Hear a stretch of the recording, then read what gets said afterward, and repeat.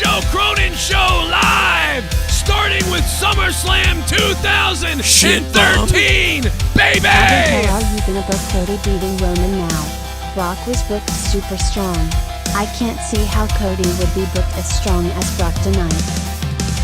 It could happen though, Gerald Armstrong. It could happen. How the hell is Cody Rhodes gonna be beating Roman now? I think it still could happen. Welcome to the SummerSlam Review 2022.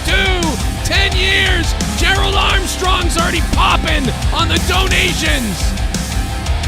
If you're brand new to the channel, you need to subscribe right now. Logan Paul. How about Logan Paul's titties tonight? Anybody like Logan Paul's titties? How about that? Brock Lesnar drove a freaking tractor trailer. It was Southern Slam tonight. Unbelievable. 10 years here on the Joe Cronin Show. The only difference is now there's no more Vince McMahon. Guys, hit the like button.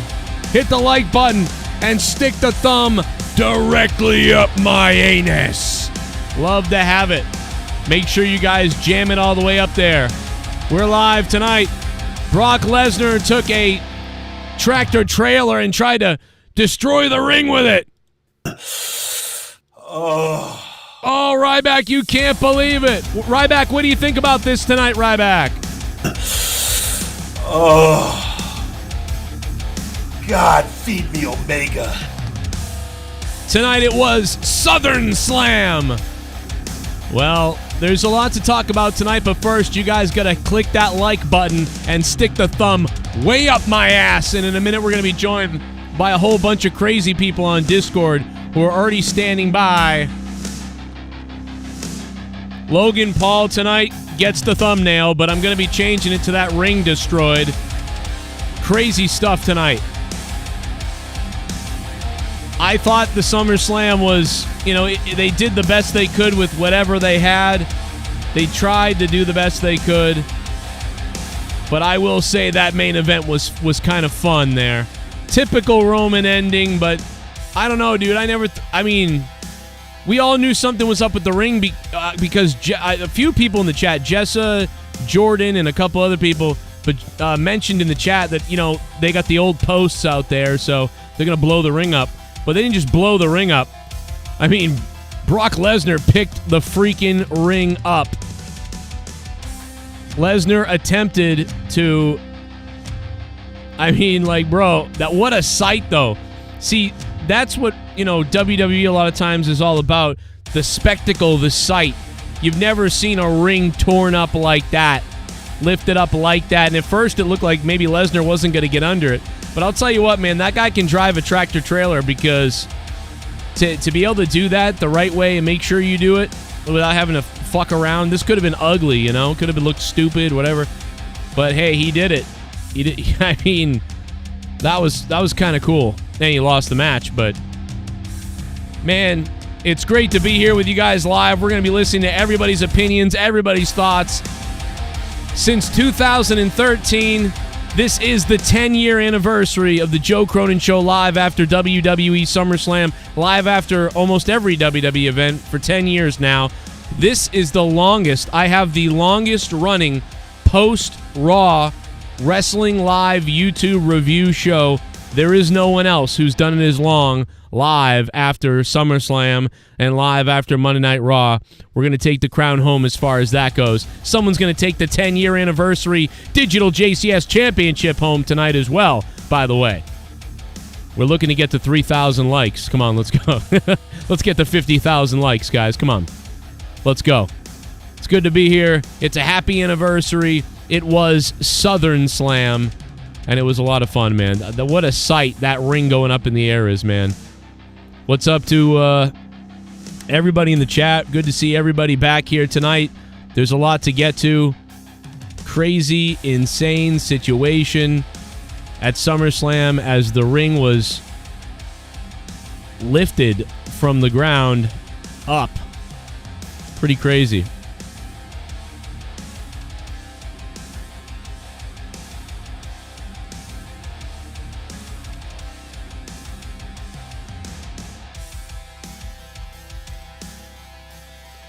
And it looks like Lewis is done for everybody wondering about the UFC. Lewis is done. He lost, man. What's up? And Edge came back with that Brood entrance like we were talking about. We thought that would happen. I also said that Theory was going to attempt to cash in tonight, and he wouldn't be successful, but he wouldn't actually cash in. He would get intercepted before he ever gets really to do it. And so that came true as well. I don't 100% remember all my picks, but I got a pretty good idea about it. And it's pretty close, man. But it's good to see all the new people in the chat. Great to see everybody here. It's great to see you. Let's go. How's everybody doing? Like I said, it's good to be here. The longest running live show after every single WWE event on YouTube, man. Nobody has been live with a wrestling review as long as we have. And it feels good, right? Ryback, what do you think about this? Oh. Ugh. God, feed me Omega. What, feed you Omega? What the hell? Anyway, Brock Lesnar is... You know, it looked like Rey Mysterio did bust his wrist earlier at the end of that match, but it looks like he didn't hurt it that bad, so he might be all right. But he did land wrong, man. He landed effed up. You know, he landed wrong on that thing, man. He waffled his wrist. I saw that shit all day, man. Absolutely crazy. So it looked nice outside. I loved it. Nashville outside. Love the outside look. I always love daytime. I love the outside. I love that type of look. Whenever we get that sort of look from WWE, I just particularly tend to love it. I don't know why, but it's something that, you know, I like. I like when they're outside. I like that... I don't know. It's just visually, it looks pretty to be outside. Now tonight they hid to the right of the crowd. If you guys noticed that, they hid to the right of the crowd. They didn't have a normal traditional stage because they were nowhere near the sellout. I mean, they only sold about maybe 55-60% of that arena tonight. A lot of people really do believe they lied about attendance. I would have to probably agree with that they kind of fibbed about the attendance tonight because they were over to the right and buried in the corner, which was fine. I liked it. The little Titantrons that they had there, that was fine. That was good. And then because immediately to the left, there was just nothing. Half of that arena was empty with tarps over it. So, you know, I understand why they did it. Makes sense to me. I'm fine with it. I understand. I would do it as well. They had to hide. You know, they didn't want a big blank spot, you know, over there. They moved SummerSlam a few times. Things change. Things do change. That stuff happens. You know, I understand. But, yeah, and listen, it's not like you're making fun of it, but I'm just saying, like, anywhere between 2016 or 15 and before, that place would have been sold out. The WWE was so hot at one point that place would have been sold out tonight. So listen, yes, they were only selling a certain amount. That's true, Ryan Sully. Good to see you, Ryan. What's been up, man? How you been, bro? How you been, Ryan? Holy crap, man. How are you guys all doing? Are you ready for tonight? Because this is the first beer of the night. We're celebrating 10 years of the Joe Cronin Show live after SummerSlam. This is 10 years of this channel. I've been through hell and back, and I'm ready to talk some smack tonight. And I might just do crack. Schlong's view stuck on your mother's cuck, you fuck, you pat buck. I don't have a bottle opener. Yeah! A little bit of the bubbly, folks. I might get fucked up and do something I regret on the show tonight. Cheers, motherfuckers. 10 years of the Joe Cronin Show. Who thought this idiot with a GED would be able to live his dream on YouTube? Take that, 98.5 The Sports Hub, who didn't hire me in Boston. Suck me off. Shout out to the Florida station that wanted to pay me $20,000 a year to do a full-time radio show. Suck it, daddy. Let's go, baby. It's party time. Brock Lesnar tonight, lifting up the ring. Going absolutely bonkers out there. You raised a piece of shit. Comes a donation. That main event made me cream my pants. You like that main event. Randy Viper, thank you for the donation, man. I really appreciate that. Thank you, Randy Viper. All the way from New Zealand with that one. We're going to have to put up a new poll to find out what you guys think about this. Now, there are 725, or how many is it? 725 votes right now. And we're going to be going to Discord in a few minutes. There's a whole bunch of people who are going to come on the show tonight. Trust me. But the SummerSlam hype so far, what did you guys think? I'm exploding, 25%. Good show, 49% of you. 17% of you said blah. And 8% of you said crap. So so far, it looks like it's a fairly somewhat good positive show. Looks like a lot of 7s and 6s out of 10s. 7 out of 10 seems to be the common thing tonight. Nice to see that. Brock Lesnar attempting to flip this ring over, man. Going absolutely berserk. Dude, we've seen a lot of stuff with the ring. We've seen a lot of things. I love what they did here. I love that they did something different and crazy. You know, lifting up the ring. I mean, that was friggin' wild, dude. I mean, no matter what you thought about this show, no matter if you're sick of Roman, you're mad at Roman, you're mad at something, you're whatever it is, and I know I've been mad at things too, but that was awesome, dude. That part was awesome. No doubt about it. And Brock Lesnar coming out, full cowboy hat and everything. I mean, dude, it was Southern Slam tonight, bro. Absolutely 100% Southern Slam as Brock Lesnar came out looking like a cowboy daddy tonight. And I know that a lot of you guys out there's got to be women out there that are wet for that, right? There's just some women, you know, I know like my wife hates Brock Lesnar, but there's got to be some women out there, right, that are like wet for that, right? And Derek Lewis lost tonight in UFC, by the way. So, whoops there. By the way, hit that like button, guys. We really need it. We need it. Over 1,000 now watching live, baby. Back to the old viewership numbers. We have some guests tonight. Find out if Rey Mysterio was actually injured or not. We got some news on that coming up. We got some other backstage news. By the way, who was better, Pat McAfee or Logan Paul? That's going to be a poll that I put up in a little while, and we're going to find out what you guys thought about that. So we'll see. By the way, in my opinion, let me start with Logan Paul. Logan Paul looks like $1 million, okay? You may not like him. I don't usually like him that much, right? But Logan Paul looked like $1 million out there, dude. He looked like goddamn Shawn Michaels. Now, he didn't wrestle exactly like Shawn Michaels. He wrestled like all right? But he looked good, guys. He looked good, guys. Right now, please take that thumb and stick it directly up my rectum, okay? Stick that like up. We can get 500 likes tonight. I believe Jake DeMarco, we could summon Jake DeMarco tonight if we get 500 likes. I think it could happen. 500 likes. Let's do it. I'll be on Discord in just a few minutes too, by the way. But no, man, Logan Paul looked really good. And one thing I'll say, even though I typically like Pat Buck, oh my God, Jesus, he wrestles old people in a diaper naked, according to Rybotch. Yeah, I like, please hire me. Please hire me. All right, Rybotch, relax. But no, so Pat McAfee, I love Pat McAfee, no doubt about it. But Pat McAfee looked like he was blown up at the end of his match. He was a little bit blown up. He was tired. He was like very tired. And then he went for the Panama Sunrise. But I think I called it on Twitter. I said it looked like the Panama slip and slide.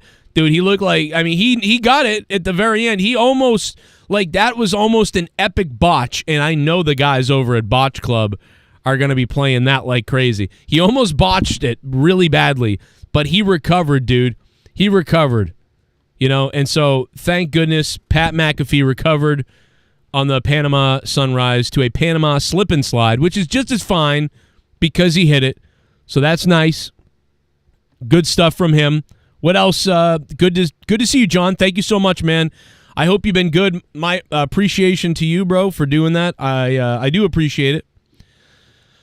It's been good to see Billy out there doing his thing. And The Miz, you know, listen, unfortunately the match had no hype because nobody likes The Miz, right? Nobody likes The Miz really right now. They're bored of The Miz. And then on top of that, nobody knows what to do with Logan Paul. No one's really into Logan Paul, and nobody really is into The Miz right now. So that match was kind of dead on arrival. But when they got out there, I think the crowd did respond to Logan Paul, you know, and did get into it a little bit. And so that's good. Now, by the way, I thought the match was placed beautifully. They did a great job placing that match beautifully, number 2. That was a perfect spot to put it in. Second was awesome. They had the first match was, you know, everyone was hyped. I think the women did a pretty good job for the most part. The match kind of got better as it went along a little bit. I thought Becky looked a little weak at times. But then, you know, they figured it out. And this match going on second was perfect. Shit bum. William, Forget Suplex City, it was Tractor City. It was Tractor City, baby. It was Southern Slam. Bro, what the fuck was Kid Rock doing? Did anyone see Kid Rock tonight? Dude, he like kissed some, like I don't even know what that was, dude. William Leck, what's up, man? $5. William, we'll put you on the board, man. We'll put you on the board. You're the first guy, all right? I'll put you on. $5 currently. The JCS Digital Champion of 10 years. The 10-year celebration. William is right now the largest donation. We'll put him on there.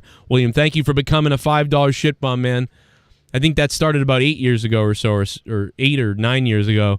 I do want to thank everybody who's ever been a part of my show, who's ever helped me out, who's ever been a patron on Patreon, who's ever been donating. Thank you guys. People who are modding, SITH, NEGAN, everybody else. Thank you guys for all these years and going back, way back.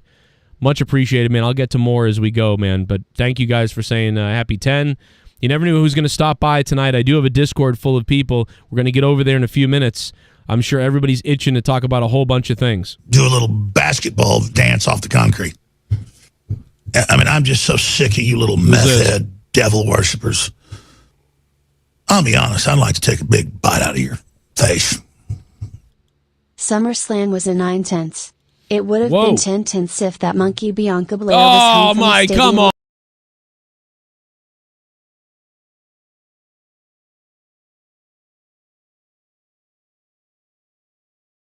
Oh, come on, man. We have to kick him off for that. I have to kick you off for that. That's just terrible. Now, I love Bianca Belair. I know she blocked me for some reason on Twitter, but I still love her. I love Bianca Belair. I loved her in NXT. You can go look me up praising her in NXT. You guys know I love Bianca Belair, but, you know, I don't know why she blocked me, but I still love her. But I'm not turning on her like that, with your racist shit like that. That's awful. That's terrible. That's probably, you know who probably donated that. Oh. Rybotch, why are you getting horny about that? About that donation? Like, why would you get horny about that donation, Rybotch? What are you doing? Why would that make you horny? Someone saying that about Bianca. Some piece of shit saying that about Bianca. Why are you doing that? Biggest, most jacked guy, and please let me come. What the hell? What the hell's wrong with people? Motherfucker, here we go. Everyone knows I'm out the window. Yep. Yo, motherfucker, no romance, cause there ain't no chance. It's the Pitbull blown in! My Pitbull is here! That motherfucker ain't got no fear. What the time was the time, motherfucker? Time, motherfucker. Put it in a happy rhyme, motherfucker. Corona! It's clock. Bang, bang, tick tock. Fucking a sock. Oil shock. 2 on consignment, 1 in stock. What's the time, motherfucker? Said clock.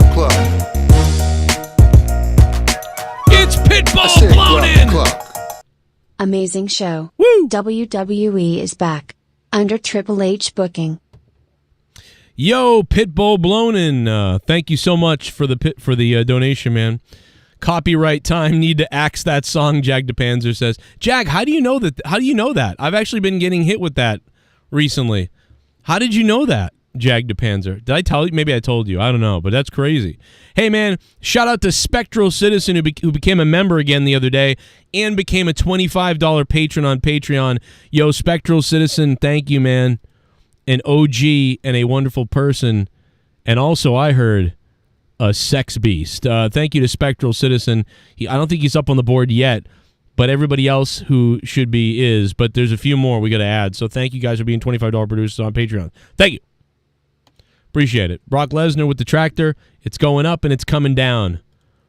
Thank you for the dono, man. That was the Pitbull blown in. He loved it. He said it was Triple H's booking. Now, I don't give it too much crazy credit because here's the thing.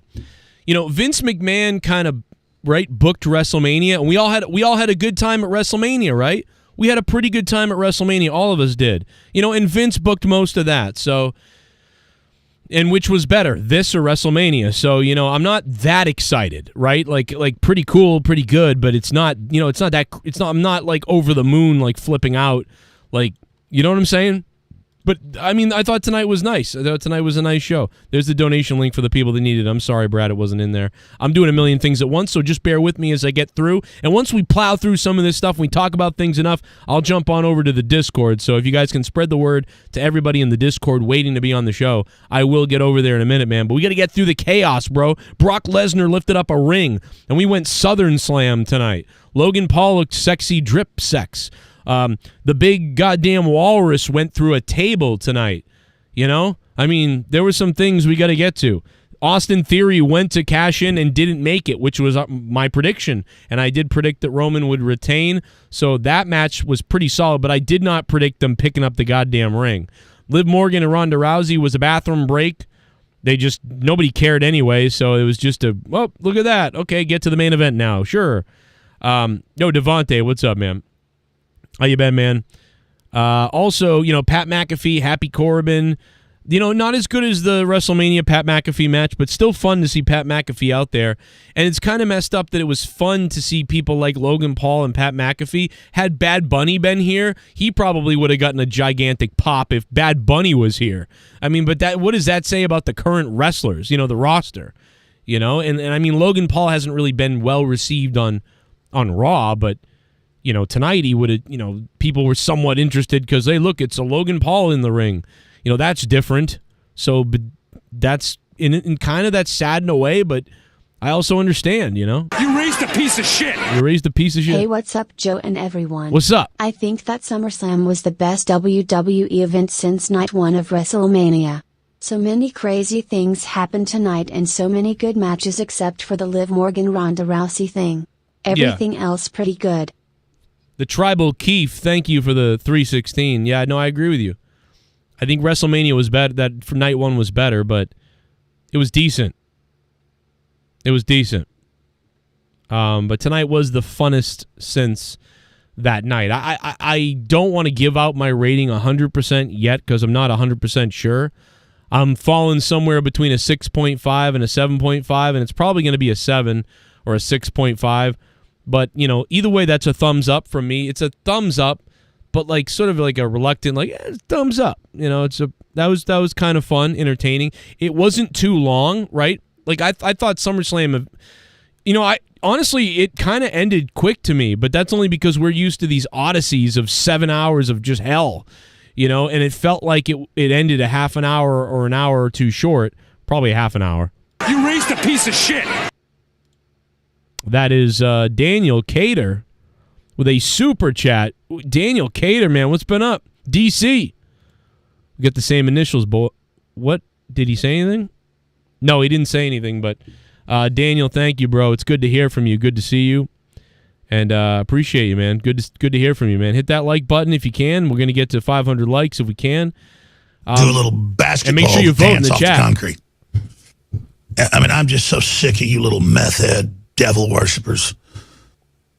I'll be honest, I'd like to take a big bite out of your face. Here's Sparrow. August 31st will be the day that Roman becomes champion for 2 years. And Clash of the Castle will happen September 3rd. And Jake Paul's fight got cancelled again for the 3rd time, lol. Oh my God. His fight was $60 to watch too, lol. Who would pay for that? Wow. Pacharo, thank you. That's crazy. Well, what I did appreciate them too is throwing that stat out there. I loved that tonight they threw the stat out there of Bob Backlund, Hulk Hogan, Bruno Sammartino. Who's the other one? Did I miss somebody? I missed somebody else. There was Hulk Hogan. Pedro Morales. Pedro Morales, Bruno Sammartino, Bob Backlund, and Hulk Hogan. And they made sure to announce the only people that have been champion for longer were those 4 people. And I loved that, to put Roman Reigns kind of in that status with those people is a wonderful thing. So that was wonderful. Rhonda's taking time off, says Jessa. Well, we'll see what happens.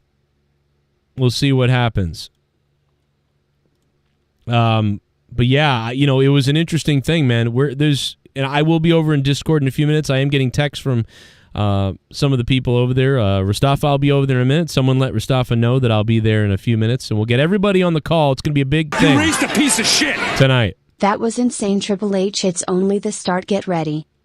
Really? Wow. Well, you know what? Triple H is getting some positive praise from Vince McMahon's nuts smell like money. And by the way, I haven't adjusted the championship yet, so I need to adjust it because I believe that Daniel Cater, or Pitbull Blonin rather, is now the top donator. Pitbull Blonin. Pitbull Blonin now is the top donator with $10, so he is going to take over that title now. That JCS Digital Championship. Pitbull Blonin, congratulations for being...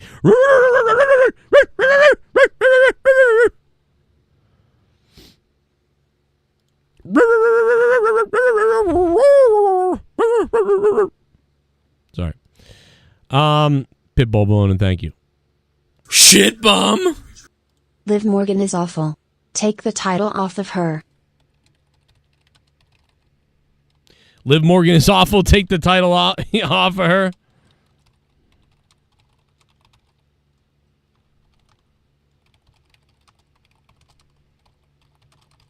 The Citizen with $2. Thank you, Citizen. Really appreciate that. Uno, dos. You know, I this was a cop-out tonight. You know, they basically were like, okay, we don't know what to do, so we'll just have a fuckery finish. So basically what it was to me is they needed a name, so Ronda Rousey's a name. She comes there. She really shouldn't lose to Liv Morgan, should Ronda Rousey. So they just do a BS ending to get out of it because Ronda's going away and she's not going to be back, but they needed a name in Ronda to be there. You know, so to me, that's all it is. They got the name there. They did whatever they could, whatever, and then she's gone, you know. So, I mean, there you have it. That's basically what it seems like to me. And it's fine to me because nobody really cared anyway. And everybody knows that Ronda should beat her. People are kind of sick of the Ronda stuff. Liv is not good. So when you add it up, it's like Liv isn't good. They're sick of the Ronda stuff. You know, so at that point, it's just like you're in a kind of a nothing situation. So they made it a nothing result. So I'm fine with that. Oh, motherfucker, here we go. Everyone knows I'm out the window. Yep. Yo. Cause there ain't no chance in my happy pants. Could you perchance come and take this dance and leave me here? I'm a bad motherfucker, ain't got no fear. What the time was the time, motherfucker? Time, motherfucker. Put it in a happy rhyme, motherfucker. It's clock o'clock. Bang, bang, tick tock. Frog in a sock. Oil shock. 2 on consignment, 1 in stock. What's the time, motherfucker? Said clock o'clock. What's up? It's Southern Slam. I said clock o'clock. Ric Flair's liver is so black Hogan's daughter wants to bang it. Oh. Happy 10 years, Cronin. What a fun show. 8/10 only letdown was Liv versus Ronda. Colonel Stutter, is good to hear from you, man. Thanks for the $10 for 10 years of the Joe Cronin Show. We first started back in, 2013 or so. After SummerSlam, it was a lot of fun, man. I hope you guys go back and watch that for old vibes if you want them. Yeah, I appreciate that, man. And yeah, you know, what are you going to do, you know? A Level, thank you, Level. Or was that Colonel Stutters? Yeah, Colonel Stutters. He was saying that Ric Flair's liver is so black Hogan's daughter wants to date it. That was one of the jokes that took place at the Ric Flair roast the other night. Ric Flair had his roast the other night, and there were several really pretty good jokes that were said, and they were getting wild over there on the Ric Flair roast. So if you missed that, like, definitely go check that out because it was pretty good, man. Like we had a blast listening to it the other day, and then I watched the whole thing today while I was at work. So that was a lot of fun, man. It was pretty funny. So good jokes leading up to that one. Oh shit! Is it? What? We plan the spot all day. Oh my God! Arushin 2 is back! Arushin 2!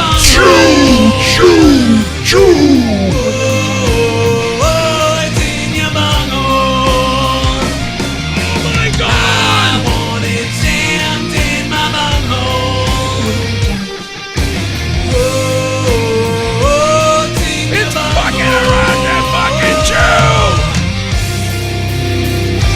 Audio Jungle.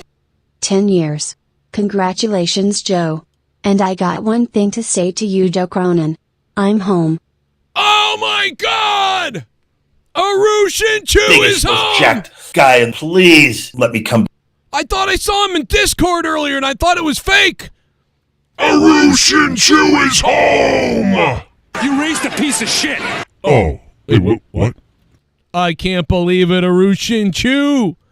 Holy hell! Someone dug him up! Oh my God, man. Arushin Chu, bro. What? What? Right in the feels, bro. And I hate that saying. Arushin Chu, man. One of the longest ever subscribers on Twitch. And one of the top dogs of all time. Gracing us with his presence. Holy shit. Wow, it's like old times. It's like old times right now. Holy hell, man. Arushin Chu. Wow, man. $200. He is taking over the JCS Digital Championship, the 10-year special tonight. Damn, we've, like, oh my God, Chili Cheese J. We've got Aru, Sith, and I all here. All the OGs are showing up, man. We're all going to war together now. It's like old times. Holy shit, man. This is wild. I'm gonna pop. I'm like fully distracted by all the awesome people that are back in here. Holy shit. I am shocked out of my mind. Can someone send Luis Antonio Alejandro an invite? I dare I say that. I mean, but he is asking for one. Yes, Luis Antonio Alejandro, great to have you here, man. 10 years. I will attempt to send you one. Here it is in the chat. There you go. Man, Brock Lesnar drove a freaking tractor to the ring tonight and lifted up the friggin' ring. Dude, I was hoping, you know, I'm not trying to be morbid, but part of me did want to see a fan get hurt. You know, I'm going to say it, you know. Don't want to be too morbid, but hey. But it looks like, man, Arushin Chu is back, and he's back big. Arushin Chu could take this party over, and he might, of the 10-year anniversary of this show, may be the man tonight. I don't know if anyone's going to beat 200, bro. That is wild, Aru. Comes back with a huge splash. Wow, man. Holy shit. I have missed Aru. I've always loved him, and I have missed his ass. He's a busy guy now, though. Aru, you busy beaver, man. How's the kiddos? Good to see you, bro. Do a little basketball dance off the concrete. Chili cheese. I mean, I'm just so sick of you little meth head devil worshippers. I'll be honest, I'd like to take a big bite out of your face. Congrats on the 10 years, Joe. Thank you. Good to see you fired up over a WWE show after years of blah. Have a great night, my dude. That's the thing that I appreciate tonight about SummerSlam, Chili Cheese J, thank you. That's the thing that I appreciate tonight, is that I have things to say about the show for the most part. Now, I do wish there was more. You know, I don't think I got everything I wanted. I wish there was a little more, but I mean, that was a crazy ending. I mean, there's a lot to talk about here. And that's the thing that I appreciate. So, like, you know, and it starts with Becky's match. You know, I thought Becky looked a little paperish in her match. And what I mean by that is, yo, Dion, what up, Kincaid? How you doing, man? Is that, like, she just looked a little weak and soft, you know, at times. I just, sometimes Bianca was selling for her, and I didn't really believe that Bianca, you know, really would take that pain. I didn't believe it, is what I'm trying to say. Like, I don't know what it is, but the way Becky Lynch was moving sometimes, it just didn't feel like, you know, like it was real or she could really move like that. But, you know, she tried. You know, she just looked like a paperweight at times, you know what I mean? Wasn't very good. But, you know, it is what it is. We're having a blast right now. Thanks for hitting the like button, man. We're almost at 400 likes. We will go to the chat in a minute, man. We will get over there, and we will get to the Discord in just a second. Good to see you. What up, Arushin Chu? Duncachino? Duncachino? Don't mind if I do. A level. What's my name? Duncachino! It's a whole new game. Duncachino! You want creamy goodness? I'm your friend. Say hello to my chocolate blend. Congratulations, Joe. Thank you for 10 years of great content. Yo, A level, thank you for the $10, my friend. 10 years, $10. Much appreciated. Thank you for the donation, bro. What did you guys think of SummerSlam?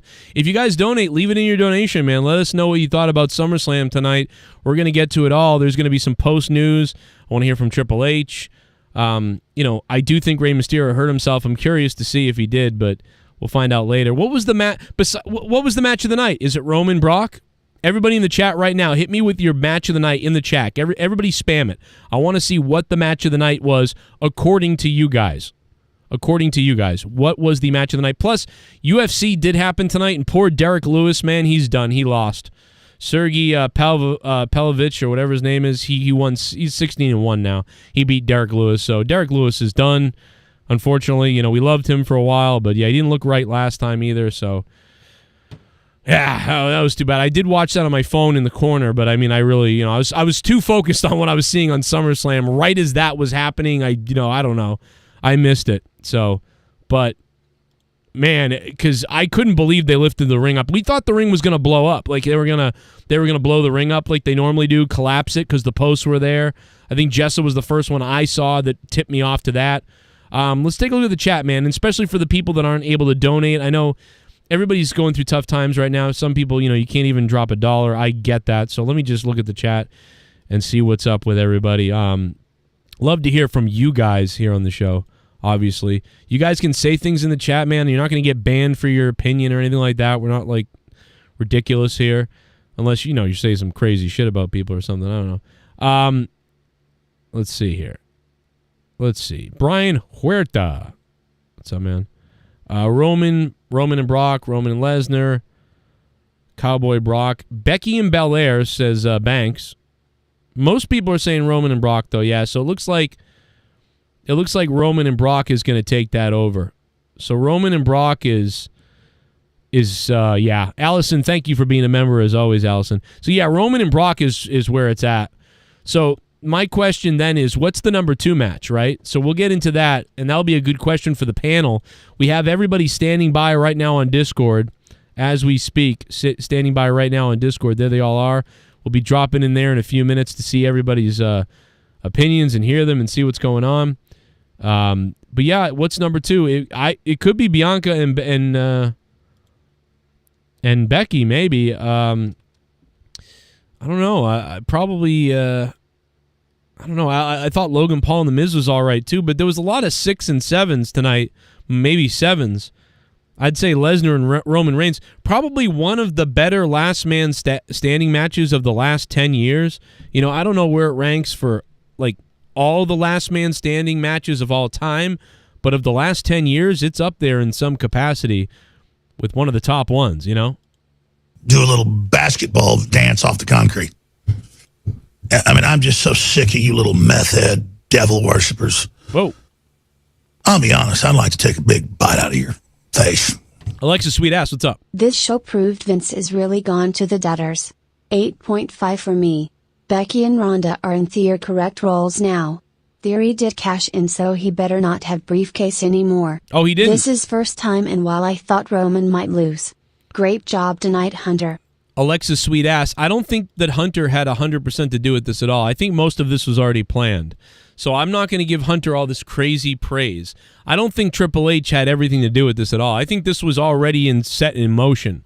I'm dead serious. I think most of this was already set in motion. And no, Theory still has the briefcase because the referee never rang the bell. They never fully handed it off, so that he's going to have the briefcase, which was my prediction, and that's exactly what happened. So, you know what I mean? Like, no, you're going to be very upset because, no, he still has the briefcase. He did not officially cash in, so this is not done with. Theory still has the briefcase, so that's not over. Ryback, what do you think about that? God, give me the Young Bucks 2-on-1. What? Ugh. Oh. God, feed me Omega. Jesus. Go to AEW, Ryback. What the hell's wrong with you? Do a little basketball dance off the concrete. Here we go. I mean, I'm just so sick of you little meth head devil worshippers. I'll be honest, I'd like to take a big bite out of your face. Ryback said he wants to be the one to dethrone Roman, LOL. That's funny, Ryback. Ryback, the only thing you could dethrone is a pretty woman. I don't even know what that means. Did anybody see Excel Bonita? Thank you for the $3. Did anyone see Kid Rock kissing a hippo tonight at the show? What the hell was that about? Dude, you see how gross that was? How he was like... Tell me you saw that. I think I tweeted it out. Dude, what in the hell was that about? Like, what? Like, the most awkward kiss of all time. Like, it was really awkward and weird, bro. It was bizarre. It was... Oh! Oh, man, we're going off. Oh, shit! Luis Antonio Alejandro just gifted 10 subs, too! It's raining, man! He gifted 10 subs!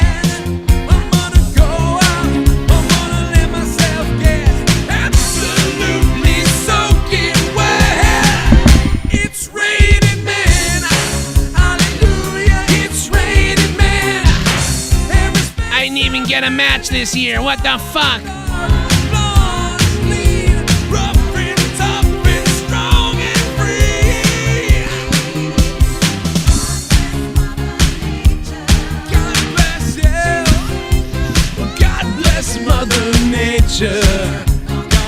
How about that male cheerleader tonight looking like Sonny Kiss's delight?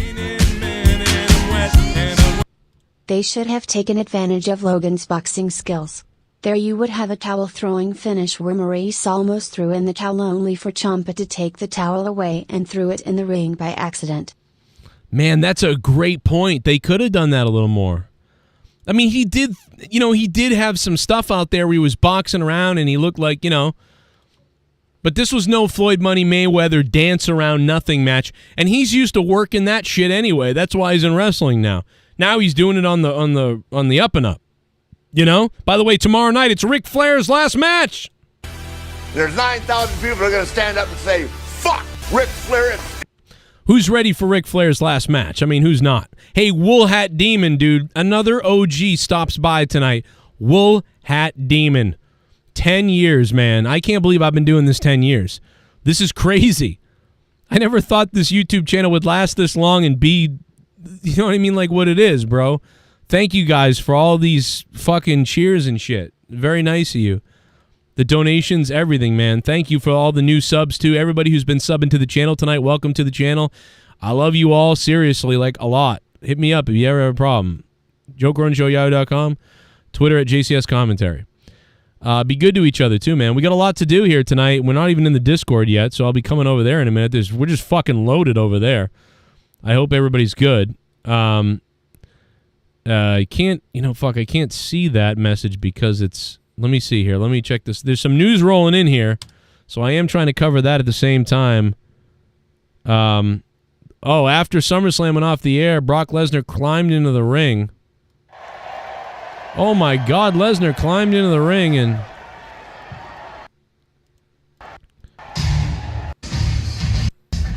he sat in the ring, raised his cowboy hat in the broken ring. Thank you to Tom for sending that in the Discord chat. That's crazy shit, bro. Shit bum. Wow. The visual of the ring tipped over was phenomenal. Io and Okada Triple H influence already seen. Corbin should have won. Jarrett getting ready woo 6/10. 6 out of 10 from Alex Oli. Alex, thank you for becoming a $5 shit bum, man. It's great to have you again, as always. And, the visual looked great, man. It really did. I'm going to have a few people on mute just because I'm coming in hot and I want to just introduce people slowly. So don't get upset if you're muted. I will unmute you. I'm just going to mute everybody so I can start slowly here. And some people, we can introduce everybody slowly over time. But I am here. Danny MT is in there. Danny, I'll have you off mute in a few minutes, brother. No problem. If you guys are not able to be in the room, jump on hold and hang out, and I'll get you on. So if you're on Discord, just jump on hold and I will get you on the show. Just stay on hold and I'll switch some people in and out of the room. No problem. Dan Kennedy, Mustafa, you are unmuted. So whenever you guys are around, just pop on and we'll get to it. What up, Danny boy? How you doing? Are you feeling what do you think, man? You had a few minutes to sit on SummerSlam. Did you want to be in that ring when you saw Brock Lesnar dump it over like he did? I mean, that was the highlight of the show for me. Yeah, you like that? Well, the ring being lifted up. Yeah, I mean the visual of the ring, you know what I mean, it's hard to argue with how compelling that was, you know, to see the ring lifted up and everything. Yeah, I disagree with you on the Logan Paul thing, though. What about it? I mean, for me, watching the Logan Paul match, all he did was signatures and finishers. That's all he did, really, if you really think about it. Well, I thought he I'll looked. disagree with that. I thought he looked great. Like, I mean, physically looked like he was a wrestler for some reason. Do you know what I'm saying? But anyone could look great if they do the figure 4 leg lock, the skull crushing finale, the yes kicks. Well, and, but I disagree with that. I think the skull crushing finale, that's not my favorite move ever. That looks kind of stupid to me. All right, okay, Joe, we're going to break down this show anyway, but if you don't mind me just at least kind of answering this. First and foremost, Logan Paul is not a seasoned wrestler by any means. However, right. When you can tell he put in work at the Performance Center. You can tell compared to what he did at WrestleMania, because remember, he was in a tag match, so he was kept safe. He's pretty good at Mania, too. We gave him praise at Mania. Well, right, but here's the difference between Mania and SummerSlam. First and foremost, yes, it was 2 different matches. One was a tag match, one was a singles match. But right. Who's he working with? He's working with probably one of the safest workers. And that says a lot. You know what I mean? So no doubt. I mean, he's in there with a safe worker, but I mean, like, I thought it was entertaining to watch him, you know, do whatever. It wasn't the best thing, but you know, I think what was this? Before we get to anything else, and I got to play some more donations, obviously. But what's the second best match of the night besides Roman and Brock? The tag match for the tag straps. Really? To me, the Mysterio match. Really? This is why. It wasn't just the athletic, because again, we didn't know going in terms of, like, you know what I mean, what we were going to expect. I mean, again, we knew we were going to get a special referee, we just didn't know who. And the idea that they were really teasing last night on SmackDown, like, you know, is this going to be a biased or an unbiased situation with the baby faces? Right. And the dynamics was, these were 2 teams that were trying to win a title. It wasn't just a matter of the moves. It was the matter of pinfall attempts. What do I got to do to beat these guys? Again, that's what I want to see in a tag match. I want to see this. I mean, again, we always talk about FTR and AEW and all that stuff. Again, I want to see that also in my tag matches in WWE. And we got that tonight. And unfortunately, again, we already kind of had an idea that maybe the Usos were going to go over based on our predictions. I mean, I was right also, but still. Right. I mean, again, there's still that inkling of, could there be an opportunity? Can there be a chance? And that's the reason why I thought it was probably the second greatest match of the night. All right. Well, there you go. I mean, I'm shocked by it. I got to think about it a little bit more, but I was leaning towards Becky and Bianca, but I didn't love that match either. So there was a lot of, everything was kind of just blah. I'm never going to forget the visual of the ring, though.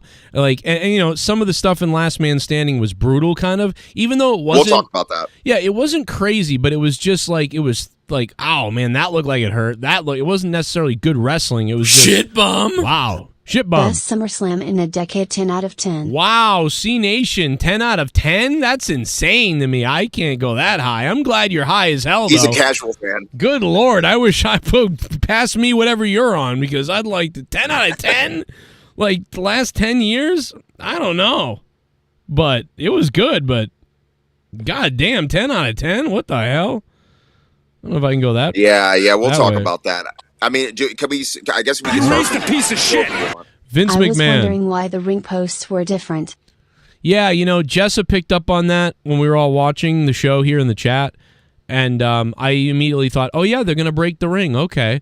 You know, so I love when things like that happen. When everybody realizes it's obvious they're doing something with the ring, and it's probably that they're going to blow the ring up, everybody thought. But then it's like, then I'm like, well, what if he lifts up the ring with the tractor trailer? And then he did do that. I thought that too. Yeah, but I didn't expect all that. Alejandro de la Cruz subscribes. Are you jealous, Luis Antonio Alejandro? By the way, man, 10 gifted subs. Thank you, bro. Memberships. He gifted 10 memberships. Bum. Thank you. Thought Wyatt would shoot up with Edge. Do you think Wyatt will ever return? Overall, good show. It doesn't look good. It doesn't look good for him. Maybe. JS978. You know, dude, anything can happen in wrestling. Anything can happen. I'll never, whatever. You know, Stone Cold wrestled at WrestleMania, and McMahon was stunned. So, you know, and the worst stunner he ever took. Well, yeah, right. And Cody came from AEW back to WWE. And just the list goes on. Shawn Michaels came back. Edge came back. And just the list goes on. I will never. Ric Flair's about to wrestle his last match for the 100th time. I will never put anything off the table. Of course, Bray Wyatt could come back, but am I sick of talking about will he come back? Yes. I'm at the point now where it's like Sting. Remember when Sting, I'm already at that point with Bray Wyatt where I don't even care. I don't want to think about it. Shit bum. Let it happen if it does. When they showed the tractor, I said that as the finish of the matches, it's akin to Mankind pinning Rock using the high-low during the Super Bowl halftime Heat empty arena match. Yes. I was wrong. Great night, epic and exciting ending.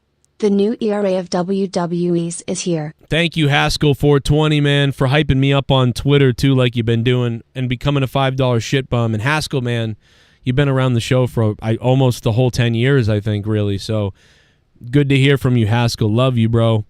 Great to hear from you. There's so many people that want to say stuff tonight, so we're going to get to so many So we're donations going to go here. from the top of the show, I guess, then? Well, no, I mean, I don't know. We'll go all over, man. I don't care at this point. Do a little basketball dance off the concrete.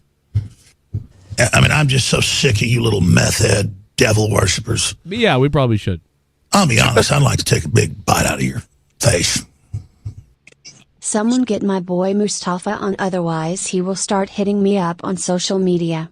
Bailey is a goddess, I want to butt pump her, she looked so hot tonight. My cack, I'm fully hard at 2 inches.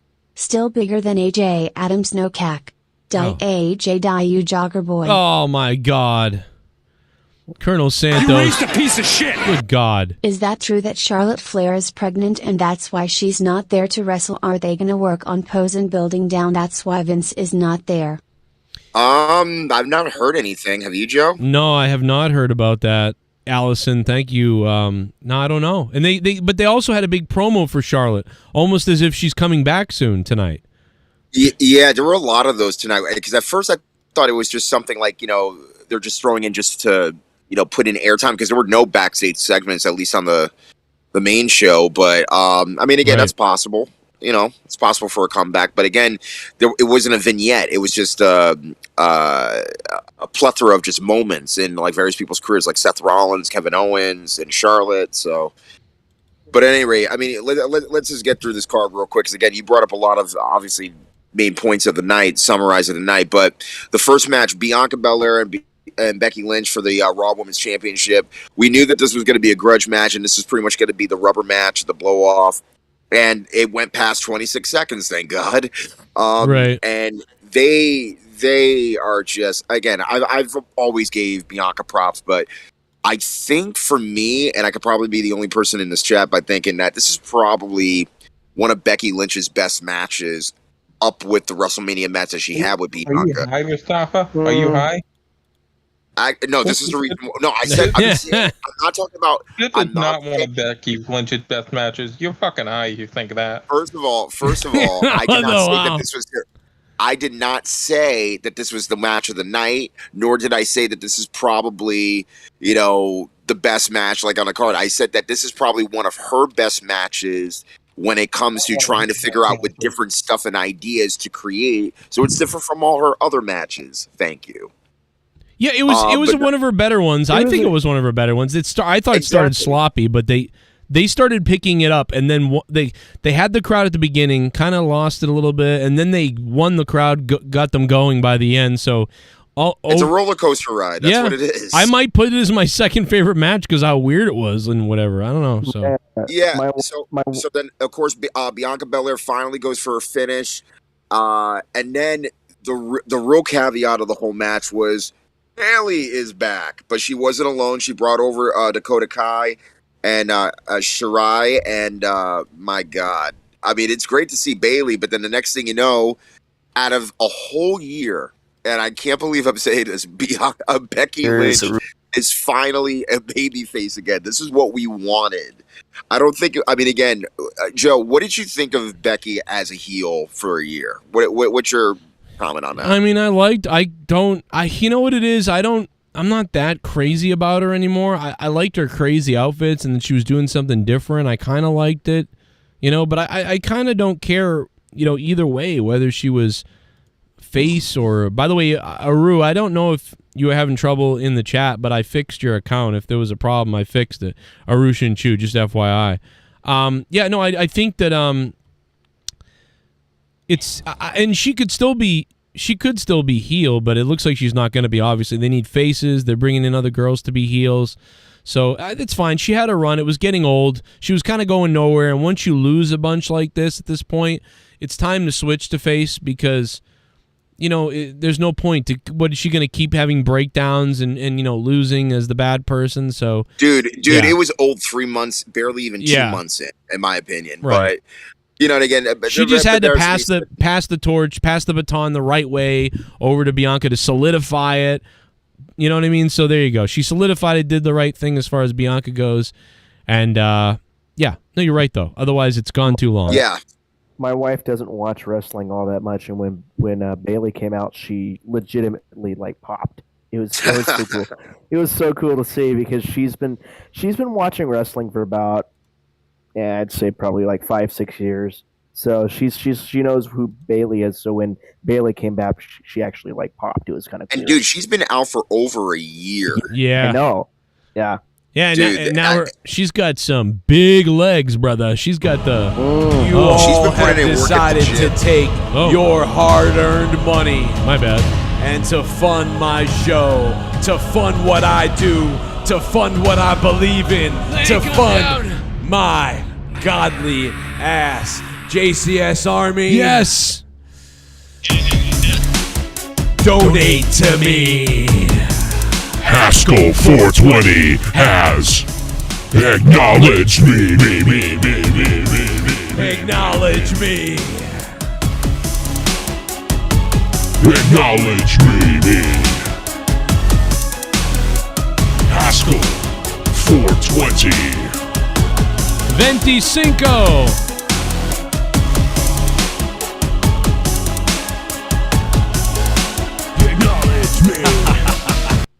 Yo man. Yo. Congratulations on your 10-year YouTube anniversary for being the legit OG wrestling channel. All those other herpes-infested crumb stains can suck and swallow kid cock strippings. Oh. You're the man, been the man and always be the man. Love ya prick. Woo! Yo, Haskell 420, man, that was really nice of you. That was a big one. Thank you, man. Speaking of big one, I mean, again, I wasn't expecting this match to be all that and more, but to be quite frank with you, Logan Paul and The Miz, again, they worked hard on this. I mean, we crap on both these guys all the time. But right. It all worked. Again, is it Logan Paul? Honestly, I can really care less about him as a personality or how many subscribers he has on social media. What made this for me was he actually put in the work, not just in the physical, but just the psychological, how to play with the crowd, how, the elements of Tommaso Ciampa, also his wife Maurice, as well as AJ Styles coming into the mix.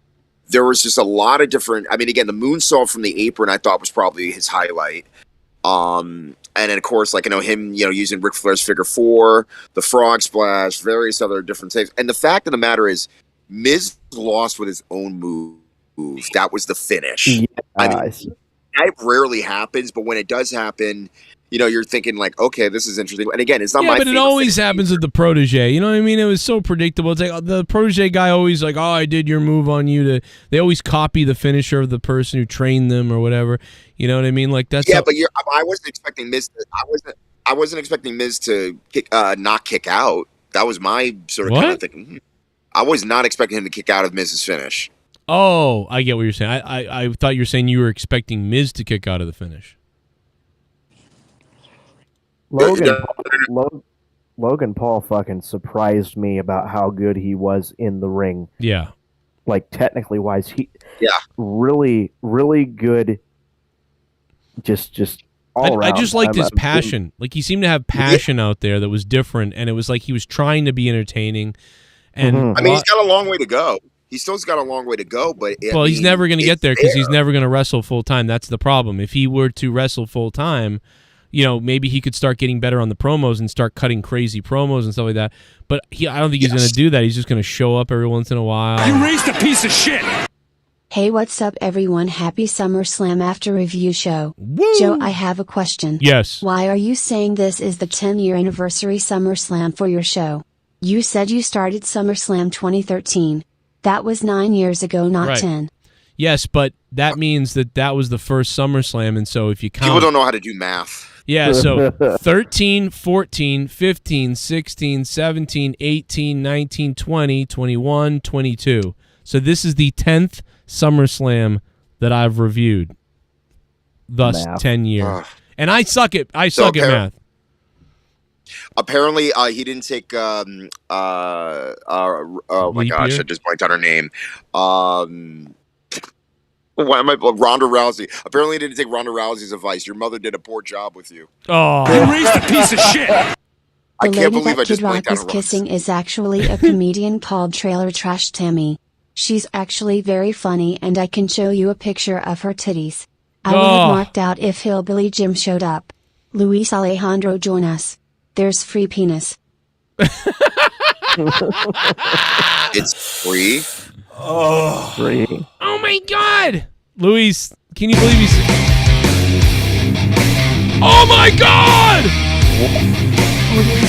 Who's that? Oh, it's out! Playing the spot all day. Oh my God, DWELSH is not gonna have it. Want you to jam it. DWELSH is not gonna have any of Arushin Chu. Oh, it's in your bunghole. Where's it going, Joe? Where's it going? Oh, it's in your bunghole. I want it jammed in my bunghole. Oh, it's in your bunghole.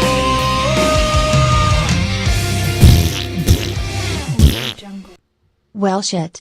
Guess I have to be that guy to ruin someone's return a moment ago. Oh. Congrats on 10 years, Joe. Thank you. Sorry, Aru. It had to be done. Sorry, Arushin Chu. DWELSH is not going to be put on the sidelines tonight. Who else is thinking it had to be done?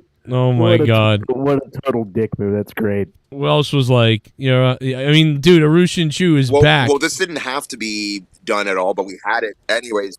Yeah, we didn't have to do this tonight, but apparently they decided, hey, we got to fit this on SummerSlam, and we got to get these guys over. So, Lashley in theory for the United States title. Right. I think we all had the idea that Lashley was going to keep the strap.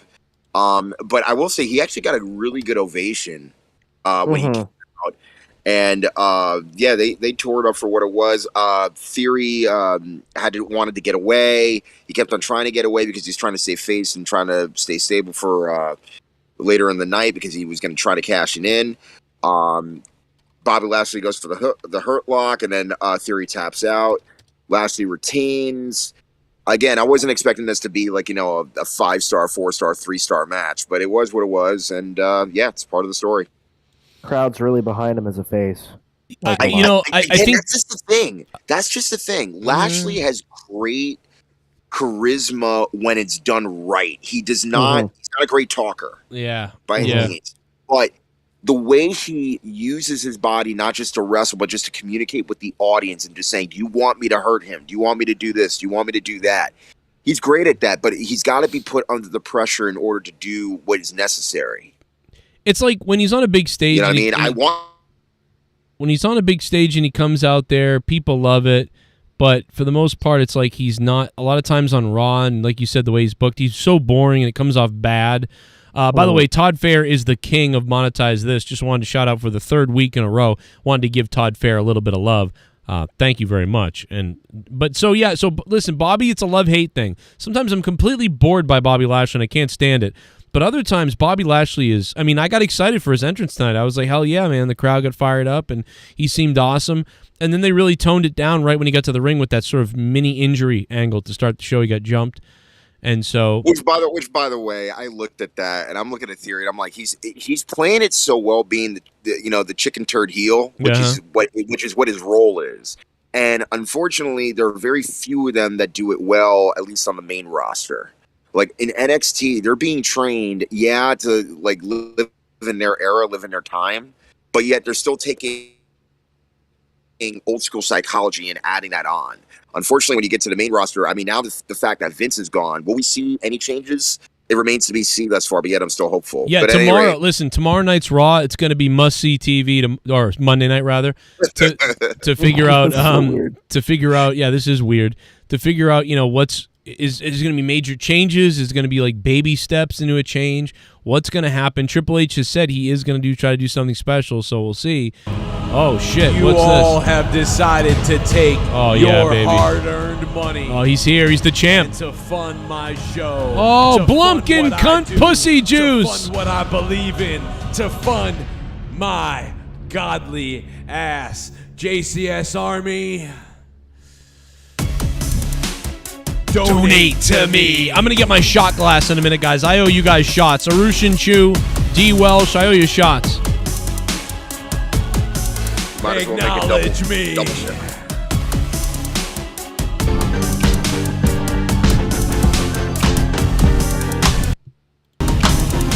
Get that Blumpkin song out. Get it ready. Blumpkin cunt. Pussy juice. Happy 10 years. Been watching you since the first SummerSlam. BTW, I would lick Liv Morgan pussy and rub the dirty CLIT. You got that Blumpkin. You got that Blumpkin. 10 years you've been watching me. Well, 10 years I've been thinking about sharing my wife's clitoris with you, Blumpkin cunt pussy juice. You have no idea. I've wanted to share my wife with you since the very beginning, brother. Thank you for subbing to the channel, hitting the like button, and being here, man. What's up? You got that cunt pussy juice. Yeah, we'll get more of that later. Thank you, Blumpkin. On to the next one. You raised a piece of shit. Happy 10 years, Joe Show was great. Please bring back the Roman $14 dono. Maybe we should bring back all the old donations. SITH NEGAN has hit me up with a huge list of them, and I got to get them all going. And I want the Brock one back, the $9 Brock one. Oh, yeah. Yeah. The Brock one. There's a few other ones, but man, yeah, dude. We should do like an old school, almost kind of like an old school Raw. Yeah. Bring back like all the donations and do kind of like a one night only deal or whatever. I'll do it. I will do it. Arushin Chu is back. Welcome to Arushin Chu. He had a $200 donation, but he was dethroned, man. Unfortunately, he got spoiled, ruined return by DWELSH, but I love you, Arushin Chu. Great to have you back, man. And yes, we'll bring back all the old donos, the buy me a mask, everything. We'll go through everything. It'll be a big fun time. Roman Reigns. Oh, and ladies and gentlemen, Luis Belmont Show walkthroughs has gifted 10 subs, dude. This fucking guy, Luis Antonio Alejandro, gifted 10 memberships. So 10 people now, you guys have access to all the membership perks, courtesy of Luis Antonio Alejandro, Luis Belmont. Thank you, bro. That's crazy, dude. He gifted 10 memberships. I think that's the first person to gift memberships on YouTube ever for me. I've seen, I've had people gift a ton of Twitch subs, but I've never seen someone gift memberships on YouTube. Now it's brand new. I think they started it 6 months ago. So thank you very much, man. That was very nice of him. That's awesome. Thank you. What we should also do? We should probably make an honorary Larry Funk donation. That's a great point. Yeah. How you doing, Miss Leah? Fuck you, fucking cornhole licking motherfucker ass mother pussy ass bitch. Like, oh my god, dude, let's totally do it. Let's totally do it, man. 10 years of this show, man, I'm pumped, bro. Maybe we'll even get Leah to come on and do an orgasm tonight or something. I don't know. No, imagine that.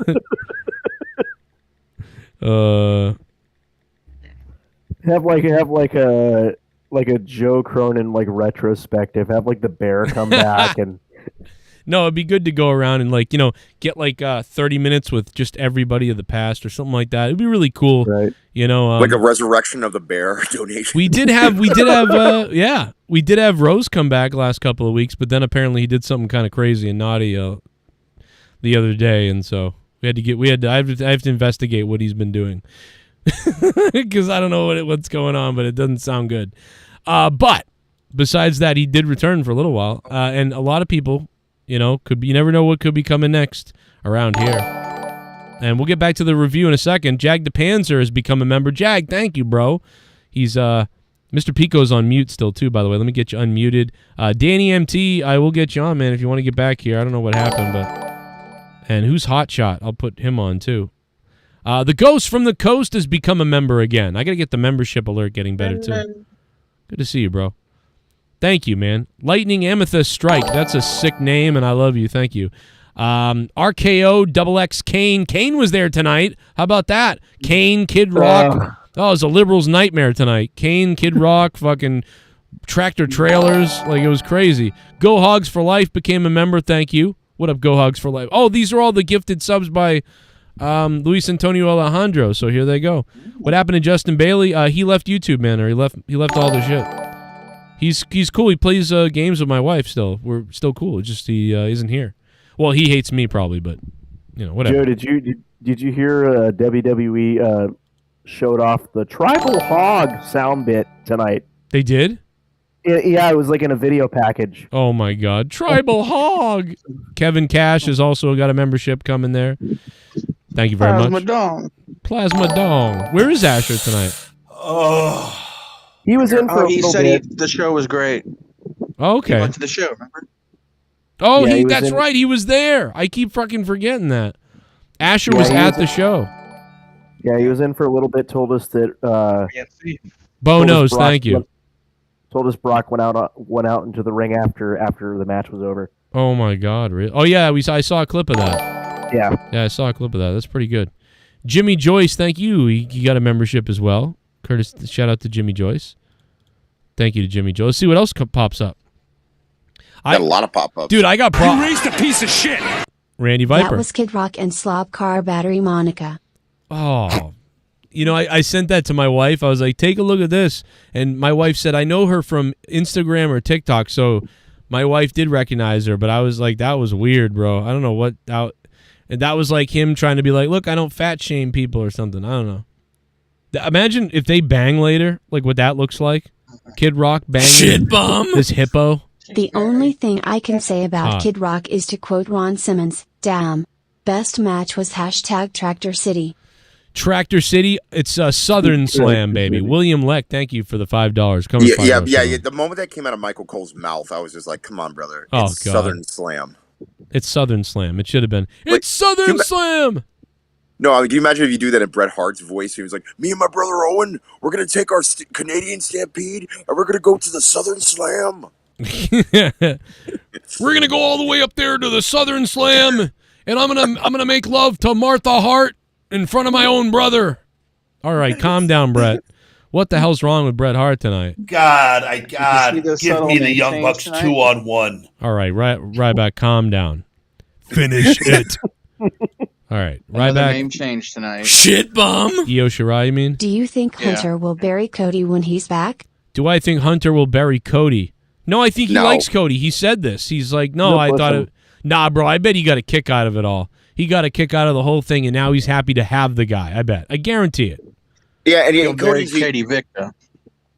Cody said that, he considers Triple H to be one of his favorite wrestlers, if not his favorite wrestler of all time, because, again, it was one of those things where Cody bent the knee. Did it. You raised a piece of shit. I thought Roman Reigns was going to retire and not coming back because he's doing movies now and going to do movies. Yeah, but you know what? He's not big enough yet, Allison. You're right, kind of, but he's not big enough yet. Like, even Cena did this. When Cena wasn't big enough yet to do it, he would only step aside here or there to do his little films and little spots. But only until recently did Cena finally get big enough that he doesn't need to be here anymore. Duncachino? Don't mind if I do. And there he is, the man. The gifted 10 memberships. Louis. You want creamy goodness? I'm your friend. Say hello to my chocolate blend. Austin Theory is such a goofball. He did get his rear end kicked for several weeks by both Brock Lesnar and Roman Reigns. And once again tonight, Theory going to fail on his cash-in. Yeah, you know, but at least he still has his briefcase. It didn't quite count. Didn't even In the- cash in. Go ahead. I'm sorry, Gustavo. Go ahead. I was just gonna say, in the immortal words of MJF, you mark. Oh man. Gustavo, you're gonna say right. You fucking mark. You said that. I didn't. Oh, I don't even have the sound clip right now. I just realized that's my Damn it, favorite Joe, you sound had clip. one job. You had one job, Joe. It was supposed to be there. Fucking mark. It's I the can't button believe that it. says MJF. I think I got it. Is this it? Come on out, you rapist! Oh no, that's not it. God damn it. You fucking mark! There. It's too late. The ship has sailed. No, it's okay. It's okay. Okay, let's get back to the match. Come on out, you rapist! Shit bum. 7/10 entertaining show. 7 out of 10 from Blues Fan 57 tonight. Hey, it was entertaining. You know what? I got to be even. You know, it wasn't the greatest thing. You know, like I'm at a 6.5 maybe out of 10, but it's like I agree with you. Yes. Yeah, but I feel energized. You know, it wasn't too long that it put me to bed. So yeah. So you're like the pink Energizer Bunny. Don't ever call me pink. Don't ever say I'm pink. Ever. Bailey took longer than the Undertaker to get to the ring. Yeah, she really. Well, her hips don't fucking. They're like, Too many pockets. JPA, thanks for subbing. What's up? lie. Yeah, lots of pockets. Who made those pants? That's what I want to know. I'll take that. They're from the Kingdom Hearts collection. What's my name? Duncachino. It's a whole new game. Duncachino. Dunkin' Donuts better sponsor me soon. Roy Vanderwall and OG, what up? Seth is Just pissed. coffee. Seth is probably. What do you mean, like pissed in real life? You think he's really going off on social media tonight or something, Roy? Everybody is. Really, Roy? What's up, man? We are. Yeah. Let me go look. I guess Sean Ross Sapp got into some beef with some motherfucker. Bill Bahati. He got in a fight with Bill Bahati. Let me set this up really quickly. I just want to say this. I got in major shit with Bill Bahati years ago.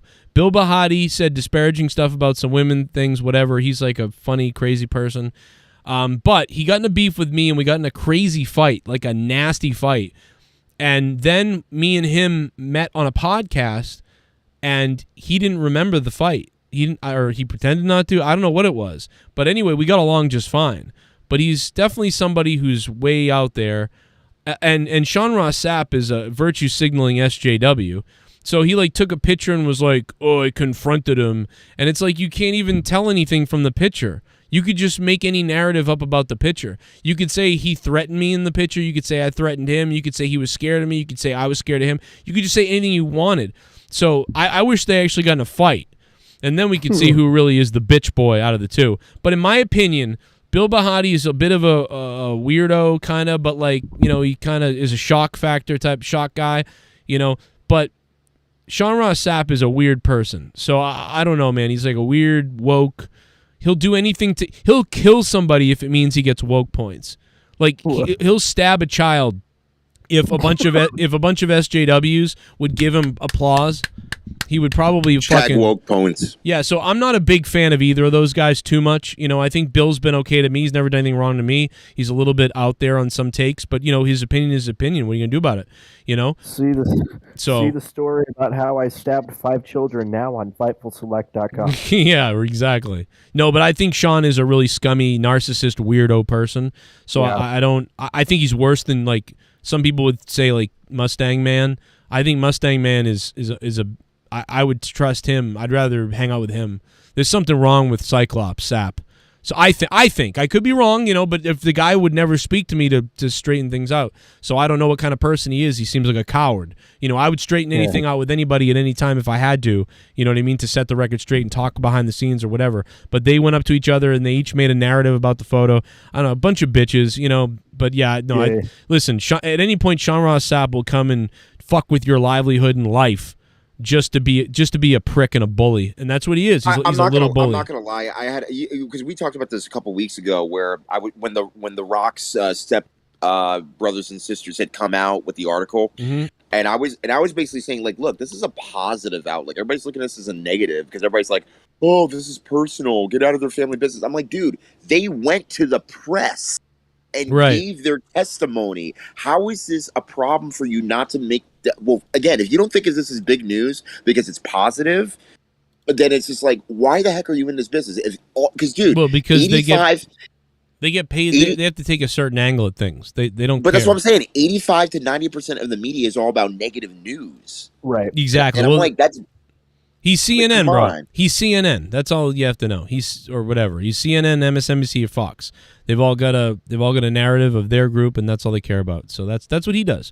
If there's something that's going to make a group of people mad or at him or something like that, he's not going to cover it because he's a weak person himself. So but not really though. He gets like friggin' $300,000 a month on Patreon. So whatever. But I think he's yeah. Anyway, not a big fan. Let me know when if he ever wants to talk and change my mind. I'd be happy to say sorry. I'll say sorry to someone. Hey, I made a mistake. Hope you're okay. I was a dickhead. I've been a dickhead to him. But I'm not gonna do a gotcha moment at StarCast. I'm not gonna go to StarCast, take a picture, and do a gotcha moment. Like, you know what I mean? In fact, I go up to people and say hi and apologize. That's what I do. I confronted him and stuff like that. It's like, nah, I go up and try to apologize. Now, Ryback cuts a promo on me, but I tried to apologize because that's what I believe in. Empathy and apologizing and trying to square things away in real life. But, anyway, that's all I'll say. I don't fucking know. He's a weird person. And you raised a piece of shit. So am I. Overall, really solid show. Really enjoyed the last man standing match, one of the best in at least 5 years. 8 tenths. 8 out of 10, man, from the Hitman fan, 97. Well, I wouldn't have given it that. The fact of the matter is, I would have given it a 9 out of 10 if my brother had been there. All right, Hitman, relax. Why do you do this? Come on. Back to the program. Do a little basketball dance off the concrete. It's never going to stop. I mean, I'm just so sick of you little meth head devil worshippers. I'll be honest, I'd like to take a big bite out of your face. Go ahead. When Bayley first came out, I thought they were gonna pull the same storyline from last year with Becky coming out. I'd expect a lot more free agents and eventually wrestlers flocking over with Triple H in charge. Yeah. Honestly, I thought Becky was gonna do like a whole turn, like okay, we're gonna fight, but then it's like, no, I'm gonna turn back on you again and stay a heel. Yes. I literally had that in the back of my mind. Yeah, didn't you think all 4 of those girls were gonna stomp her? And then I thought maybe some other people were gonna come out. So then I started getting like, okay, this is where this is going.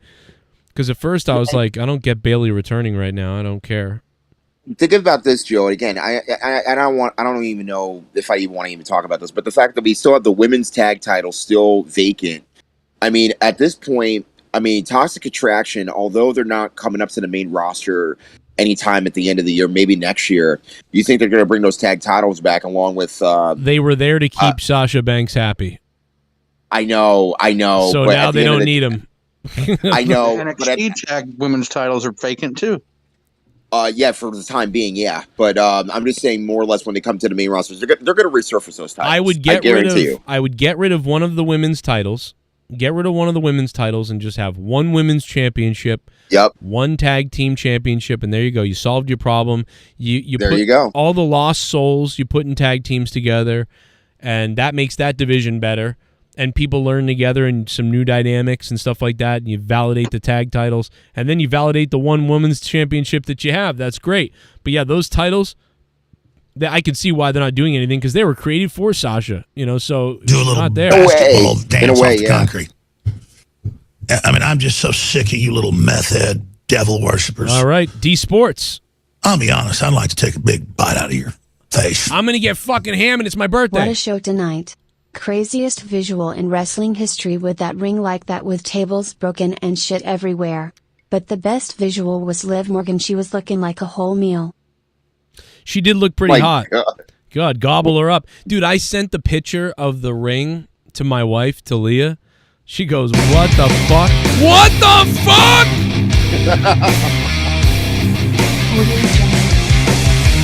We plan the spot all day. Oh my God! I want you to jam it in. Origin 2! Oh, it's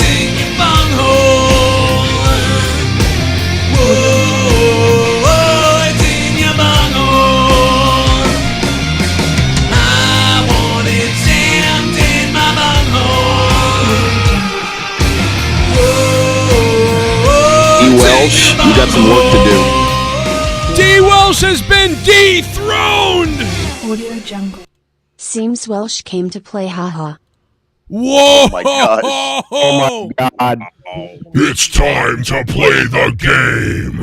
It'll cover that hooker in Vegas. Oh my God! Arushin Chu making up for all the months he hasn't been here with bombs away. That's crazy. That is amazing. That might have woken up Leah's pussy upstairs. Let me tell you something. I am definitely I'm going to get shots. Shot glasses. Every $100 I'm doing a shot, and so I owe like 7. I got to do 7. Dude, we want you to live for tomorrow morning. No, there is no tomorrow. There is no tomorrow. We got Ric Flair's final match tomorrow, bro. I know, but it might be my final broadcast. It's gonna be a lot of fun. Arushin Chu, man. I hope you don't get alcohol poisoning with all the toxins that you're putting down your throat. Well, honestly, my kids went to Grammys tonight, so you know, if I die here, they won't see it. So Joe, we gotta move on with the card. Be a sex show tonight. So the next match after which is we had the Mysterios taking on Finn Balor and Damian Priest. Which, by the way, I need to bring this up. The Mysterio family are absolutely worthless in a storyline. Ooh, Jesus. Yeah. Here's why. No. Here's why. If you have your family with you, now mind you, I understand that they're not workers, they're not wrestlers. But if my family is with me and both my dad and my brother get jumped, you think I'm going to come after you with something. I think it's or they would have locked the door and locked them all in so they couldn't get out to help them and then beat them up. Now I'm going to look at the Mysterio family as worthless from now on. Yeah. They always get the shit beat out of them and stabbed and fucking their eyeballs ripped out and everything. They're always just... Oh my God. They're absolutely worthless. I'm sorry. In storyline, they're worthless. I'm pretty sure they're nice people. But, damn. But at any rate, this match, it basically started out almost like a tornado tag. It's no disqualification. There was barely any weapons, or if not at any used. I mean, again, we had the steel chair and all that, but the main crust of this was that Edge is back with a brand new look, literally, figuratively. He did look brand new. He did what we thought, man. We got that entrance we thought we were kind of going to get there. I don't know. To me, I thought it was going to be Bray. He probably not. Oh, you thought Bray was coming out? Yeah, I don't know. I had a live feeling. Is Judgment Day the worst faction since Retribution?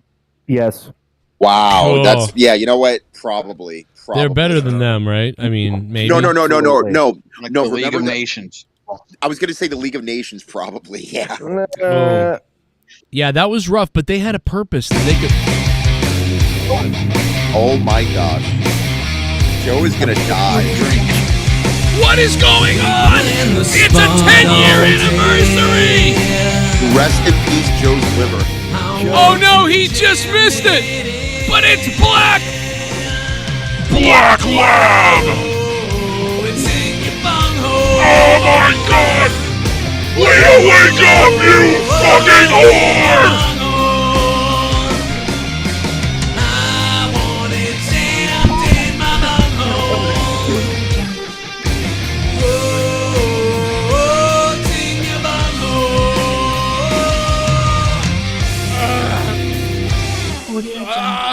Take a shot on me, Joe. Oh my God! Holy fucking motherfucker of all hell! That's it, Black Lab! I'm going to get the fucking whiskey! He's going to drink the whole bottle. I'll drink it all! It's not good. Joe, do you have any last rites? You know what? I have some whiskey too. I'm gonna go get myself some whiskey. Here we go. This is another reason why I'm staying sober tonight, because I never wanted to see this. This is amazing. Holy God. Oh, God. Now everybody's in the chat to be like, no, Ro, you got to at least drink some wine. I'm like, brother, I'm good, bro. I got the Holy Spirit on me.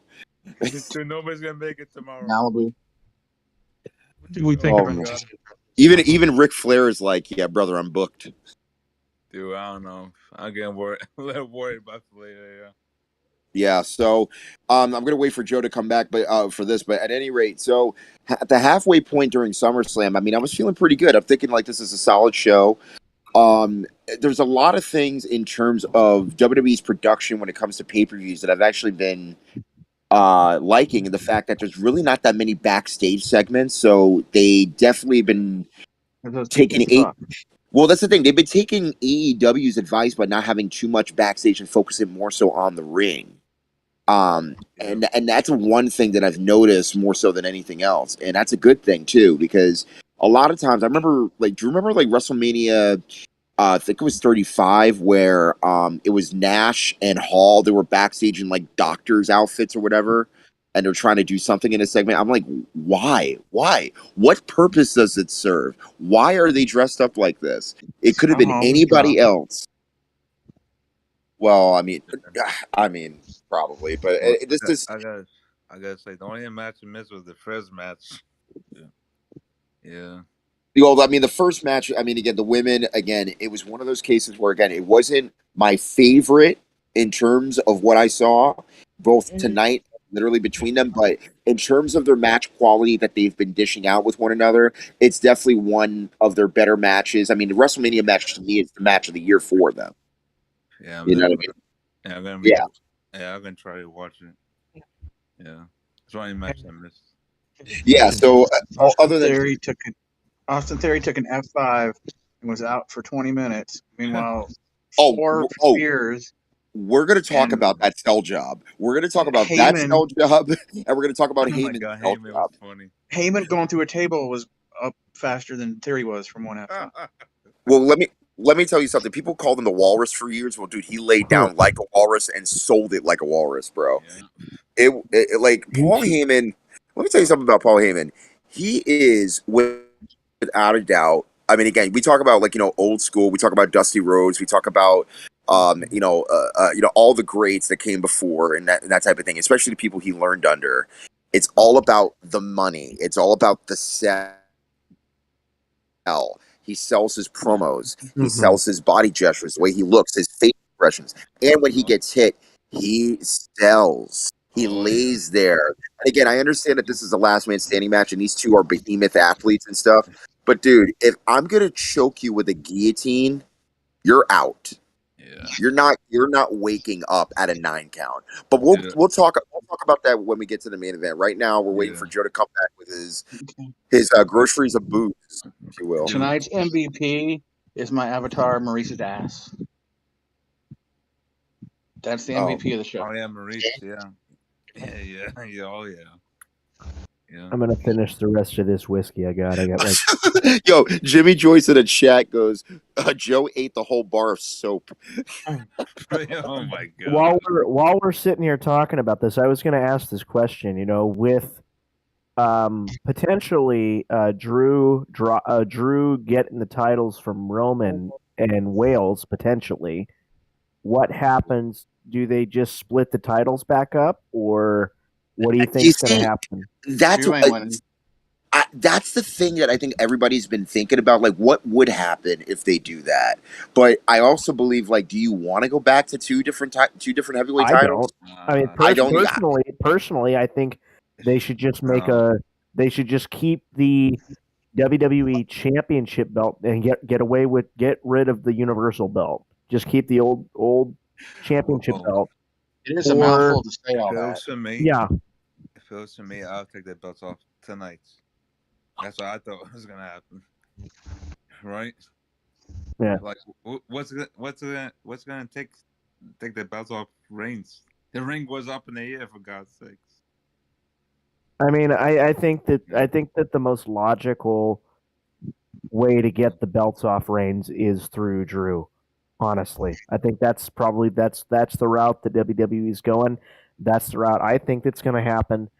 But it will be interesting to see what they do with the World Championship belts once Reigns is dethroned.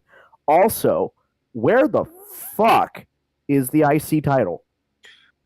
Dude, honestly, the US belt and the IC belt are you know what's even interesting, and I thought about this earlier. Whenever there's an issue where it's the tag titles or the women's title or the IC or the US title titles, it's like one of those titles have to be sacrificed not to be great every like 5, maybe 3 years. But the thing is though, if Do you know what I mean? Like I can't believe like we can't even have. Right. But my thing is, if I'm going to pick a mid-card title to make prestigious, it's not going to be the U.S. title. I'll tell you that right now. It's going to be the IC title. Oh, yeah. That's the most. That is the workhorse championship belt, and I have not seen it in like 6 months. Well, SmackDown and Gunther's Riding Series could be good. Yeah, they literally. Oh, is it Gunther? Yeah, they literally built up him in Shinsuke. SmackDown, unfortunately, as much as it's been credited for years for being a 2-hour show and being consistent with a great work rate, at the end of the day, Raw is considered the A-list show. If the Intercontinental title was on Raw, I would guarantee you'd get the same treatment as the U.S. belt, and the U.S. belt would be diminished on SmackDown. Yeah, I agree. Oh God, Daddy's back home. I had about 2 beers and too many shots. Yeah, you want to see it? No. Mustafa? You want to see it? I don't give a fuck. Angel dust. That's what you do. Yeah, Daddy's home. You sniff that angel dust. Yeah, cocaine's a hell of a thing, motherfuckers. What's up? By the way, I got some things I gotta get off my chest, and I know what you're saying. Don't do it, Joe. Don't do it. But the fact of the matter is, a long time ago, I was in New Jersey with Grimm, and we did some stuff in the ring that was great. We did what we could, but the fact of the matter is, I always knew that Grimm's toy show was gonna turn on me someday. So, when I was in his house, I went through the house, and I grabbed myself a few souvenirs. I went through Grimm's Toy Show's house. The first thing I saw was a whole bunch of food in the cabinets. And one of the cabinets was labeled something very interesting. And one of the cabinets was labeled N-word foods. And then I found Aunt Jemima, and I said, that's not really good. So I got a picture of the label, your house, and the syrup Grimm's Toy Show, and I'm going to expose you. And then I went through your daughter's room. And I got her journal. Sometimes I wish my dad would get off YouTube and do things with me. Other times I wish my dad wouldn't do things with me. Oh, and there's more to come, Grimm's Toy Show. There's more to come, you sick son of a bitch. And we're not done, not by a long shot, Grimm. So I'm coming over there at Survivor Sucky, or whatever you call it, Summer Sucker, or Wrestle Grimmomania Buttfuck, whatever it is. And I am coming to take out this pedo racist once and for all, you fat gluttonous son of a bitch. I'm ready to go. Take it away, Mustafa. Woo! Woo! Ric Flair's last match tomorrow. Ric Flair's last match tomorrow, Daddy. Woo! Woo! Woo! 9,000 people are going to say, fuck Ric Flair. This ad was paid for by the JCS Army and does not reflect any member of the JCS Army whatsoever. Cocaine is one hell of a drug. Don't do drugs, kids. All right, let's move on. Exposed! Joe, I love you. You never seen a promo like that, huh, fatty? Somebody tell Grim. I don't think Pat McAfee has ever done a promo like that. I have an axe to grind with that autistic-hating fuck. Oh, see, and you hate autistic people. That's the other thing. I'm coming for Grimm. I'm coming to New Jersey, that dump hole, shithole state, except for Mustafa's part. It's nice there. But everywhere else, it's garbage because he's in southern Jersey. And you know it. I'm coming to get you. Oh my God. Coming to get you. I can come with you to New Jersey and take out Grimm's fuckboy doo-hop. Well, Mitchie just became a member. Mitchie84. Thank you, Mitchie, for becoming a member, man. What's going on? Good to have you here, my friend. Great to see you. And we are going to... Where's my... We got to start taking shots. The cocaine is wearing off. Oh. I've already taken 2, Joe. You need to catch up. We're gonna catch up right now. And who remembers when JD wanted an apology? Anybody remember that when JD wanted an apology? He wanted an apology, but I wanted to sell 100 shirts, and so I did sell 100 shirts. Thank you very much. Woo! They're still for sale too. By the way, we're gonna throw that on in a few minutes. But no, take us back. Yours now. Get us back on the back on the tracks here. I'm sorry, but shout out to Arushin Chu is the top dog after Black Lab. This one's for Aru. We're gonna go with Aru first. Cheers, Aru. We got a whole lot more coming here. This is something out of the Kingsman movies, like the number 2, where everybody does a shot for every one of their fallen comrades. Mustafa, I swear, I'm not joking here. There's a biography of Aunt Jemima, and it is called "Slave in a Box." That is the true. Oh my God! Come on. That is the true title of her autobiography. I gotta look at it. I really. You know what I called it? I called it like a person on a fucking syrup bottle that I thought was a sweetheart, and made me think people that look like her are sweethearts too. That's what it looked. That's what I think of it as. Yeah. Well, revisionist and all that other stuff. I mean, again, speaking of revisionist, I mean, again, we talk about Joe being hyped up. Pat McAfee taking on Happy Corbin. Wait, didn't the riddle thing come first? Yes.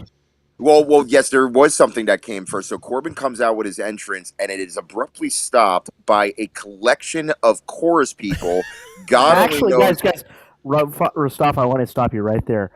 I know those chorus guys because I went to a barbershop convention about 3 weeks ago, barbershop quartet convention. It's excellent.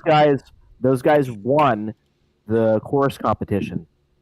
Okay, first and foremost, you need to send this information to Joe so we can give them a shout out, because these guys were so random but made it possible to be entertained by. Because at first I'm thinking to myself, this is going nowhere, but then the more I got into it, the more I'm like, this is actually pretty cool.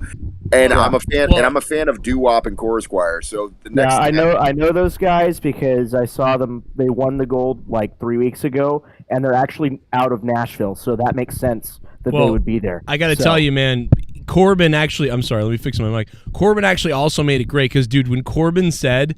This was beautiful. When Corbin turned and goes, "Are they really doing like?" It was something like, "Are they really singing this right? How are they allowed to sing this, or how are they like?" What I don't remember the exact line, but whatever he said, I know exactly what you're talking about. He made it. It was so good. He's like, "Are they really saying this?" Like, or something. It was funny. It was like really funny. So yeah, great call. I loved it. So before going into the match, Joe, what did you think of Pat McAfee's new theme music? You know, it was all right, but it's not going to compete with what he had the last time. They clearly didn't want to pay for it, so. Yeah, Seven Nation Army, which, by the way, now it's going to be dubbed, like, over time, like, decades later when they put out, like, whatever type of compilations, they're going to change the music just because they don't want to pay for the copyrights to White Stripes. You know, I understand, you know, it wasn't WrestleMania. But and maybe he figured, hey, let's find something that works. I thought it did work. It almost felt like it was his song, so it does fit. It just, and people were like, "Oh, I don't like the new song," and I was like, "Oh, it's new," and I went, "Oh yeah, that's right. He had the white stripes," and yeah, it wasn't as good, but it kind of brought up the whole. It kind of sort of represented the whole situation because. The match wasn't quite as good, and he wasn't quite as crisp. He was blown up by the end of the match, by the way. He was still good. Yeah. Oh, that jump to the top rope, which, by the way, people need to understand. People say, "Oh, that's a botch," or "This is a botch." Dude, anything can happen on any given day with any type of athlete, no matter how good you are. And at WrestleMania, I mean, that was flawless. Dude, what he did at WrestleMania, he overperformed at WrestleMania. So and the thing about it too, he didn't do anything that ended up ruining it. Like it's funny, he jumped up and slipped, but still stayed up there to do it. And then this Panama Sunrise that went kind of weird, but he still did it. It wasn't a Panama Sunrise. It was just a sunset flip into the pin, which I believe was purposeful. I don't think that was going for the he came down. No, he came down to do a Canadian Destroyer, and it didn't. Yeah, it was a botch. But it wasn't because he recovered it. It was just looked weird, but they did it still. Like it's still kind of. It wasn't completely destroyed, but it was. Well, there's only one person you blame. You blame Corbin. I mean, because he's the one that's taking it. Plus, he's doing most of the work. So with that, so you can do a couple of things. When he lands on the back, they got a twist at that moment, and And sometimes when you do this move, there's two things that happen. You come down over the back. And then the guy immediately turns and spins. So you immediately turn it into the pile driver move. But sometimes people come down and they land on their feet first and push off with their feet. What happened, in my opinion, from watching it, is each one of them had a different idea of how it was going to go. One was like, oh, I wait for the feet to touch the ground, then I'll go. The other one was like, oh, I'm going to, as soon as I touch your back, start spinning. So my question is, why didn't you go over the spot beforehand, or if did they? They might have, and either somebody forgot or somebody's instinct was off, or whatever. I'm going to blame. The reason why I think it might be Pat McAfee's fault is, first of all, Baron Corbin doesn't take that move almost ever. Ever.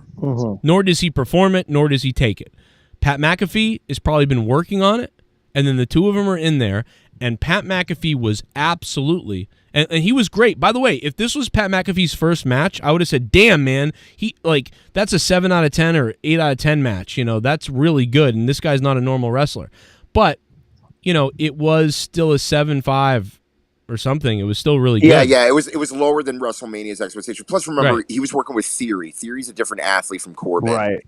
And Corbin, I'll give him credit. When Pat McAfee jumped to that top rope to do that superplex, there was that moment where I'm like, oh, God, these guys are going to fall.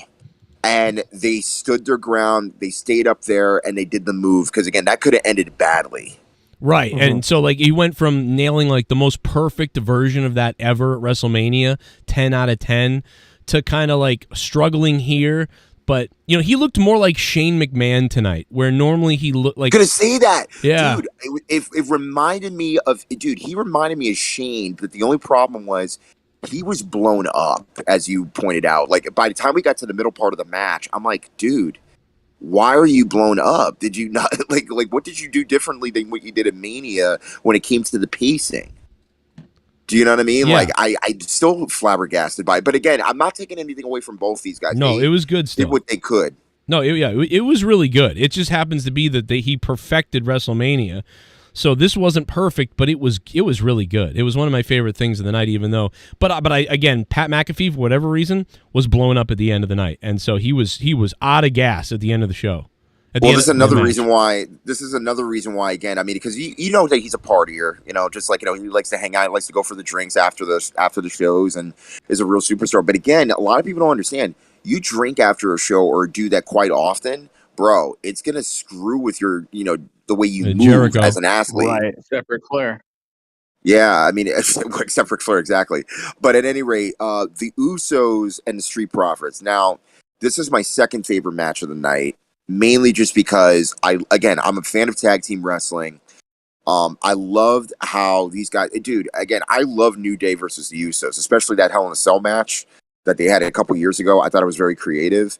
This match, I definitely put up there, definitely better than the Money in the Bank match that they had. And I'm not just including the finish. These guys wanted to win. When you see athletes that want to win and are going to do, especially when you watch football, Joe, when you watch a football game, when you watch the Patriots take on anybody, and especially when it's neck and neck, that's what I want to see in a wrestling match. And granted, we kind of had a feeling that the Usos were going to walk away because, again, they still want to milk this run, which probably will not be repeated for a long time. And it made sense. And the special guest referee deal, I kind of did it have to be Jeff Jarrett? It didn't have to, but it was what it was. It's Nashville. Plus, they didn't acknowledge, obviously, that he's wrestling tomorrow night for Ric Flair's last match. I wasn't expecting that at all. Michael Cole was like, "Oh, Jeff Jarrett's got a hell of a weekend coming up," or something like that. Yeah, but again, they're not going to fully acknowledge it. Right. And remember, Vince is not there, so I'm assuming that Hunter and most likely Stephanie at least gave some type of approval in a way, but not too much. Because remember, WWE focuses on WWE. Unless if it's Mickie James coming in with the Impact title, which I thought was hilarious. Not Impact Women's Championship. But at any rate, yeah, this match was just, again, I always use the term bar burner, and it was. I mean, these guys are just super kicking, diving over the top rope, doing everything you can in order to win. And then finally, the 1D, the one and done, your winners, the Bloodline. So where do the Street Profits go from here? I mean, it's very difficult for me to see there being another match with these guys this year at all. It looks like they're going to set up a turn on Raw. Yeah, I mean, I just don't see anything really happening other than just that. Yeah, the split, because again, Dawkins. Again, I respect Dawkins, but I think obviously Montez Ford is the Shawn Michaels out of this team when it comes to just the overall selling, the communication that he has with the fans. I mean, again, this guy's going to be huge when he wins the World Heavyweight title. But as of right now, he's just got to build his credibility and build more and more of a relationship with the fans as a single. No, Roman is still the champion. For the people asking, you missed that main event. You got to see it. The goddamn ring was picked up by a fucking. Yeah, let's talk about this. Let's talk about the main event because this You raised a piece of shit. is crazy. Yo, what up, Joe and Mustafa and Yo, everyone? what up? You made me laugh so hard when you cut that wicked promo on Grim Haha. Also, I have a timestamp from an old monetize this you should watch later tonight. It won't disappoint. It is Mountain number 296 at 2 hours 10 minutes. All right. Check it out. Joe is on major drugs. We'll have to look at it later and see what it is. So let's start with the fact that we start with the entrances, which we knew that were going to be long. But then Brock turns to his left on his entrance, and there is a tractor. There is a tractor that he is driving, trying to be like a more southern, if you can get any more southern than Stone Cold, but a Saskatchewan type of tractor rolling to the ring. And we already kind of knew he was going to jump off of it after the entrances. And by the way, Joe, the announcer actually was able to announce Roman Reigns without being interrupted by Paul Heyman for the first time in months. Skipping the riddle thing. Yeah, but at any rate, so this match starts with a Luthez press while Lesnar jumps right off the damn tractor. That was cool. Yeah, that was a great opening. That was and I kind of had a feeling that was going to happen too. But then I'm thinking, I hope to God they don't do Irish whips into the tractor because, dude, that would decapitate you, man. But, dude, it was insane. That was a great touch. First of all, I thought it was a good touch that he even had it. If they didn't even do anything else with it, it was just nice that they were doing some little touch. By the way, Amanda Nunes wins tonight. Holy crap, she's back. Amanda Nunes she beat Pena. Nunes is officially the best women's UFC fighter in history now. Again, I like Ronda Rousey, but no. And she had to win. She was coming off that loss, right? So she had to win. Yeah, so she's the beast. I'll even put her up even further than Holly Holmes, but that's just me. No. But at any rate, so Brock sets up a table. Yep. Brock sets up a table. Paul Heyman tries to distract him. Roman reverses it to a Samoan drop through the table, which I've never seen before, and I thought it actually looked pretty good. Then he does another table spot. At one point, Brock actually took a piece of the table and just knocked the crap out of Roman. And at first, it looked like a toy because that's how big Brock is. He just took a piece of a chunk of a table and just smacked Roman Reigns upside and said, "Have a steak, pal." Then, at one point, Brock then goes back onto the tractor, throws Roman into the bin of the tractor. Now, that thing could raise about maybe 8 to 10 feet or so. And I'm thinking to myself, is he going to dump him on the floor? But then, no, he dumps him in the ring, which was kind of anticlimactic. What if he dumped him into the table? See, I was thinking, dude, you know what would have been cool is if he dumped thumbtacks in the ring. And like thumbtacks and some barbed wire and chairs, and he put them down, and then he dumped him on top of the thumbtacks and stuff. That's an Eddie Kingston spot. Unfortunately, WWE is not that clever. But wait, he used the tractor trailer to dump somebody on a thumbtacks? Yeah, no. But just to dump him on the table would have been great, like in the ring. But remember, you have to measure that really well if that's to be done right, because it could have been a botched spot anyway. But at any rate, he falls down, and Joe, if I'm going to put you in a chokehold and give you the guillotine, you're not waking up for a 9 count. Yeah. So I thought that was executed poorly. I don't understand why I didn't know the rule. I don't know why the ref was like, you got to get, you know what I mean? You got to get off him. Well, it's no disqualification. Yeah. Now the ref doesn't have count to. Outs. The ref doesn't have to count to 10 until until the move's complete if he doesn't want. But honestly, I was having flashbacks to Seth Rollins, The Fiend, Hell in a Cell. Yeah. I was literally thinking, yeah, like, oh, don't just make up the rules now. Yeah, I didn't like his outfit, and I wasn't a big fan of his promo either, the Mr. Gentleman promo type. Allow me to introduce myself. Are you going to fuck the guy? Oh, my Discord. Sorry, my Discord went down. What's up? Back. Yeah, literally. So we go into the next part where now the tractor is now being raised, not to raise a human being, but to raise a 10,000-pound ring at the corner. Now, mind you, Joe, people need to understand, if you raise a corner of the ring, not half of the ring, a quarter of the ring, just imagine just if that weight, for whatever reason, couldn't withstand that tractor and just fell right back down and caused a major problem. Yeah, there could have been all kinds of weird stuff that went wrong with what they did. Which Jim Cornette is having a hard-on right now for a tractor trailer lifting up a wrestling ring. I mean, I wonder what he'll say about that. I wonder it's what he'll say. insane. So we go into the ending of the match where finally the Usos come out. They're trying to cost Brock the title. Then out of nowhere, Paul Heyman decides to insert himself and says, okay, you want the belts? Just take the frickin' belts. Leave Roman alone. And out of all the people in this match that sold the best when it came to not moving was an F5 through the table and Paul Heyman just laying there like a frickin' walrus without water. And it just looked great. Then Theory's music hits.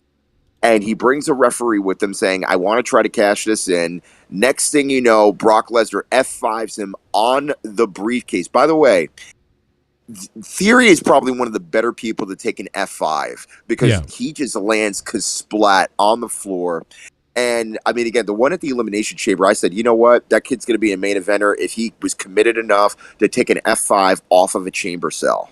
So, again, I can't wait for the cash in. But at this point, he cannot cash in. Roman does everything and anything to try to put Brock down. Spear, championship belt to the head, championship belt to the head. He's not staying down. Finally, the Usos and Roman decide to dump everything and anything. I mean, again, I had flashbacks to Kane and Jericho back at Armageddon 2000 where they dumped the barrels on Kane. But the funny thing is it was leaned up against a car, so it wasn't like flat. So that visual of Kane with his hand raised, kind of like Undertaker, like as if he was coming through the grave. But in this case scenario, it was just whatever we can get our hands on. Roman stands triumphantly over Brock. He retains the titles. My God. I mean, this was a Looney Tune episode. It really was, cartoony in a way, but like fun. This was probably one of the I mean, again, it was epic in the sense that they used everything, including the kitchen. I mean, if you're going to have a last man standing and it's the last match between these two people over the course of how many years? 7 years? This is, I guess, the way you would do it if you want to do it like this. And of course, again, Brock is, I'll give him all the credit in the world for I'm not sure if it was his idea, but the fact that we're going to bring in a tractor in Nashville, and this is probably the most fun he's ever had in a match when it came to just using gimmicks. And by the way, this redeems that match he had with Dean Ambrose at WrestleMania because that match was crap. Oh yeah, that was so dumb. That was just dumb. Because that was like the last gimmick match that I remember Brock being in. That I was just like, oh my God, I never want to see this again. Because he didn't want to do it. Dean was like, he didn't want to do anything. He just wanted to come in and get it over with and get out of there. Right, because again, John did not. I mean, I'm pretty sure he wanted to do what he's kind of doing in AEW right now, but Brock is just like, bro, you're not going to put any sharp metallic objects in me. I'm not going to do that to you. We're going to wrestle. That's what we're going to do. Well, I think that he didn't. I don't think he thought Dean Ambrose was big enough for him. And so he didn't want to do any of that shit because he was like, I don't even want to wrestle in this guy, but I don't want to. That's all it was. Like, I think if Dean Ambrose was fucking Stone Cold or somebody, like, he would have done all that. But he didn't want to wrestle. Yeah. He thought Dean Ambrose was beneath him. And he felt it was more of a match, like, to put over Dean or to get involved with him or to, you're in the ring with me, you're lucky. So I don't think he wanted to do all that. He thought it was a different type of match. I don't think he was just completely being a prick, which he kind of was, but I think he thought, hey, you're not big enough. Holy God. I'm seeing this right now in real time. So apparently Seth Rollins and Riddle we're at SummerSlam and they're just beating the crap out of each other. I did not see that when I closed off. But what? Yeah, what are you talking about? Dude, I'm watching this right now. So this is right off the network. What, yeah. But they beat each other up out in the ring. No, Yeah. They beat each other no, up in the ring, right? No, Seth Rollins buried Riddle again. Wait, you're telling? Wait a minute. So they came back out again and fought again? Yeah. So this was apparently supposed to be the match as was advertised, but Riddle again with the injury. Now again, I was told that now it's a work, not a shoot injury, and they pretty much ended SummerSlam for the live crowd. Wow. Yeah, it would have been over at 12:30. Why didn't they put it on the show? That's stupid. Well, I don't know. WWE logic. I don't know. But yeah, at any rate, What that the was hell? that was SummerSlam's card. I gave this a 6.5. I know Joe, you said you gave it a 6.5, but I mean, let's put it out to the chat. What are your thoughts on this, man? Because this was an interesting show. We got a lot of votes. For me, it's 7.5 for me. 7.5. I think a lot of people gave it a 7. I saw a lot of people 7ing it. So, and that's the reason why that's what it looks like with this poll too. Televised this show.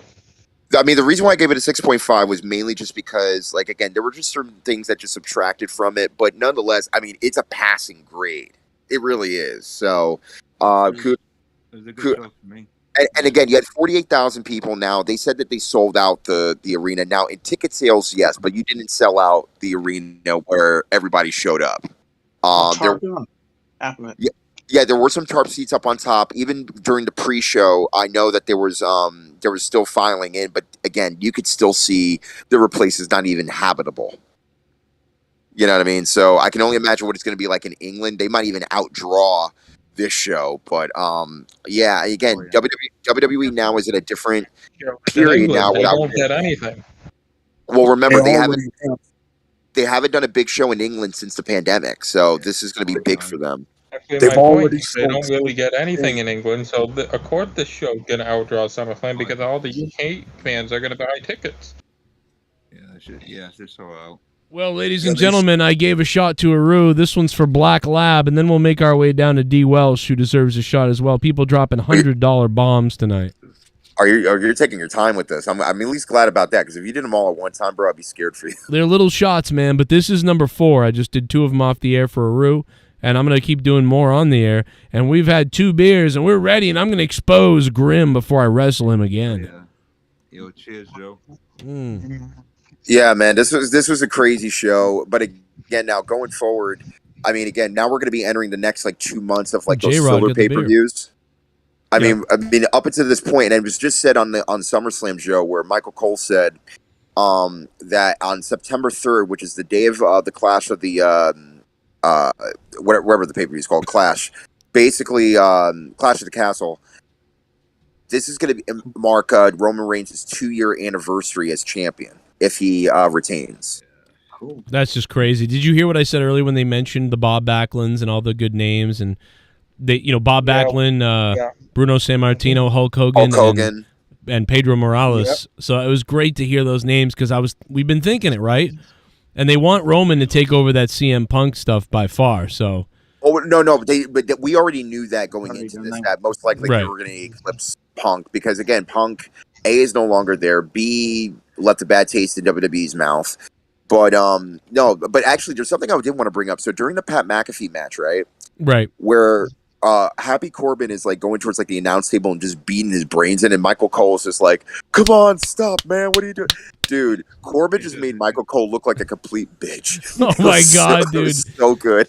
No, you know what, though? I got to give it to Cole. Now, some people thought Michael Cole tonight was kind of, letting loose a little more. You raised a piece of shit. Oh, shit.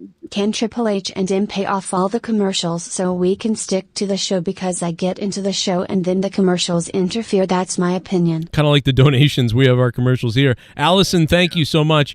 Yeah, hopefully they can work on the flow. Listen, they got to have commercials, right? They've got to make money. They've got to make certain money. But yeah, I hope they can work on getting the commercials to be timed a little bit better. That's all we can all agree on that. We got a lot to I mean, this was fun at least tonight. Hallelujah, it's raining men. 10 years, guys. Celebrate my cock. Yay.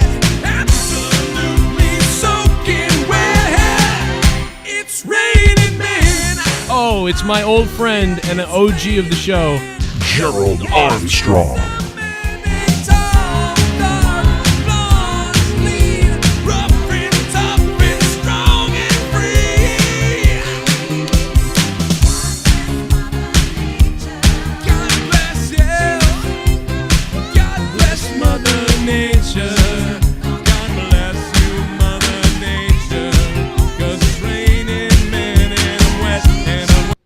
Holy fuck. I just spent almost 2 hours searching for my keys. I looked everywhere, couldn't find them. It so happens that I find them inside my couch. Well, that's one of the places they would be, right? No. We're talking about a pants pouch now, not any other type of pouch. No, I thought he said couch. Oh, okay. Not pouch. Did he say pouch? I thought he said pouch. I swear to God, he said couch. Oh shit! Oh, we got a mega bomb coming! Wow! In the spot. Oh my God! You're gonna need a liver transplant. Oh my God! Yes! $1,000!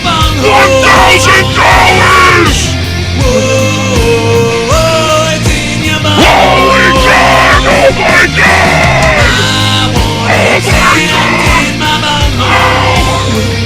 You gotta chug the bottle.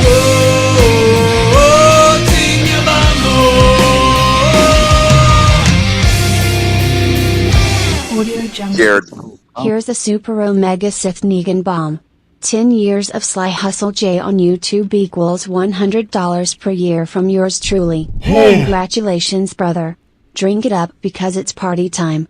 Hashtag donation legend. Hashtag the enemy designed. The fucking enemy designed Sith freaking Negan! Yes. And by the way, just to let you know, this is not the highest donation that's ever been uttered on this show, but it is high. Whoa. So is Sith Negan. Oh my God, Sith Negan, you're a sick mega beast! Oh, Sith Negan, I wanna have sex with you. Oh, Sith Negan, I wanna have sex with you. That is baby, Joe. Sith Negan, drop the bomb. Drop the bomb. Sith Negan, drop the bomb. Indeed. Sith Negan, drop the bomb. The Poker's had a good night. Oh my God, bro. Everybody in the chat. 69 Sith Negan in the chat. I'ma drop a bomb, gonna make you come. Look at Logan Paul's cock, oh my God, I want some. Oh yeah, put it in his mouth and take it out, then put it back in. Logan Paul and Jake Paul fuck kids. Oh no, I'm sorry. I'm kidding, Logan Paul and Jake Paul. I don't really mean that. Okay, first and foremost, you do not have to go to the strip club, ladies and gentlemen, to be sexually immoral. Just donate to Joe. Just donate to me, man. Oh my God, bro. Let's drink up. Let's drink up for the beast himself. Dude, you have to drink like 20 shots. That's not good. Oh my God, man. Sith, thank you so much. Dude, listen. This guy... And by the way, can anybody find... A couple of weeks ago, Sith Negan dropped a huge bomb. And he wanted me to play his song. The Sith Negan song is a mega beast. And I started playing it and it was fine. But then a few minutes later, I like made up a new one. And I had a lot of fun with that. But I got to clip it. So somebody let me know where that was. I think the record for the most that's ever been dropped is like $2,500. Oh, yeah. Well, listen, it was Sith Negan. Sith Negan owns all the records. Oh my God. Sith Negan owns all the records. Man. He just owns. He just owns everyone. Right, J-Rod? J-Rod's drinking tonight. I just want to say, man, Sith, listen, this guy does a great job helping me mod, helping me try to keep the show on track, telling me important things. And then not only does he do that, he should be fucking paid for what he does. He drops $1,000. Can we please get some? We do. We're sponsored by Sith Negan. Yeah, I know. We need like 10,000, 20,000 donations. You know, oh my God, bro. God. Sith Negan, bro. Bless you, man. That's awesome. Oh, I think you got Rastafa paid for once, finally. Good job. Dude, this will cover my expenses to go to WrestleMania. I'm going to send you to WrestleMania with a JCS tattoo on your cock. Dude, I'm going to Inglewood. You're not coming back now. Yeah, that's what I'm saying. I want to come back, so you can't do that to me. What the fuck, bro? No, seriously, I would actually give him the crown. To be quite honest Can't with you, believe Joe, this. I would actually go to WrestleMania and I would report basically everything that's happening over that weekend. I give like video content, all that stuff, and I would actually send it to you. That'd be a blast. I would absolutely. And get a hooker. That'll be And get a good. Yeah, hook. no, get a hooker and bang her out. And then at the end Some say, blow. Joe Cronin just came in you. Tell her, like, you tell her you're Joe Cronin and make her say all kinds of weird sex things.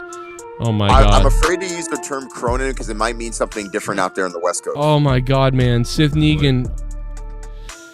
Fucking, I'm gonna fucking come tonight! Oh, God, I wanna fuck! I wanna fuck! Dude, isn't Leah asleep? No, she's upstairs drinking, playing games with everybody. Fine tonight. Are you gonna I go put the with kids at something grandma's. The kids are at grandma's. Oh my God, dude, I'm ready to I might just come unglued tonight. Kitchen sex. Oh, that'd be great. Well, the older one's still. Fine tonight, Joe. Oh, I'm gonna lose it. You want me to go? You want me to go? Rap for me, Joe. Rap for me. The bear want me to can rap? join you for a three-way. Here I go. Not gonna sing, but fucking Brock Lesnar picked up the ring. The whole fucking thing. The shit was nuts. Yo, SummerSlam was the shit. I'm not gonna quit reviewing it 10 years and I'm not sick of it. I'm gonna drop that fucking cash in the stash. Then tell my fucking wife I'm gonna tap that ass. Tonight it happened fast, but slow it down and put it in a brown eye. On a thigh, on a clit, inside of a mouth and the eye. I could fuck her anywhere in the sky. She will die because the love she gets from me is so divine. She can be mine, yeah, climb a vine just in time. Be my Clementine, I'm gonna make sure Jake Paul sucks tonight. Like Tupac, you gonna die in the street. I'm gonna beat off my meat. I'm gonna have like 10 feet. I'm getting erect as hell. I can't believe my smell of my cock. You smell it a lot. I'm coming for you. I'll fuck up your block. I'll fucking shoot up a lot. You ain't gonna take away my Glock. Huh. Here I come. I'm gonna shoot up like that.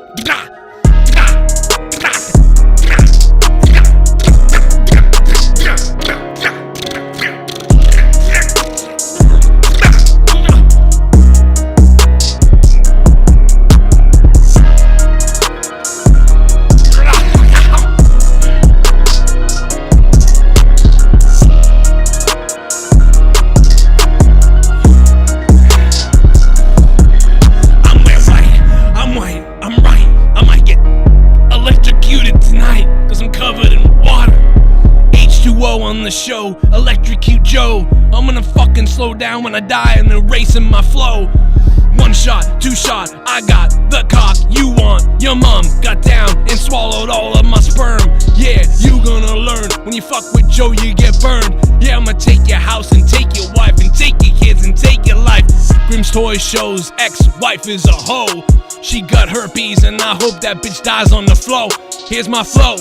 Flow rider, got nothing on this. I'll make him choke on my piss. I'll make him choke on this diss. Fucking hermaphrodite, bitch.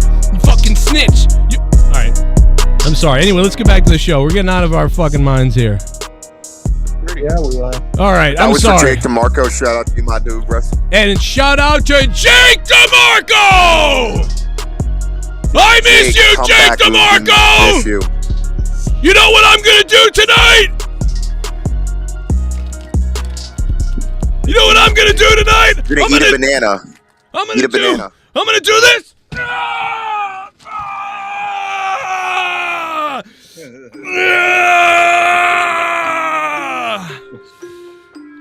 You're waking up Antarctica at this point. SITH Oh my freaking Negan!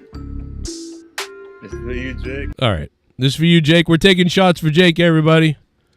Ladies and gentlemen, it is officially 5 a.m. somewhere. I promise you. Yeah. Somewhere it's 69 a.m. somewhere. Hell yeah. Hell yeah, fucking J-Rod. Hell yeah.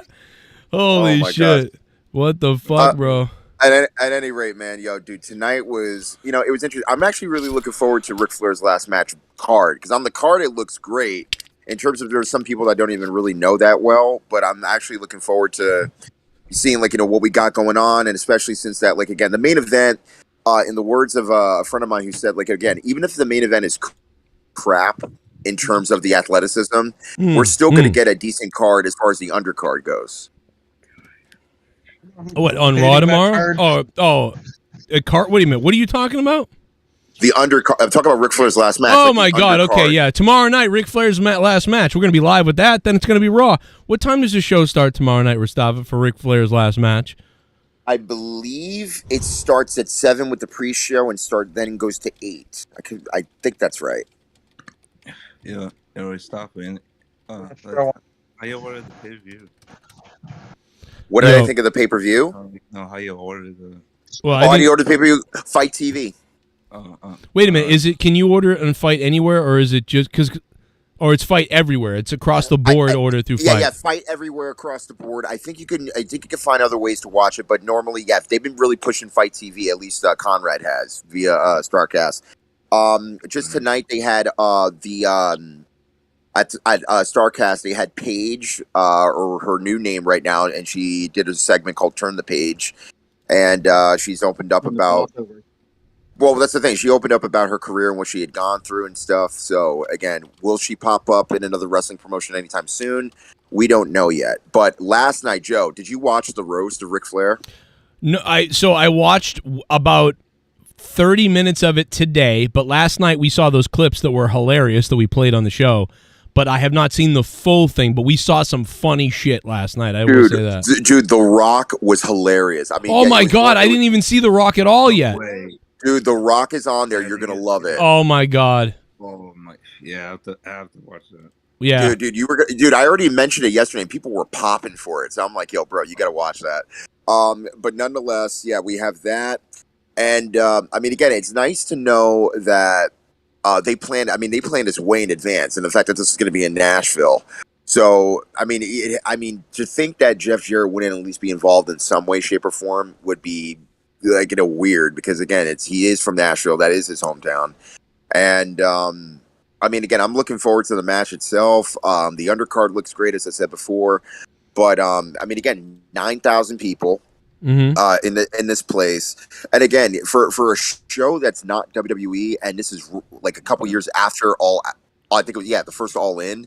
This is pretty impressive. Yeah, that's not bad. No, it's pretty cool. I know we make fun of it because like 9,000 people and all that stuff, but dude, that's really cool. No, listen, none of us. That's a solid, building, and for just one guy's name being like on the board in the year sold it out. Yeah, and for the year 2022. I mean, listen, I love Ric Flair, and this is a wonderful thing for him. So no, I'm happy for him. I'm a living legend that hasn't wrestled in quite a while. Who wants to do one more match, has practically done everything that there is to do in the business, probably made more money than most people outside of the modern era in the business, and he's selling out an entire arena based off his name. That's cool. Yeah, that's awesome. But nonetheless, yeah, we as far as from my knowledge, all of Flair's family, or at least those that are going to be there, that live around, at least within the Carolina southern section of the United States. They're going to be there. Conrad Thompson's family is obviously going to be there. Other special guests, including the Four Horsemen, are going to be present. So there's going to be a lot. And Ric Flair has even said, and I'm not sure if you remember this, Joe, but like he said in interviews that he barely talked to Arn Anderson or Tully or anybody for over the past couple years. So, I mean, this is interesting to me because it's like, he's been blunt about them. Like, even Triple H, like Shawn, none of them contacted me or anything like that. But all of a sudden now everybody's coming out of the woodwork. Shawn gave him hope you, do well with it, wish you the best of luck. So there's a lot of eyes on this, whether people want to admit it or not. There are a lot of eyes on this because, I mean, we make fun of the fact that, Ric Flair, oh my God, we hope he doesn't die. But again, I guarantee he's going to be well protected. Right. You got some of the best workers in the world that are going to protect him, and also I believe Mike Chioda is also refereeing the match. Oh wow. Mike Chioda took over for Earl, right? Why do we know why Earl backed out of that or whatever? I don't have an update or any reason for it. I mean, it's possibly just because again, Earl is older. I mean, he's probably older than Flair, but I mean, he could have got Brian Hebner. That's true, but I think the tenure of Mike Chioda, obviously his tenure and everything is. You raised a piece of shit. Logan Paul does a better frog splash than Sasha ever did. Eat that Mustang man. Also, with Vince gone, Triple H is bringing me back. Play my music. I'm coming to fuck Maurice after she was looking like a snack. Oh my God, Lex Luger is here. Listen, I do agree that Logan Paul does a better splash. I love Sasha though. I really do like Sasha and everything, but it's true. Her frog splash is sometimes trash. I don't know why, but it's just so bad. His is better, but I do like Sasha. Remember, and again, I'm not trying to blame Sasha's stature or her in-ring ability or anything like that, but dude, you're being that size, jumping off the top rope and trying to go a long distance. You know what I mean? I'm not. Again, it just doesn't look good from her. Yeah, whatever reason that is, like it could never look good, probably from her. I was Jag. Thank you so much. So Jag in the chat just basically told me, Earl is 73, so I believe he's the same age as Flair. Oh, really? Holy shit, that would have been. I think the last, I think the last major show that I saw Hebner at was All In when he refereed Cody and Magnus for the NWA title. Hey, here's the tequila shot. Thanks to SITH freaking NEGAN for $1,000 donation. Everybody in the chat. Everybody say SITH NEGAN has a big erection in the chat. Let's all take a shot. Hell yeah, baby. Cheers. Big time social, everybody. Social. I love it. Yeah, man. No, dude, tomorrow's going to be great. I mean, it's unfortunate because Kurt Angle's A&E documentary series is actually going to be on tomorrow, so I'm going to be missing that because I'm going to be watching Ric Flair's last match show. Right. Yeah, well, that's again, I don't fun. do the DVR thing. I'd probably watch it in post if somebody sends me a link or something. So It'll be on Monday. Yeah. Yeah, dude, I'm gonna be thinking tomorrow's Monday all day. Yeah. It's gonna be so weird. This is so weird. SummerSlam was in July and not August this year. That was weird for me when I first heard the announcement for Wait, what? SummerSlam. But I mean, it's refreshing.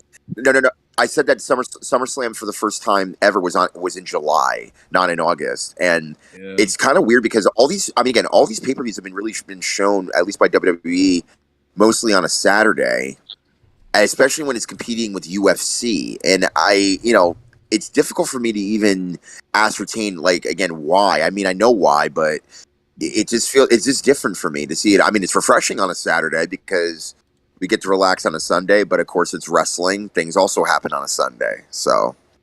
Right. Yeah, it just will be weird. But I mean, listen, I am gonna try. I'm not 100% yet. It's gonna depend on my family. Tomorrow happens to be my only day off at all because then I'm working all through next week, even into my break next week. So although maybe I'll take the day off since we made so much money tonight, maybe I'll fucking say fuck it. Oh, wait a minute. This might be the reason. Again, I don't know this for sure, but Brian in the chat basically is saying it's because there isn't going to be a pay-per-view in December. Oh, so maybe for holiday reasons. But again, From December to December? No, they're not going to do that crap. That pay-per-view was horrible. December to never remember. That pay-per-view was hot garbage. Never bring up that pay-per-view again. Never bring that up again. Or we'll shoot you. No, you're right. That's wonderful, man. Shout out to the chat, man. Hit that like button if you guys can. Sub if you're new. Welcome to the show. We're still going through it. We're having a good time. I'm getting hard. Shit, bum. We're going to take calls, man. I sent you another clip Ric Flair roast on Twitter. Thank you, sir. I will try to play that, Alex Oli. Alex Oli was the one who sent us the good clips of the Ric Flair roast the other night, and they were good. They were good clips. Here's one. Okay, let's play this one.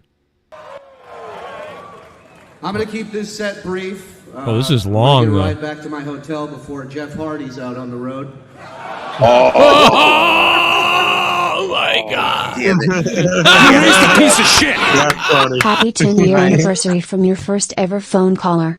Wish you 20 more. My G SummerSlam was like WrestleMania but bunched in one night. Roman is one. He's here, man. New York, the first ever call on the show, baby. 666. Come on! 10-year anniversary of the show. Thank you. Man. That's a guy, if I never got his call, he pumped me up that night, man. New York, you pumped me up. All the way in New York, man. New York called, you call me New York, man. He was the first ever call on the show. It was great. The fact that you got over 1,000 people in the chat at one point, then you got $1,000 tonight, that's pretty freaking cool. Yeah, in 10 years, it's perfect, man. I mean, listen, the first, some of the first SummerSlam reviews, we used to have I think we had 10,000 people watching. Wow. The second SummerSlam review I ever did. So it was crazy. But YouTube's different now. But that's why I say, like, I'm happy that I was doing this from the beginning. There were people doing wrestling reviews way before me, but I mean, no one was doing it live like we did. So I think we've had I've had a hell of a run here. So New York, I really appreciate it, bro. That was awesome, bro. Thank you. 10 years. This is the 10th SummerSlam review live here. Haven't missed one. I think I've only missed about 9 Raw reviews in 10 years, which is pretty cool. But yeah, let's hear that joke again, because that was pretty funny. I'm going to keep this set brief. I want to get a ride back to my hotel before Jeff Hardy's out on the road. Dude, at first I thought he said, I want to get Ryback on the road. I was like, I want to get Ryback on the road. I'm going to keep this set brief. I want to get a ride back to my hotel before Jeff Hardy's out on the road. Oh, Joe, whatever you do, don't make that into a donation. I really do want to make that into one. Leah, hello. No. Listen to me, stop and do it. I didn't know Leah was in here, so my bad. Leah, what are you doing? Making a new character in my game. Wait, what happened? I thought you were playing a game with people. Yeah, now I'm playing a different game. Are you playing solo now? No, that's my brother. Oh, okay. Well, I didn't know if I didn't want to hold you up from playing the game. I was like, you can go back to playing with everybody. It's okay. He wants to play the game, Joe. You want to play the game? No, it's pretty brainless what I'm doing. I don't really need to concentrate that. Hi, Leah. How you doing, sweetheart? Hello. Miss you. Do you? Do you really? I really do, actually. I miss the bat tattoo. I really do. It's still there. Cool. You want to take it off me? Oh man, she should have said that. Leah. You want to take it off? Hey, Leah. By the way, the video that Joe put up when the bat was leaving the house, it took a bump on the side of the door, and I thought it was like gonna die at that point, and then it just like flew out. So I'm so sorry you had to go through that. I hate that. Like, for a while, I was like, "Oh, it must have found its way out because we couldn't find it." And then it showed up again, and it was like, "Oh shit!" It's like I ran in the bathroom, and the thing was just fucking lurking in the house. I don't blame you, sweetheart. But the one thing that still irks me was the fact that Joe put up a video, which I thought was the actual video that he took, but it wasn't. It was somebody else's, where there's a cat in the video and practically choke slams the bat right onto the floor. It was so funny. That. It was so funny. You know what sucks is at the time, so like the little cat that we have, Faye, she will fucking murder stuff. And that's what I'm talking about. She is fast, and she's clearly like, I don't know, like some sort of wild outdoor cat. She's the most loving cat I've ever had in my life. She's the Jet Li of cats. But she's a psycho, right? She can jump up and like I'll be playing with toys like with the other cat, and it's like, you know, like not really trying. With her, like I'm sitting there like dangling the thing like just out of reach. Like you really have to try with her because she'll catch it. She's a psycho. So like it sucked because at the time that we had the bat, she was recovering from being spayed, and she had only just gotten her rabies shots, which it takes. So she's a beast. She is, and it sucks because she totally would have taken out the bat. Like, I would have had no problem being like, here you go, you know, earn your keep. She wasn't ready yet to take on the bat. Right. It's like, you know, like, it's like, we feed you, you got litter box, you have a good life here, earn your keep. Get the bat. So what do I get the sense that it's like a robber or anybody like that up in Massachusetts try to like invade your household? All you got to do is just stick the cat on him just to rip his freaking neck off. It would probably be, honestly, it would be that cat maybe that would attack somebody, most likely. Like you guys don't even have to lift a finger. The cat will just. No, I'd take my. I don't know though. She's so nice. She's just such a nice cat. But though. Not if somebody was beating and raping you. I think the cat would. Maybe. So Leah, I equate that to that one time you went on camera, and this was like at the time when somebody was talking crap about Joe. It's just like, no, you come to me. I feel like your cat would say that. You come to me. I will take you out. Come to me. Yeah. Well, Leah, I got to tell you tomorrow. I mean, the cat. No, that cat is obsessed with me. No, she loves Leah. She follows her everywhere. Leah, everywhere I am, I can look around and the cat's there. Leah, tomorrow. Because you feed her that good 100% vitamin free free milk. I'm telling you. What did you think of the ring, Leah? You've seen the pictures of Brock Lesnar lifting up the ring. Like, this is crazy shit. Oh yeah, I don't know. So, Stupid.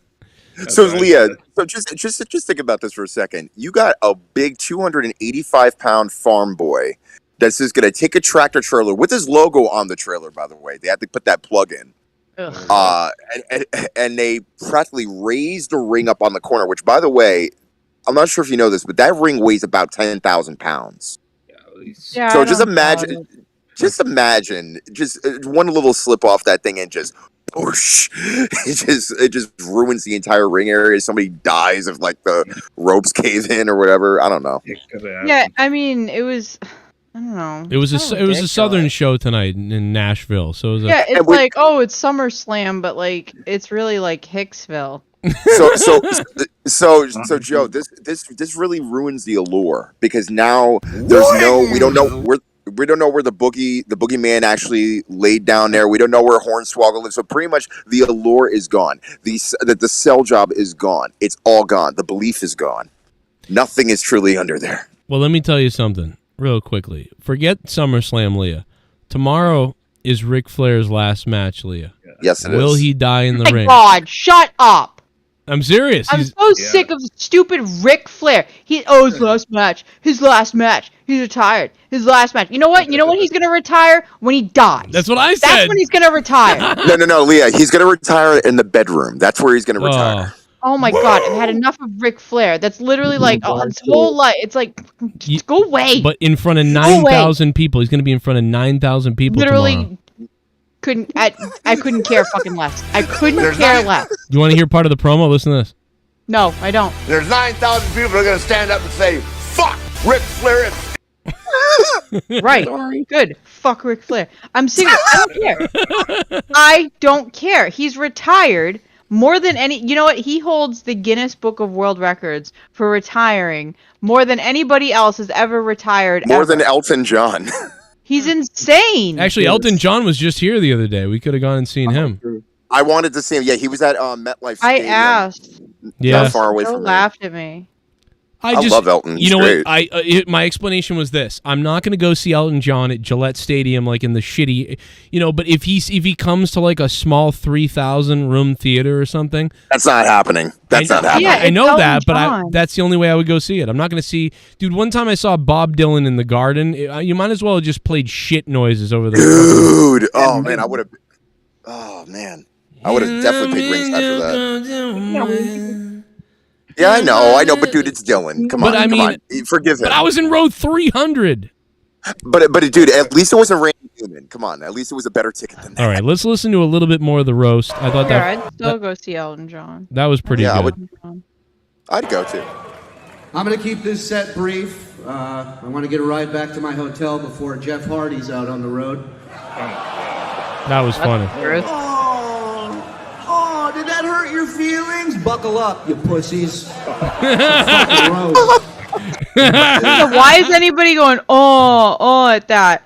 The dude's been arrested like 50 times. I know, but it's sad though. I mean, it's sad. You know what? No, you know what? The first couple of times it happens, it's sad.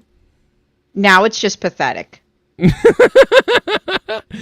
not going to continue. You know what? Some people like him that act like that, addicted to drugs, whatever, you keep feeling sorry for them and you keep saying, oh, it's so sad, it's so bad, and you keep making excuses for them, they're never going to get better. Until they pretty much you would divorce him probably after like the third try, like, okay, bye-bye, I'm taking the children, we're gone. Doing drugs, I'd divorce them the first time. Oh, wow, damn, okay, I love that. Leah, congratulations, you have literally... He almost said Leah, he almost did. I'm not exposing my kids to drugs. There you go. I love you for that. Not happening. Even just being with me is borderline, Like it just wouldn't happen. And then you go and you do drugs and then you drive around, which is now you're exposing not only our kids to drugs, you're exposing the public, the innocent public, to you and your recklessness. Fuck you. I mean, the one thing that I will, I'm not defending him in any way, but I mean, the fact is like, again, he's never done like hard drugs. I know he's done pills. I know he's done, alcohol. Well, his problem is getting in a car. You know what? I don't care. Drugs. Like, I have a hard time having sympathy for people just because it's like, it's not like I've never been offered drugs in my life. Right. And every single time I was like, fuck that. I don't want to be a drug addict. I don't want to take drugs. That you I don't know wanna be about. that. Except that one time I slipped that thing in your drink. Oh God. No, but But you know what? Like, I've always made that choice for myself. It's like, I don't want to be that. Right, and again, I understand it completely, but the idea is that and I'm not defending him, but I mean, again, you're putting your body out on the line night after night, and God only knows if you haven't been in the ring in such and such amount of time, and then you got to get the ring rust, and get over that, and then of course you're back in a situation where you got a brand new fat contract after leaving a major organization, and then you just screw it up. And again, that's all on Jeff. I'm not defending him whatsoever, but again, that. It sucks when you're an addict and you can't escape the fact that, okay, I've done this, or if I'm about to do this, I could have made an accountability or brought in an accountability partner and be like, yo, bro, help me. But he didn't do that. Yeah, let's hope he gets re-up. Yeah, I just put myself in that position. I like that Rebby is really real. It's weird because Rebby is so real, she's crazy. I love her. But I she's love her right too. though, because they live in like the same area. She's got like 4 or 5 kids now. Yeah. And But they're driving on that road that lives. Their kids are right there. He's driving on that under the influence. They live about not too far away from each other in terms of close proximity. Because remember, they have huge acres of land. Yeah, but I do remember her making a post about being angry that he drove there or drove by there where her kids were. Ride the bikes, she said, or something While like that. while he was under the influence of something. Oh man, that's messed up too. So now he's like, and he's got daughters. Yes, and that's the one thing that I think many people just tend to forget. Like, yes, these guys are wrestlers, but dude, they're human beings, and when you have children, I don't forget that. There's something wrong with it. Listen, I like Jeff is great in person, but it's that he's got to fix that part. He's going to hurt somebody. He's going to kill somebody. Or he's going to hurt somebody. It's no good. I'm sick of everybody making excuses. Well, his wife, Jeff's wife. I'm not trying to, Leah, at all. No, Jeff's wife. I'm not blaming seems to. you. I'm sick of in general though. I see it all the fucking time with people making excuses and everything. Drew Bar's making a great point. That is a very conservative take that Leah has. That's funny. But you're right. It's not a liberal take. It's actually conservative. It's not anything. I care about fucking innocent people. No, I know. I'm just saying, like, a lot of times in states, like, they let these people... I don't care go what back. sort of take it is, but you know what? There's innocent... most of the time, it's the innocent person that gets hurt. And That's what I'm saying. That's where all... Most of the time. It's a selfish thing to do, to go out and drink and drive or... whatever. Like any of it is a selfish thing to do, and I don't fucking care. I'm not gonna make excuses for those people. I'm not gonna feel bad for those people. Like, oh no, you had a fucking bad life and you did drugs, and now guess what? Some innocent person's dead. Go fuck yourself. I don't care. I mean, you're a piece of shit. You made that decision. That's on you. He's lucky. I mean, I've seen even worse accidents, and this is like for more like harder stuff that people were under the influence. I mean, again, I can't remember who the football player, and again, this is more like of a a mental thing. Jeff Hardy does not need to go to jail all the time. He should be in prison for all the stuff he got away with. He's not gonna learn anything in jail. I don't know if he'll learn anything until he wants to. Allison, thank you for the $4.99. What I said might be a conservative take, but if you want to go the other way, the other thing that I do wish was out there was the ability for people like that to get help. Right. Like, that's easily. Well, no, that's the problem. Is there's always the like. You're right. There's you got to have the exit, or you got to have the avenue for them to go to get help. Just like if you have health care for people and the whatever. Totally right, 100%. But like, yeah. Anyway, why are we talking about Jeff Hardy during SummerSlam? Like, what are we doing? Like, we really got to move back over to Ric Flair. Let's go back. Well, I mean, TLC. We can talk. Let's play some more of the roast. Everyone's yelling at me to play more of the roast. Let's play a little bit more. I don't know how much we can get away with playing, but I'll play a couple clips. I'm not gonna play this whole thing. Okay, I have a question. Yes. So you said you got like a bunch of donations, right? Uh-huh. Then you got quite a few. For me, do you think you can play my favorite donation? What is that? The Mask song? Yes. What the hell? That's exactly why she came on. She wanted you to play the theme song, bro. Yeah. It makes me laugh every single time. All right, let me find it. Buy me a mask. Wait, do I get to see the video too? Or you got video? You don't have video? You might as well play the whole thing, Joe. You might as well just play. Yeah, I'll play it. I'll find it. Yeah. Let me log in. Hold on. Let's make Queen Leah happy. Yeah, we'll make Leah happy. Make her happy. I haven't heard it in a like very long time.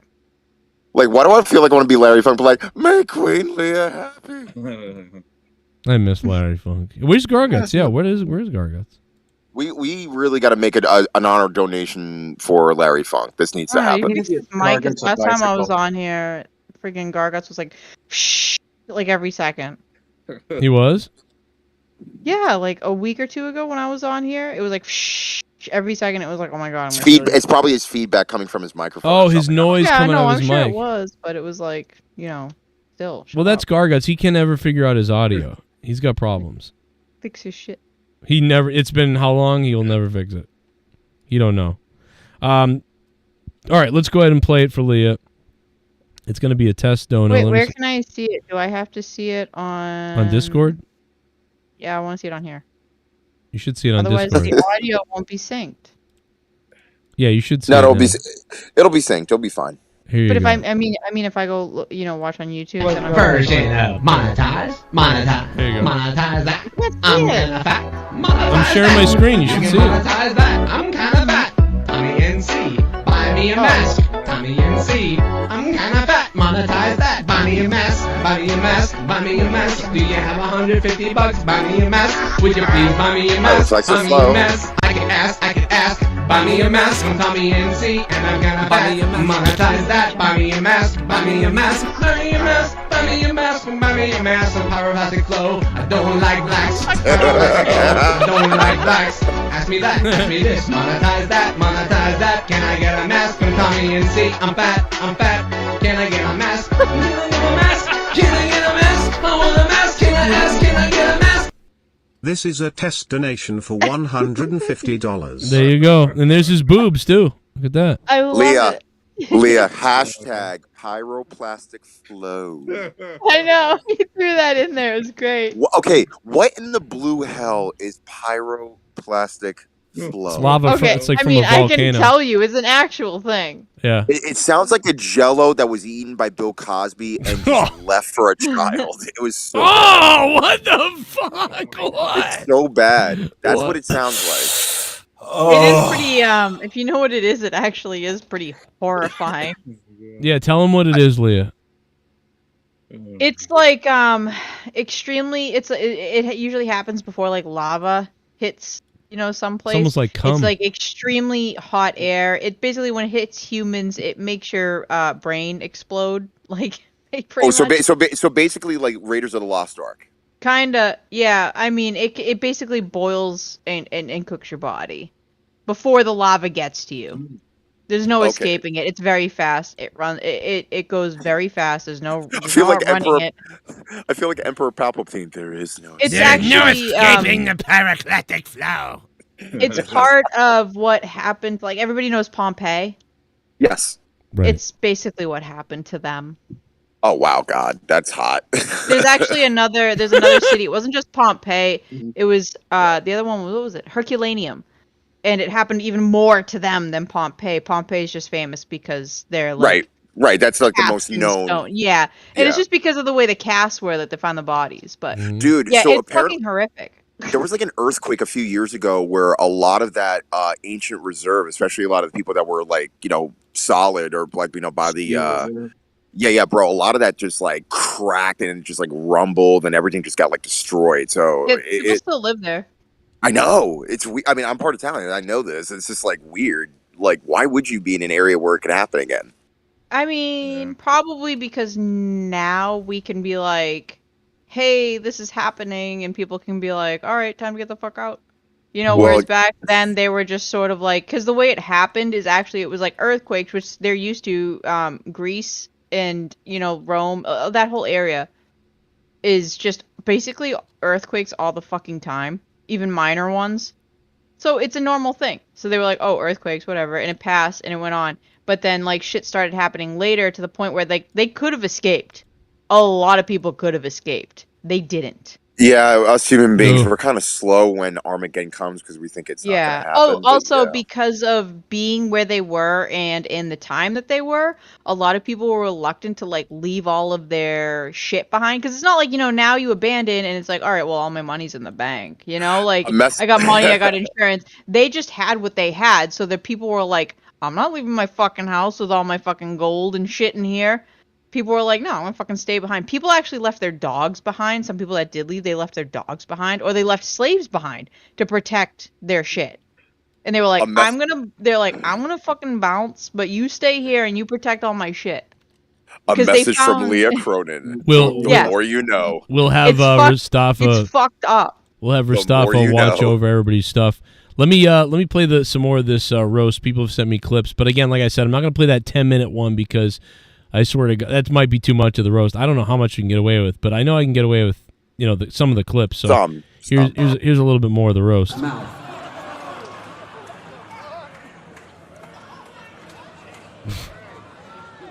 Look at the men on this stage, ladies and gentlemen, Yeah, and look think at about the women who would fuck them. There were less infectious rats during the bubonic plague. Who is this? Bubonic. And speaking of rats, give it up for Tori Wilson, ladies and gentlemen. She used to be a fat girl. but now Tori's she's dating not. history is so sad, DDP asked it to live with him for a few months. Oh my God. Oh my God. Thank God for this. DDP's dying, by the way. He's like fucking. This is way better than the Dave LaGreca roast. I promise you this. Yeah, or a Rose one. No, I'm just kidding. Oh, sorry. Remember when, look at Ric Flair. Look at Ric Flair. Yeah, I love him. Look at, I mean, not Ric Flair, Eric Bischoff. Look at him. He's like, and then DDP's like, yeah.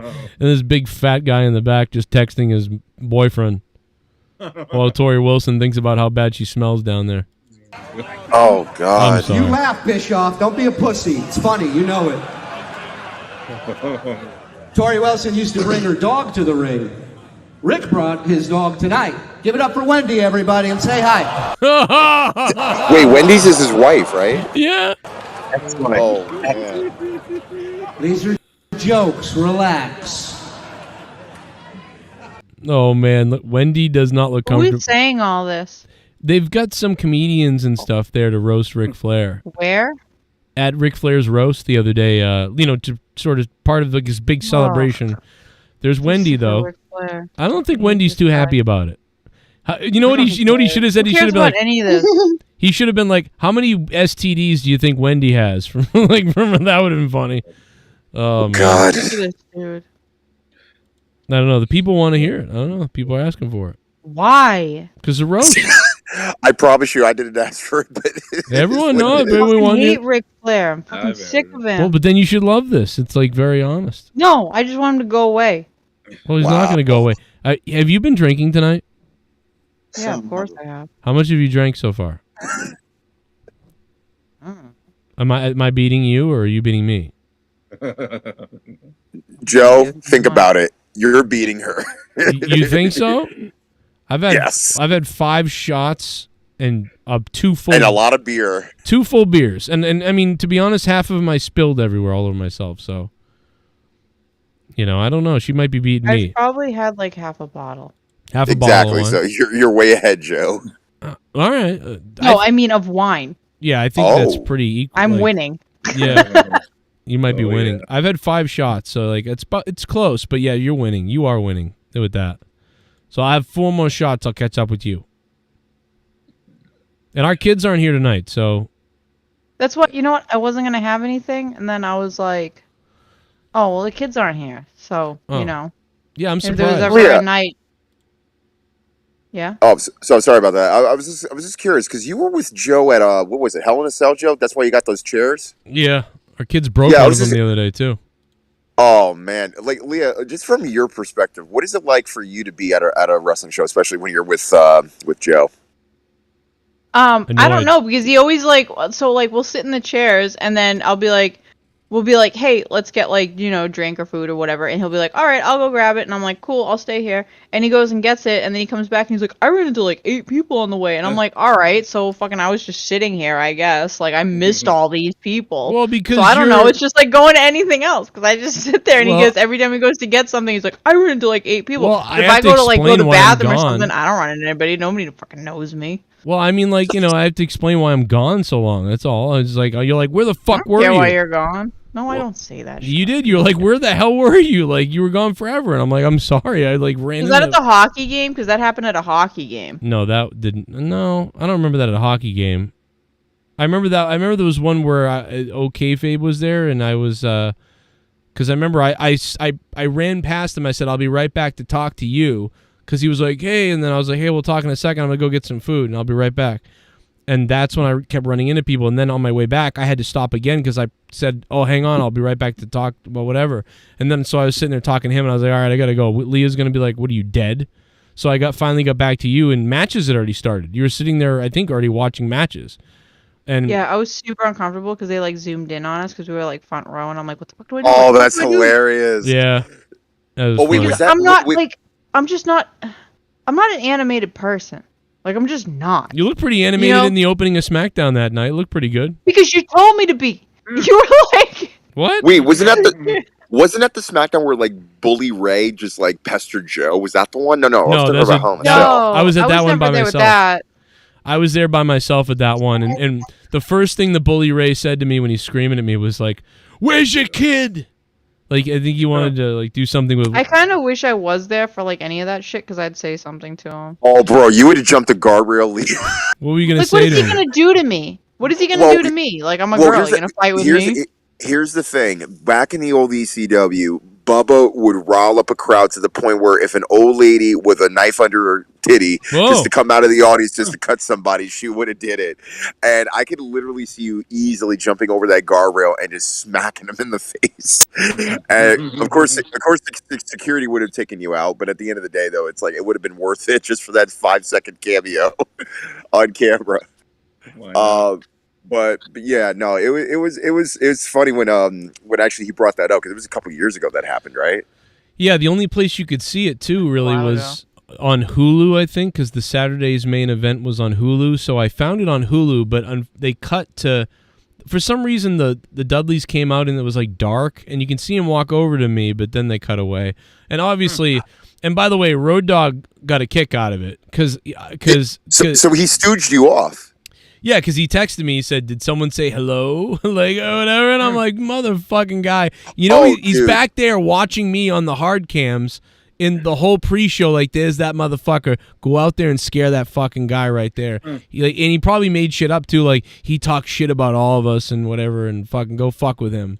So, yo, dude. So Road Dogg just did an interview with Dave LaGreca on Busted Open. Did you check that out yet? Is that the one where he begged for a job? That everyone said. Or something, something like that. But I think he also mentioned the fact of like, hey, I took some advice or stole ideas from people on Twitter too. And I'm like, yeah, of course you did. Wow, he said that. Like, so he like, so when I was like, dude, you took my ideas, you could whatever. So he felt bad. So that's why he gave me front row tickets for like 2 years, and then he got let go. But that's funny. I mean, they straight up took the Cesaro idea. We know that. I mean, that's Road Dogg could have fucking.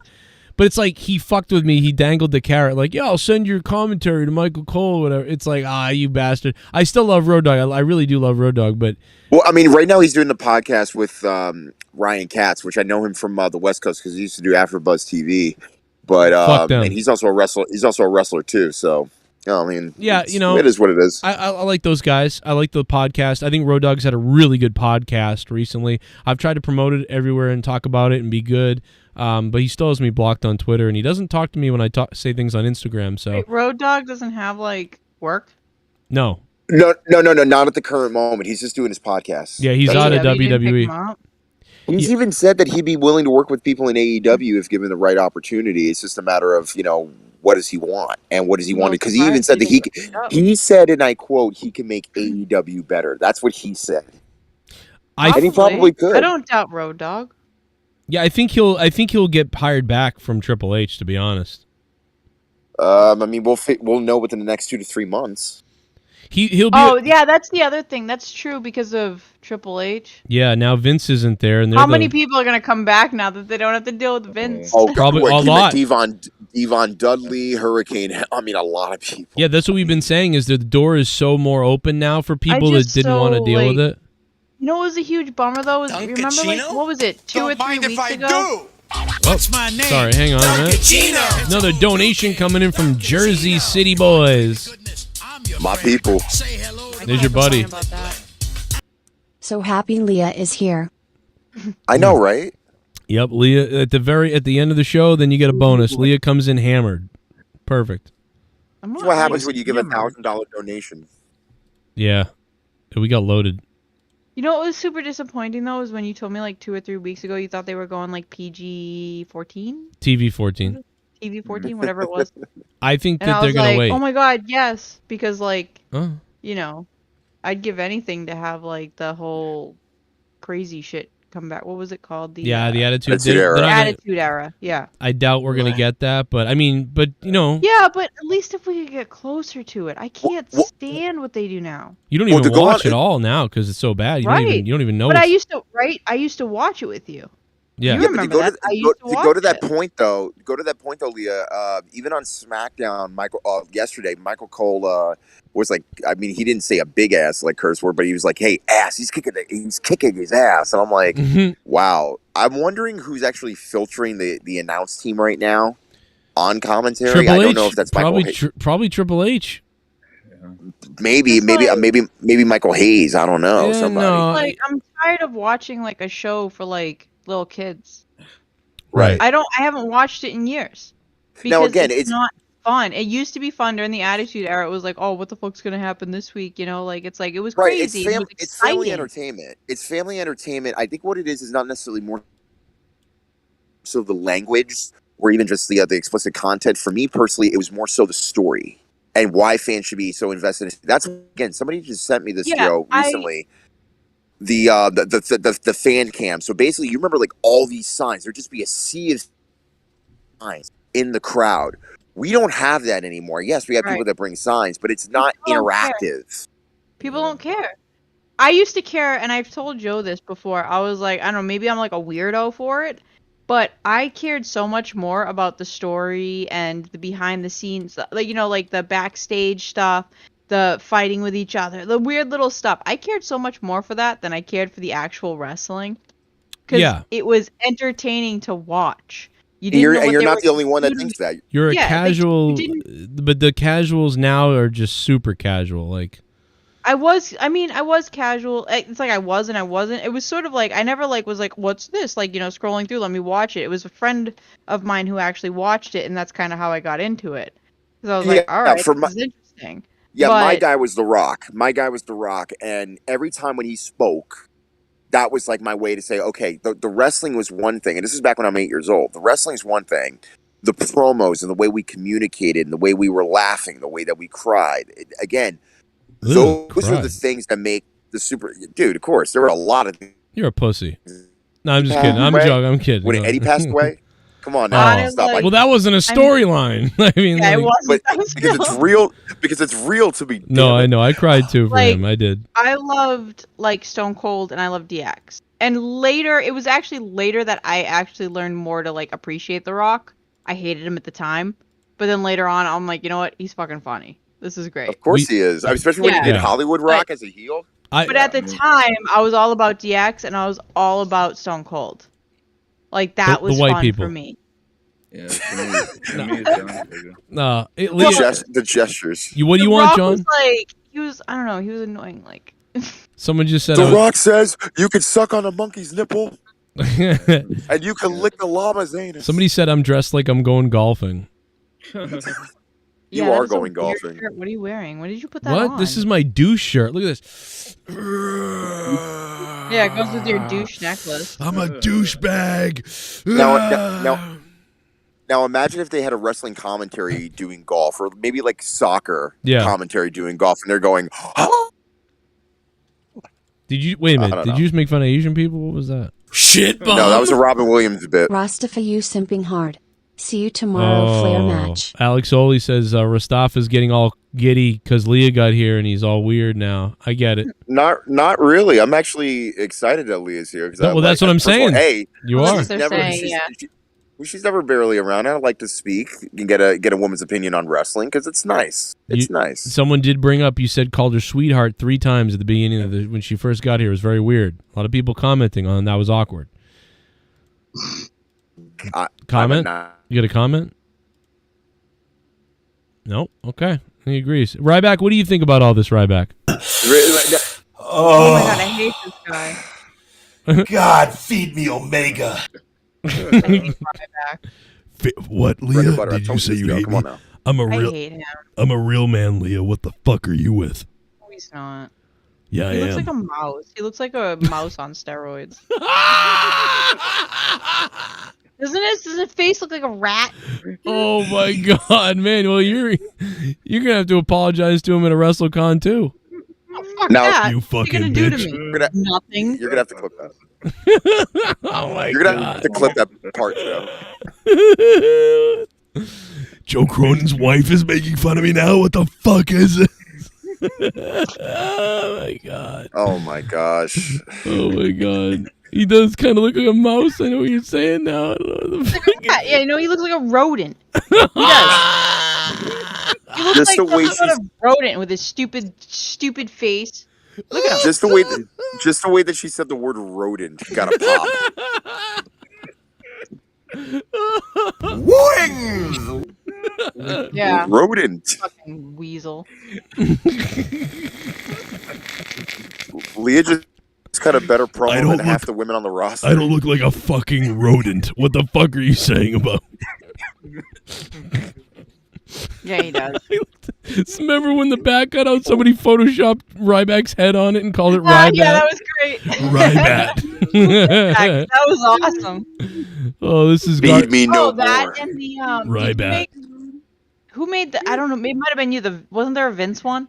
Yeah, there was a Vince because he jumped up the stairs weird and everyone was Yeah. making Oh memes man, that was about it. my favorite. That was my favorite. Those were both great. Oh no! Wait a minute, Joe. We did the review when he did that, right? And then Yeah. he did the Irish jig song. Oh, that's right, yeah. I gotta pull that up. That was pretty funny. Yeah. I'm gonna put you in a fucking pit of spikes now, Leah, you bitch. Yeah, He's really. not gonna do shit to me. All these stupid wrestling guys. If I've learned anything from going to these like wrestling conventions with you, is that I can fucking show up and do whatever I want. They're all nice to me. It better be. I can show up and be like, "You suck," and I fucking hate you. And they'll still be nice. You know, maybe you'd like to show up and have sex with me, Friggin' Drew all the McIntyre. announcers. What was his face? What's that stupid announcer that I hate? Oh, Jim That Cornette? shit on, yeah, even him. He was nice to me. Well, Every single one of them. he was nice to you, yeah. Well, maybe you could be nice to me, Leah. You could show up and sit on my sword. Who are you being? Drew, show up. Drew McIntyre. He's pretty awesome. Yeah, I'll show The up. sword be showing. Yum.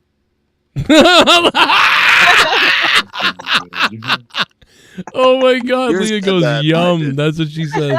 He watches the show. Did you miss what I said before that? Yeah, I did. You're right. I said you're I'll right, show Joe, up for him. Oh, what Right, the Joe, that fuck? is what I'll show up for him. You know what though? I gotta say, well, you always tell me you don't like muscles, but I get maybe that's a lie. You know, No, there's Obviously. there's a balance. line. A balance. There's a balance. A balance. That's a good word for it. I'd be a I great don't like balance dudes for you. that are like 100% muscle, like just they're like it's clearly like steroids and I'd shit. put my Scottish sword in you. The naturally toned, muscly look, that's hot. It's when you overdo it that it's like, all right, fucking gross, get out of here. So in other words, compared to let's say apples to apples, you have Drew McIntyre and then you have Theory. So Ryback like is more ugly. Drew McIntyre's hot. Ryback's a mouse. Okay. I've got my sword here. I'll put your vagina in the grind. Look at him. Sexy. Smell- What? Smells- Fuck is he doing? God. My Irish ancestors are rolling over in their graves right Do you now. remember when we actually saw Drew McIntyre the first 2 months he existed in the WWE at South Shore Music Circus? Remember that? Yep. Isn't that crazy? Dude, I heard he's like a nice guy. Like, No, up close. dude. He's a really cool dude. First To of be all, perfectly honest, most of these guys, most of them are. Yeah. First of all, But a few of them aren't. he's listened to so many episodes of Monetize This. He listened to the show. Like when Wait, he doesn't still, does he? Not really, but I mean, Alright, but he might be. He could be. He does listen to the show though, because I used to talk to him, and he goes, "Yeah, I remember though, and you'll put the fucking big fat retarded guy on the show," and he was talking about Tommy, bro, and I was like, "Oh my!" He didn't say retard, but he was like that big fatty, the dumb guy on the show, and he was like, freaking out. He was like, "Ah, motherfucking freaking!" He's like, "I was in fuck." Doc Gallows. Oh, it was funny, man. He's like, I'm like, holy fuck, this guy watches the fucking show. So shout out to Drew, man. He was Drew Galloway then. My wife is going to cream on you. How about that? But I'm not simping for you. I'll beat the fuck out of Drew. I'll cut your dick off, Drew, all right? Stay the fuck away from my wife, you Scottish fuck. I'm Scottish, Should we too. send him this clip? Yeah, stay away. You just send him this clip. No, but dude, yeah, Doc Gallows is the same way. I met him almost like years ago during WrestleMania week. Same Wow, dude, you just broke up nice so as much. hell. Like, Breaking up. Yeah, Alright, he broke it's up not like just crazy. oh, can you hear me now? If Joe dies, I'll take over Leah's pussy. He can. Sorry about that. Go ahead. You're back. I can hear you again. I'll be back in a minute. Okay, yeah. Leah's got to go touch No. herself now. Oh, God. I gotta go pee-pee. What? I gotta go pee-pee. You got to go pee-pee? You want me to come up there and you can pee in my mouth? Stop being R. Kelly, Joe. Come on now. Stop it. Gross. Oh, isn't he in jail now? He's not 12. Yes, R. he is in Kelly, jail. yeah. He is in Yep. jail. Good. All right, I'll be back. What the fuck? What is What do you going mean? on? What are you saying? What the fuck? Didn't he he was a creep with kids? Yeah, I know. I know. But We it's all just know. the way you said it. I don't know what it is. Yes. I fucking hope I hope he stays there. I hope someone fucking fucks him up. Shawshank Redemption. No, I hope he just gets like fucked up to pooper by some dudes. That's what I hope. I love it. Death is too easy. We love Mama. you, Leah. We love you, Death, Leah. like getting shanked by someone, getting death. That's too easy. Ah, got you. So you want a more thorough way of torture, if you will. Yeah. Gotcha. Yep. Okay, Damn. well, enjoy the pee-pee. We've had some wonderful clips. I don't even talk that way about other women. I've never, Leah must be wind up or super horny. I don't know what's going on. But She's in rare form, brother. You better take advantage. Well, no, you don't know. Not last night, but the night before she was in rare form. Dude, what the fuck? Those hips, remember? I had a marathon the other night. It was fun. You pulled a 60-minute man, brother? It was, yeah, it was actually. I looked at the thing and it was actually 50 minutes, and I was like, because the first 10 minutes was like talking, but it was close, yeah. And I was dehydrated the next day because I didn't drink any water at night, so the next day I was like fucking dehydrated. I did all this crazy shit.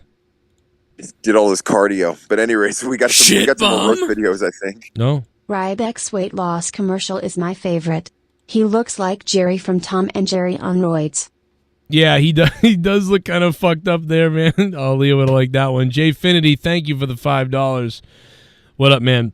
Shout out to SITH Negan. He is gonna probably become the JCS digital champion of this 10-year SummerSlam special, and I'm giving SummerSlam a 6.5 out of 10 tonight.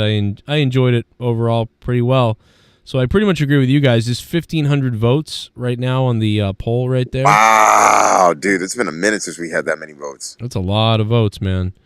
And 49% say good show. Wow. So that's good news. And 27% said I'm exploding, which means they really liked it. So, hey, overall, that's, what is that, 50, 60, 70? About a 77% thumbs up from everybody. So that's good for WWE, Hopefully Raw Monday night, we'll see something change a little bit, We're hoping so. I mean, again, SummerSlams, it's funny. The past couple years, SummerSlams have really been picking up the pace where WrestleMania should. Like, in terms of, new direction, like, whether it be a name change, whether it be a new direction with a title or a belt change or something. And, again, SummerSlam has usually been a pretty good track record, at least a Raw after SummerSlam. I'm hoping that we have a good stretch, at least until Survivor Series, to kind of close out the year. But I mean, again, we have all these super shows coming up. I think there's another Saudi show, if I'm not mistaken, too. Yeah, we're still waiting to. I mean, yeah, I guess they're doing the Saudi show. Leah, by the way, Leah's saying the coyotes are out back and they're freaking out in the woods. Oh boy, dude, you are up there in the cut, bro. You got a lot of exotic animals back there. Oh, this is a great point by SITH NEGAN. Yeah, we're not leaving yet. I'm still hanging out for a little bit here. SITH NEGAN said this is a great point. Io Shirai's name change. Did you hear about? What do you think of this? No. She's now Io Sky. Io Sky now. What? Yeah, wow. I don't know. I'm betting part of it. I'm betting part of it might even be her idea because Vince is gone now, so they don't need to not change her name. But wait a minute. But what about trademarks? Though I'm assuming that's still enlisted as far as being the same. I don't know, man. I think it's to make it easy, like Io Sky, like in your sky, and it's more whatever. And so I think it's not Vince, right? Because he's not there. Well, I mean, I can understand it if she wanted to do the name change. I'm just more so intrigued about, does she own the name Io Shirai, and could she bring that over to the Indies if she wanted to, or what's her MO on trademarking? I don't know, but I mean, that's something I definitely want to investigate into. It could be to separate her name so she can use her other name outside of WWE. Maybe that's part of. It sounds like it's part of her idea.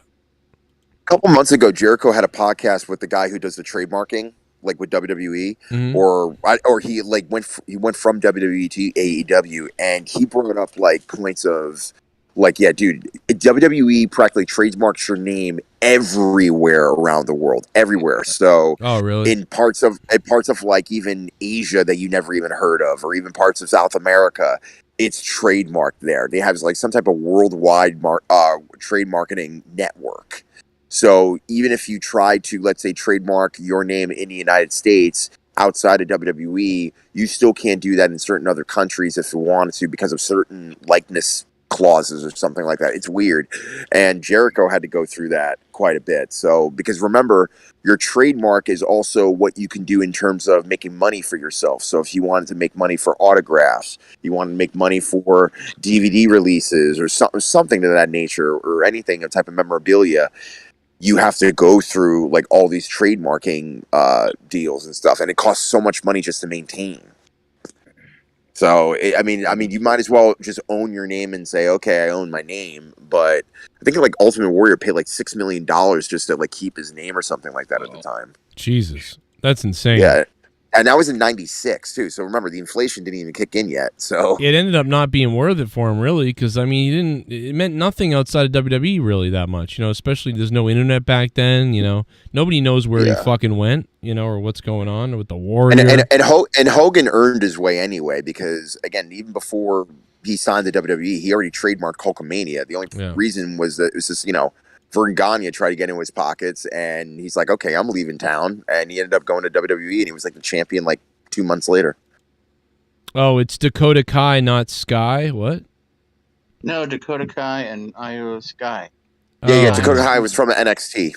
I don't mind Dakota coming back, too. That was cool to see her back. I don't mind the Io Sky change. I don't. It is a little hard to get used to for a minute, but I get it. They want to separate it, so that I don't have a problem with it, but it is true that some people are going to be like, wonderful, it's great, but other people will be like, fucking Vince, like if Vince was here, they'd blame Vince. If Vince isn't here, it's great, so it's like, make up your fucking minds, but it's still going to be a weird transition without Vince for the next little while. Yeah. Well, plus all the arguments of like, is this Vince's idea? Is this his idea? So it's going to take a while before the right people, I think, are getting the right credit. Like, we're not there yet. The first night is really Monday Night Raw, and we don't even know if that really is the first night because of longer-term booking, but in my opinion, it's kind of the start is Monday. Nothing before this has really been Triple H. And Vince also is going to be, I mean, again, even though that he's gone, I guarantee, like, he's going to have some type of influence on, like, Stephanie, on Triple H in some way. Right. Yeah, that would be his whole family. And he even said in the email, I will be watching. Oh. So and he's beating off. Oh God. I'm beating off, God damn it. Oh man. Man, I'll tell you what, I think Leah is pretty drunk. I got to be honest. The way she was talking earlier, I think she's pretty hammered. And then she was getting all horny about Drew. I mean, I think she wants. I think I might have another fun night on my hands. You might have to play a He's going to Scotsman. naked with a sword, yeah. Yeah, I might. I might. This is great. Unleash the sword. I'm gonna have to. I'll have to put on my big black hair wig and say like it's me, Drew. Dude, you got to get like a Vikings costume of some kind and just cosplay. Yeah, just, there were a lot of money. The anything. reason why I haven't, there are a lot of money, man. There are a lot. You know, I mean, I'll tell you what. If my sales job starts killing it when the peak starts kicking in and I do anything well, I'll get one. All right, for her, and I'll come in the house and I'll say, "How's it going there? Let me eat your fucking pussy out." It'll be crazy. Yeah, but no, I don't know. But I'll have to work out really a lot, to get that going. Here comes shit bum. Rasta for Talia, they better be nice to you, sweetie. Just stop simping. Play some roast. Leah's drunk and the guy goes on to bring up Nyla and Vicky. Yeah, I mean, Mustafa did get shook a little bit. Leah came on and he got all Not fucked really. up. Not really at all. I'm just... No? I'm pleading my case, Your Honor. I said sweetheart. I never said sweetie. That's different. There's two different flows with that. It was awkward. But he loves... it's okay. You did say... Dude, I'm just a nice guy. That's all I am.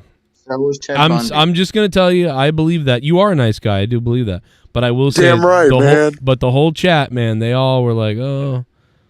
Let's screw the chat. I don't care what they think. I'm just saying, like they caught it. I love the chat, but dude, fall back. Well, Gargut says I don't mind being called sweetheart. See? Oh, I'll call you sweetheart. Yeah, but sweetie's more personal and more it's like more like it's different. It's Sweetie different. feels insulting. Yeah, exactly. That's what I'm saying. Leah, I might have to pick you up in the air tonight and lick you. Oh yeah. Yeah, can I? You think I like? Oh yeah. Long enough for that? Yeah, like basically, like so, kind of like I'm gonna power bomb you, but instead of power bombing you, I'm gonna power wash you down there. Power wash? Yeah. Dude, Like Joe, I'm not Wash saying simulator? Leah just brought this back. Oh yeah. Yeah. She just brought it back. It's all right. We'll get it. We'll figure it out. But no, listen, SummerSlam 6.5. Rastaffa gives it a 6.5. We didn't hear from now. Garguts is desperately trying to get back to be on the show, but he's being killed. I'm gonna give it a 0 because Brock Lesnar was on it, and I'm sick of him. You know what though, Leah? I got to be honest. He was one of the better things of the show. Yeah, he really was. Sad. Then I still give it a 0. But that's the problem. He was like classic Brock, but everything else wasn't as good. I'm sick of him. Go back to Dude. killing. Wait a minute. Who said that recently? Somebody just said that. Everyone's whatever. Who was it that cut the promo that said, Brock, just go kill some deer, you fucking whatever? Who said that? Do you remember that? Oh, I know who it was. Wouldn't know. I know who it was. It was fucking God damn it. What's his face? He was like, why don't you just like go back to the I'm gonna send Brock back to the woods so he can kill some fucking boars or whatever. And it was like it was weeks ago. But anyway, dude, Thinks it makes nothing. him cool. As much as I liked Brock tonight, nothing will compare to Brock Lesnar coming out with the Money in the Bank briefcase and making it into a ghetto blaster. Nothing will replace that. That was the. That was the What the fuck is a comeback. ghetto blaster? It's a boombox, basically. you know, like the ear when the guy he's holding it up to his ear like it was a speaker in the 80s, and he was like blasting. Why are we gonna make new words for everything? He's doing no. It's an old school term. He was just doing the juke with the boombox. Type deal.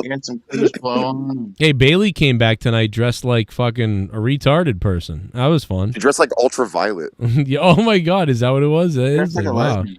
Nobody At thinks. first, I thought you meant Bailey, and I was super confused. Oh, not that one. No, not your boyfriend. Not that Bailey. No. Yeah, I missed the first match. You did? Yeah. This was the first match. Yeah. See your pockets right here. You can see this, Why right, does he Leah? have so many pockets? This looks like an off-brand of TLC meets Spice Girls. Yeah. Look at this. What was that? What was the Spice Girls song? Yeah, I don't give a shit about Bailey either. Well, she came out and then introduced a bunch of other people that were back. And great. By the way, SummerSlam had this stage. See behind Bailey, the stage was there because they couldn't do a real stage because 48% of this place wasn't sold out or sold at all. So, dude, it looked horrible. I mean, I felt bad. Yeah, like let me get a picture. Nashville. Let me Wait, Well, they went. So Leah, they were gonna go somewhere else, but they couldn't. The ticket sales were so bad they changed it to Nashville, and then tonight's show, was 40% not sold. Yeah. Money in the Bank was also supposed to be, I believe, in a bigger place. It was just like they had to move it, and Here you go. again, Vegas. I don't know. Start doing what you used to do in the fucking 90s, you dumbasses. Well, that's the problem, though. Again, the content, and let alone the superstars that can provide that content, are far in between because, again, there's not enough heels to. And I even said this before.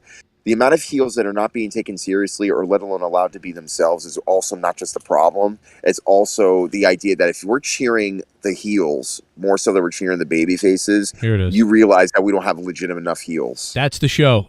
There's a match going on, so this isn't like before the show started or something like that. So that whole hard cam is gone. There's nobody there. See that? No. I don't know, maybe I'm wrong, but like, I've told you this before, Joe. Like, I'm sick of the like gigantic beefy dudes. I feel like they suck. Except for Drew. No, Bobby Lashley absolutely. Yeah, I don't sucks on count the mic. him. Right. He's hot, but I don't count him. Like, I feel like it's like you get like stupid it's like all these dudes that like fucking Vince, I don't know, fucking jerks off to. Vince loves big guys. Yeah, he's Yeah, gone he now. fucking jerks to them or something. I don't know what it is. It's fucking weird. Yeah. But it's like they're not good.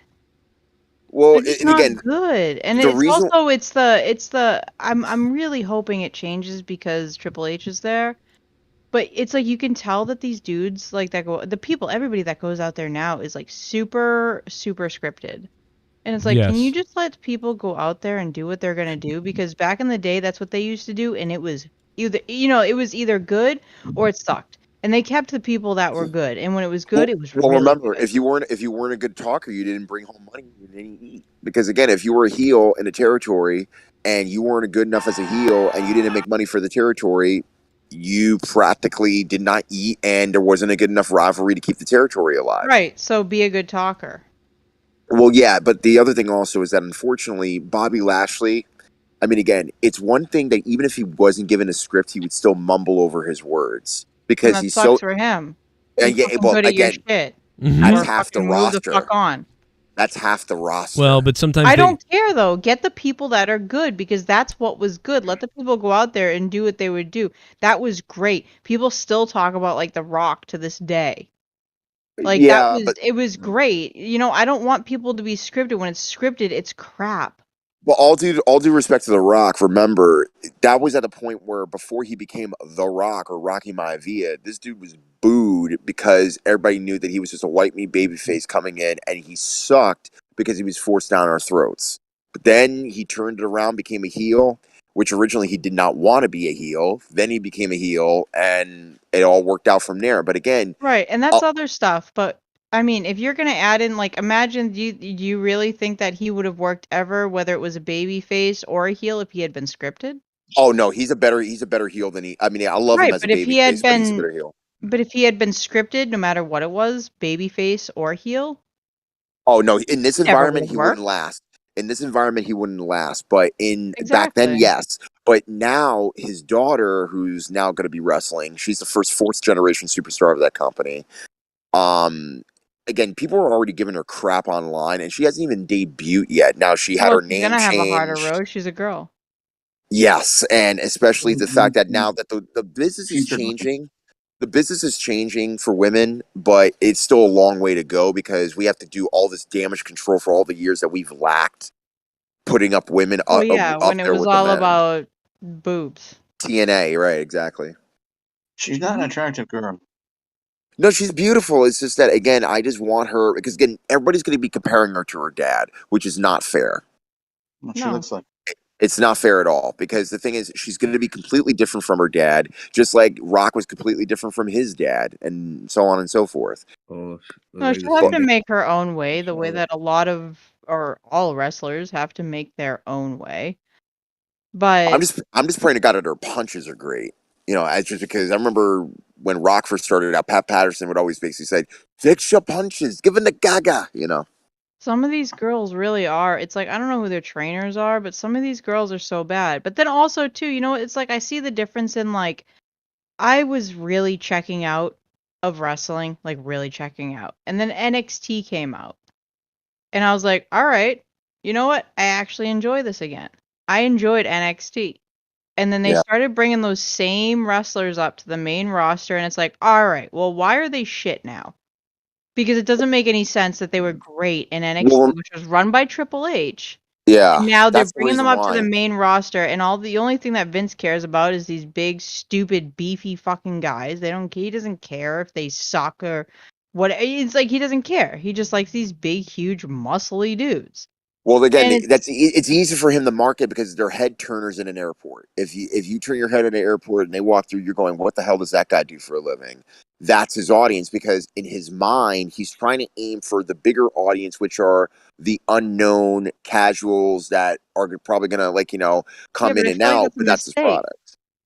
Yeah, well, that's the thing. Wrestling, in the purest sense, is more going after people that have the ability to go out, talk, and wrestle. But Vince said in a recent interview with Pat McAfee not too long ago, great, you can wrestle, you could talk. I want something more. Well, if that's just a body type, that's not only shaming the idea of all these guys that actually can go out there. Yes, they may look good from an athletic point of view, but they have to have more of an image. And unfortunately, image only goes so far.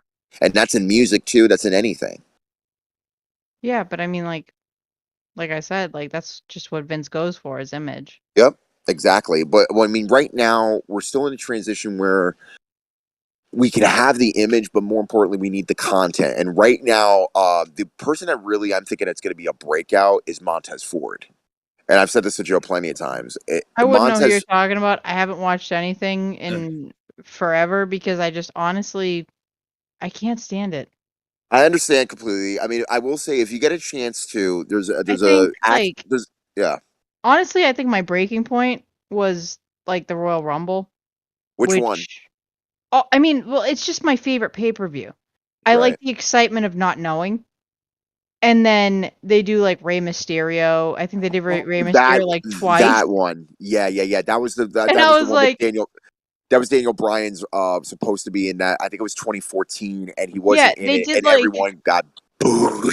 like number 30 and stuff like that was like Roman Reigns, like I think like almost like 2 or 3 years.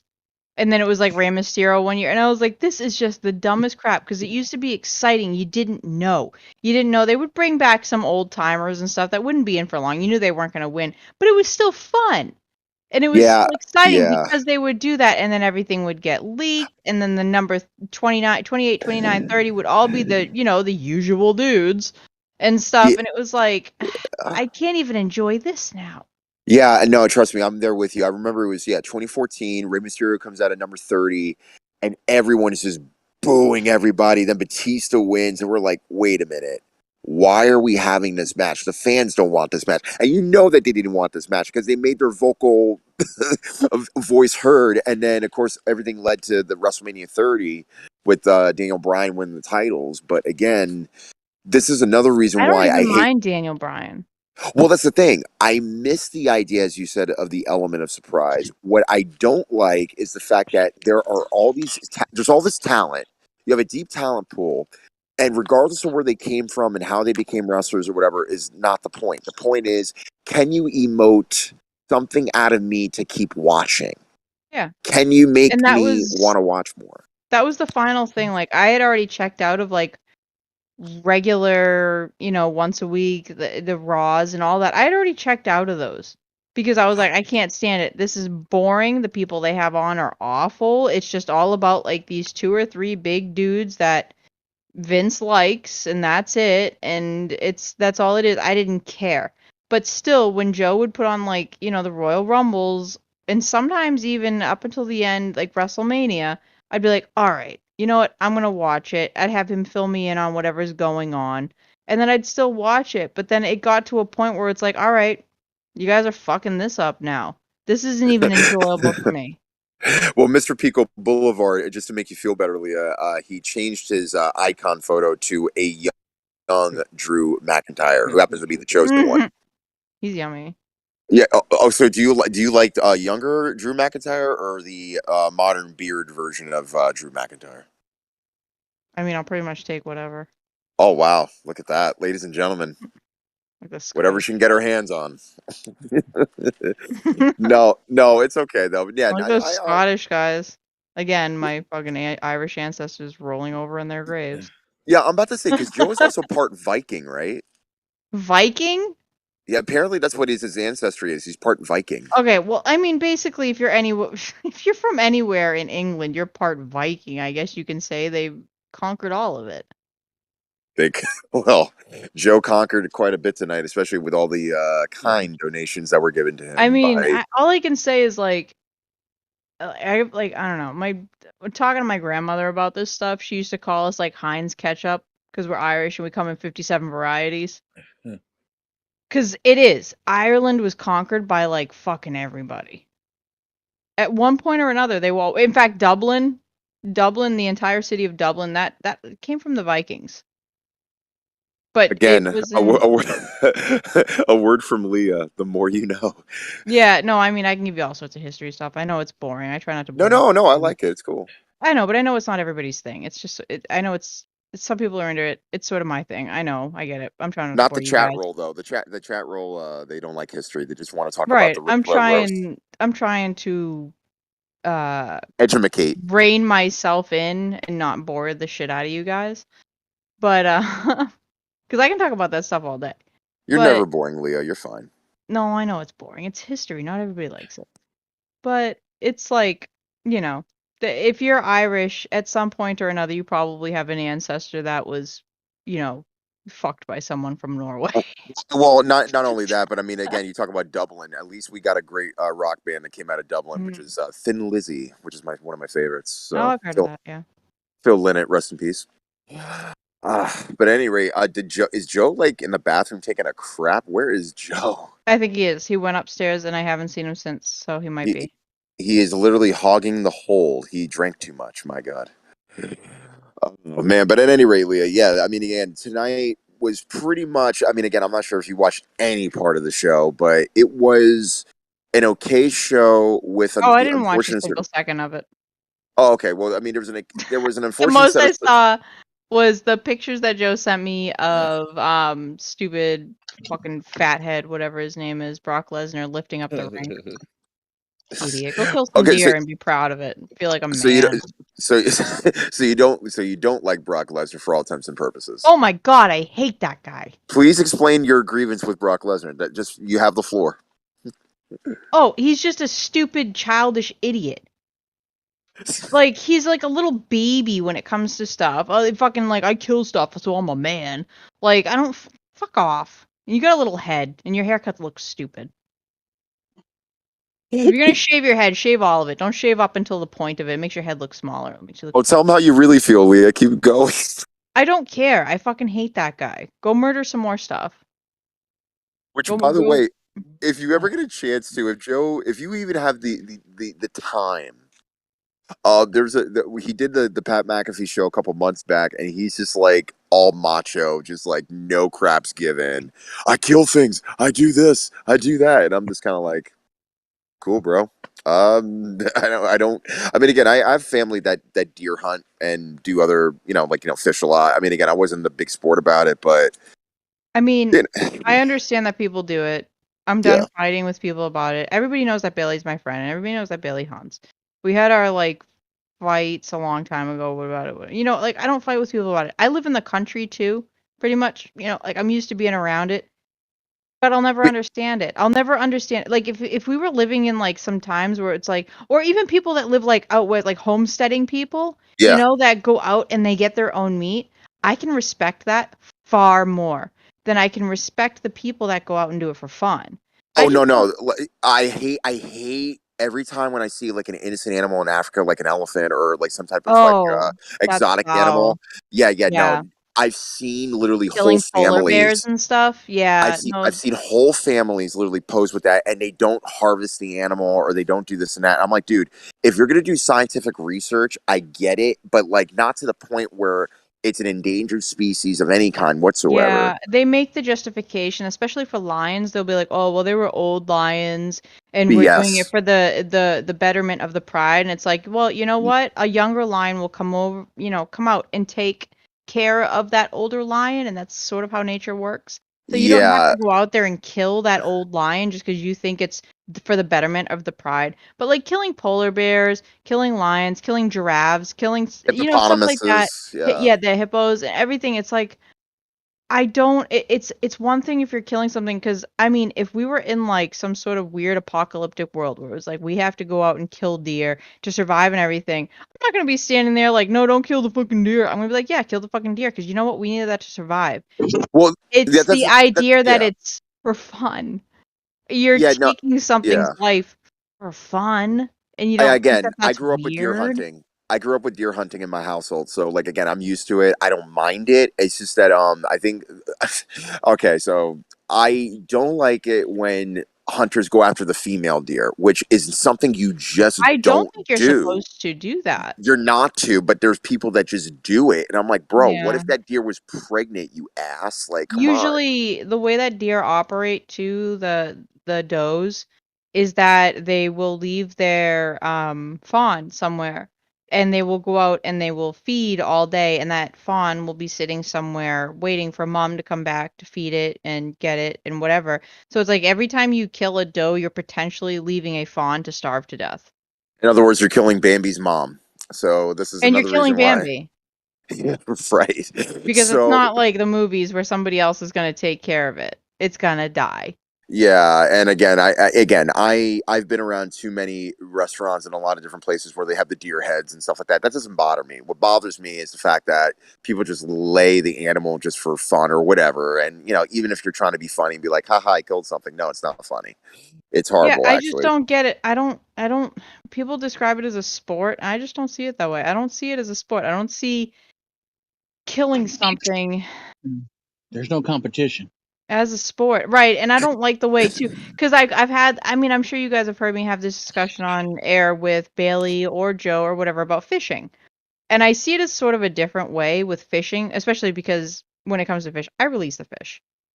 So even if I catch something, it's going back to wherever it came from. I'm not Like keeping it. if I'm like at a tadpole spot and I catch like a little one, I'm throwing it back. But if I'm like out in like the ocean, like on a boat with friends of mine, oh dude, we're keeping that fish because like again, it's fresh out of the ocean. It's big The because we only, only you know, the only fish I've ever caught that I kept was a sunfish. Not a sunfish.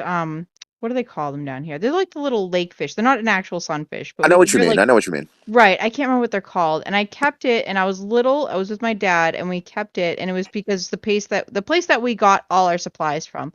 When you caught your first fish as a kid, you brought it in. They took your picture with it. You hung it up. And that was just the thing that you did. So I caught it myself, and my dad kept it, and we brought it in and put my picture up. I felt bad about that. Like, I was like, I don't want to keep it, because everything that we'd ever caught before that, my dad had caught, whatever he let me help reel in, stuff like that, we had put it back. But I caught this myself. So he's like, that's your first fish. We brought it. We took, like there was a picture of it. We put it up and everything. And I was like, I don't feel good about this. Just because I Yes. caught it. I don't feel like I won anything. But at the same thing, like at the same time, it's like when I put a worm on my hook and I put it in the water, the fish has that choice. Sort of like, right, it's the fish has the choice to bite the hook. It has that choice. But when people put out bait to bait in, and you're out there and you're in your camouflage and you're like waiting in your blinds and stuff like that, it feels wrong. Because it's just it's just browsing, it's just grazing, it's eating, and now you're taking it out. You've done all these things to trick it. I'm just waiting for that one a-hole in the chat just to go FLM, Fishes Lives Matter. I'm still waiting. But Like if every fish I've caught before that and every fish I've ever caught since then has always been a catch and release. I've never kept anything. I kept that one fish. My dad was like, yeah, we take it back. And, he's all proud and everything like that. And I was little. I don't get it. So we did it. And I've always felt bad about it. I've never kept a fish, ever. after that. Yo, Joe is so mad at the chat. He's like, a fish has a choice? What the hell is this? It Pro I fish. mean, I get it. Like, I get what he's getting at, the whole having a choice thing. But Good it choice. kind of does, right? It has the choice not to bite the hook or not. It's sort of different than sitting in a blind covered in camouflage and deer piss to mask your scent and all this stuff and shooting it.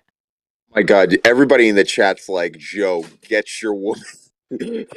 And this, like, damn it, chat, calm down. I get it. It's fine. Oh man, but at any rate, yeah, Joe is probably right now No, making I some know type of drink Joe's. concoction. I mean, I get Joe's He's- audience. And guess what? Fuck you, I don't care. We're gonna clip that, by the way. We're Go gonna turn ahead. it into something.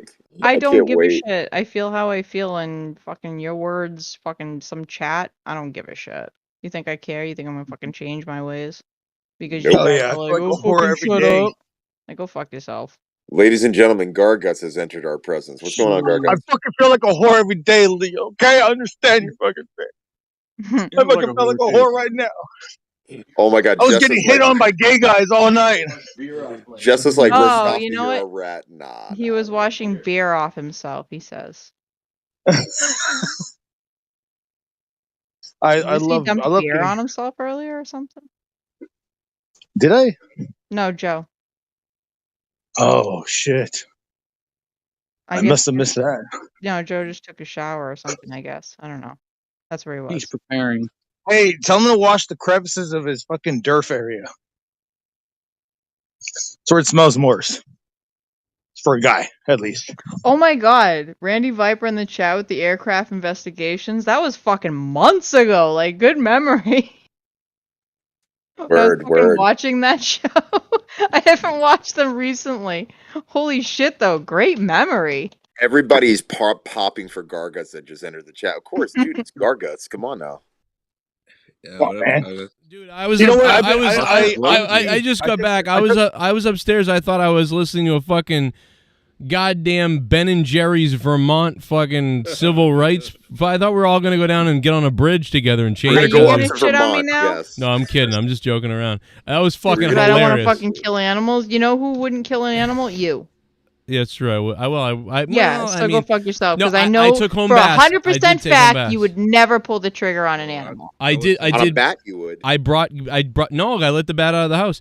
I brought bass home. I caught these huge bass, and we ate the bass. It was caught good. Nicole Bass.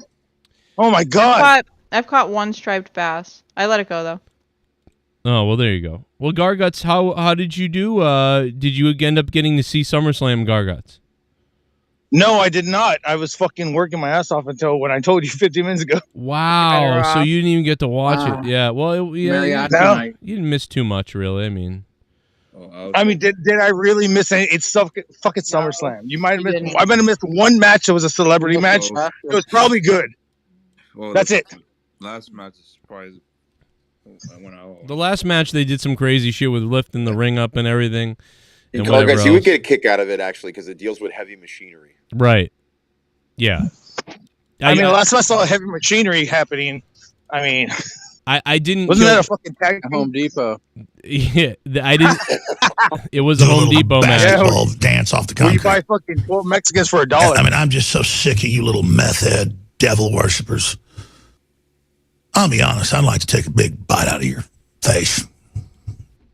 Everyone hating on my boy Mustafa, show him some respect. He is intellectually on a different level from yours.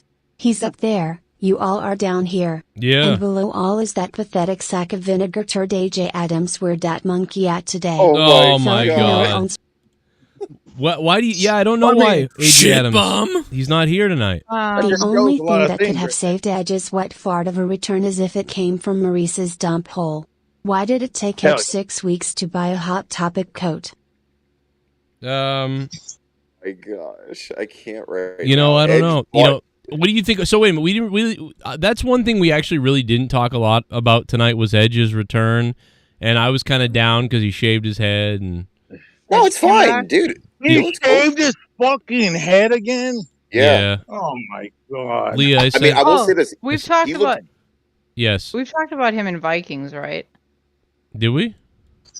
Did we talk about that? Oh yeah, we did talk. Oh, about The long- only reason why I could see him shaving his was head is because fucking he's got a great. new role. Oh, he has a new role. Yeah, maybe that's why he shaved his head because he's got to play a Yeah, in part. Hollywood. Yeah. Yeah. Or That's the only reason why I could find it. Well, remember Edge also, like, again, I remember when he cut his head low for the first time during like his Hall of Fame speech, and I thought that looked like crap. This hairdo actually kind of looks good, like the side cut that he's got with the high fade. I thought it looked pretty good. I'd probably So see it's other too stuff with him in expensive it. for WWE, and so it's Hollywood. Gotcha. The last time he shaved in WWE, it was just straight up a fucking goddamn, like he was in the fucking army. Yeah, well, remember he was doing the sci-fi show at the time, and I think Christian made a couple of those episodes as well. Garguts, are you walking home right now? Yes, sir, I am. I'm about to be home Okay, in, like, I can 2 tell seconds. you're walking because you have an intensity about you. You're like, Oh, bro, dude, this walk is brutal, dude. I have to walk 35 minutes. Tell Leah. Back and Leah, forth. did you see what happened to Garguts the other day? He fell in a wine glass and cut himself open. He had to go to the hospital. What? Yeah, he fell in a wine glass and cut himself open You so got the bad. pictures? I Yeah, do, like- yeah. He Yeah, did a no-sell on a piece of glass. Yeah, KR's wife's old Vespa and donated Tell him to why you did Garguts. it. We don't have to Tell her walk why home. you did it. You were trying to impress a girl or make a joke, and then you tell her what happened. Yeah. So what I did was I'm not gonna lie. She was like, "Hey, we got all this room. Why don't you move over?" And I go, "Hey, when did I fucking become the bitch?" And she's all, "Yeah." And she started laughing, and I started rolling over. She goes, "You want to get tacos?" I go, "Yeah, let's get tacos." And I rolled off of the fucking bed, thinking that I was gonna fucking roll on the floor, and I rolled onto glass. A wine glass. I broke the wine glass in my fucking body, and I went to the hospital for like 7 hours.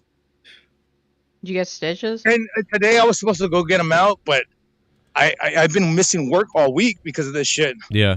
No. Wait, yeah, when was this? He got bad stitch. I've got pictures of this. He looks fucked this up. is exactly a week ago. And you were supposed to get the stitches out already? Today, yes. That doesn't make any sense. And I missed so much, dude. I'm like, yeah, I know. Stitches out after a week? I only work like part time. No, but I mean, stitches out after a week doesn't make any sense to me. That's what I'm saying, because right now they're fucking opened up. Yeah, Still. no, stitches are typically 10 to 14 days. Generally. Yeah, 14 yeah, days. yeah. Are you calling Garguts a No liar? wonder it fucking hurt. I mean, either he's lying or his doctor is shit.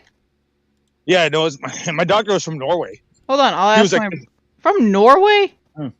Jesus, there's another He was one. like, "Hey, he stitches my fucking stitch one time. He goes, it kind of looks like a butt." And I was when I realized, oh, this guy is. Hold on. I'm asking my brother right now who I'm in game with. Look at this, Leah. Look at his pictures. Look at Yeah, this. like 10 days. It looks like a butt. Look at that. Yeah, Leah, and that's the heart-shaped one. Leah, can you see the pictures? One looks like a heart. No. I'm showing them in Discord. Oh. I'll give Garguts credit. He actually did sell when he landed on that glass. Ew, that's yucky. I don't want to see Of that. course he sold. He fucking cut himself You could open in see- glass.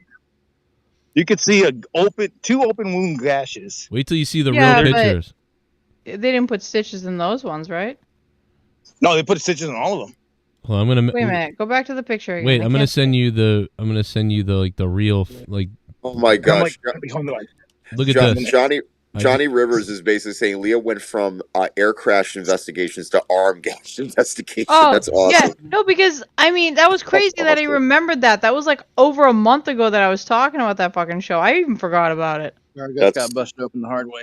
Everybody That was remembers. He's got a great memory. Right. I gotta go back to watching those shows. They probably 'Cause have new ones. People don't forget what you say, Leah. Let me tell you. I sent you the pictures, you- by the way. to your oh. deal. Yeah. Just, Oh, gross. I didn't need to see those. Well, now you Oh, saw gross. them. Yeah, that Oh, you're really white. I was so I made a. Oh Are my those God. freckles? She goes, "You're really white." Those are okay. So definitely, yeah, those are from living down here and fucking. Why are Sweating you? your I'm ass. tanner than you. No. Hmm? That's Yes. no. That's because they rubbed the dye on him or whatever. No, look at the first one. No, I know what you're talking about. Look at the first one you sent me with the open. Oh, you're talking about the freckles? Yeah, yeah. That's from living down here and you're sweating all the time. Both of you are blacker than Casper. You're Sweat fine. doesn't make I've been freckles. constantly sweating for the past 35 years. Well, are you saying Garguts is a fake Hispanic? That's No, weird, though. I mean, I'm just saying both Leah and Garguts are blacker than Casper. That's all I'm saying. Oh, I wasn't talking about you, but that's funny. That you said that is a very gross cut. I ordered beer and it actually showed up. that's gnarly. Because Oh, I see now. So they stitched 2 of them. Yep, he took 2 stitches. By the way, Sith Negan looks like he is going to take home the JCS Digital Championship, the 10-year anniversary version. After How much did that bleed? Arushin Chu returned tonight, but he took over that shit real quick. Leah, you just got your tampons paid for 10 years. I don't use tampons. What do you use? Pads. What's the diff? Well, with wings. okay, yeah, wings. Always with Yeah, wings. pretty much. Yeah. Well, he I'm not sticking something up there with all that fucking shit, chemicals and stuff all over it. Fuck that. Good call. Ugh. Good call. And shout out to the producers. Even the ones that are like organic cotton, if you look at them, they still have all this weird shit on them. I'm not sticking stuff up there. Your body absorbs all that stuff. Right. Anything you put on your body gets sucked into your skin. I'm not stuffing stuff up there. Except my cum. Yeah, I'm not stuffing anything up there that's not meant to be there. Let's put it that way. Right now. You know what I'm going to do? I'm going to cook it tonight, and I'm going to dump it all over your toes. You're gonna cook it? Yeah, like I'm going to microwave it so it's hot, and then I'm going That's to gonna pour it in. smell horrible. You think so? It has 3 calories per teaspoon. Did you know that? No, I didn't know that. That's too many. You might not get a lot tonight. I jerked off already this morning. Spoonful of sugar Maybe I won't helps bother the then. medicine. No, you don't. Oh, trust me, you want to bother. You don't ever want to No, skip. you jerked off already. I don't want No, you don't want to. That was this morning. You know. Did you waste the mystical Oh my dick God. that you're always talking got a about? refill by now. You're gonna get. Debe is in the chat right now. No, Oh my gosh. No. Oh my God. Debe's juicy pussy. Come on. That's Ew, sick. I need to put on That some is different sick. picture besides this fucking gigantic, gnarly looking cut. Ugh. Yeah, I mean, Plug it up with a tampon, I'd wait a Gargut. few more days to, you know what tampons are good for? Bloody noses. Yes, or like raised a piece of shit. real bad. I'm coming. Randy Viper says, "I'm coming. I'm With the coming." Weird duck thing. Yep, you like the duck? It's coming all over. It's like, "Ah!" No, you know my favorite one. The one I played earlier. Buy me a mask. I Buy love me a that one. It's so funny.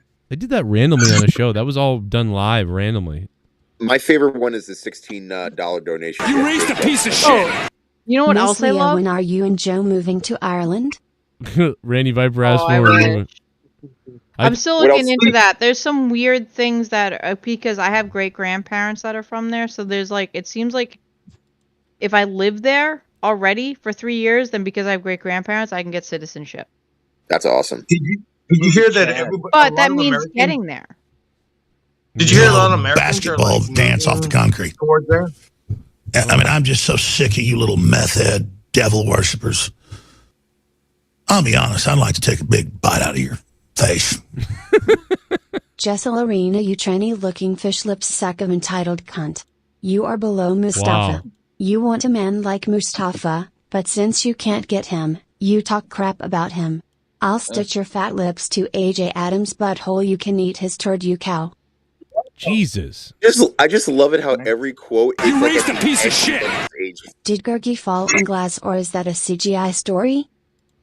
No, it's real. Like we can confirm this is a real story from Garguts for sure. He's got It's a the shoot. I Yep. promise you. Well, It's a Have you I mean, bro, come on.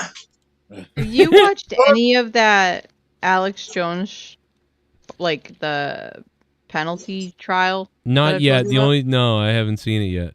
Oh, He it filed for has bankruptcy. been hysterical. He filed for bankruptcy probably to protect himself against. Every time they show clips of his show or anything like that, he gets up and leaves the courtroom. He claims he has a medical issue, but it seems like he gets up and leaves every time they're showing clips of his show, and he's been broadcasting his show. I'd leave too because I'd be like, you know what? That's like if someone took my show and was like, But Joe's also, his producer and the person that Troy Schroyer or whatever have been up on the stand.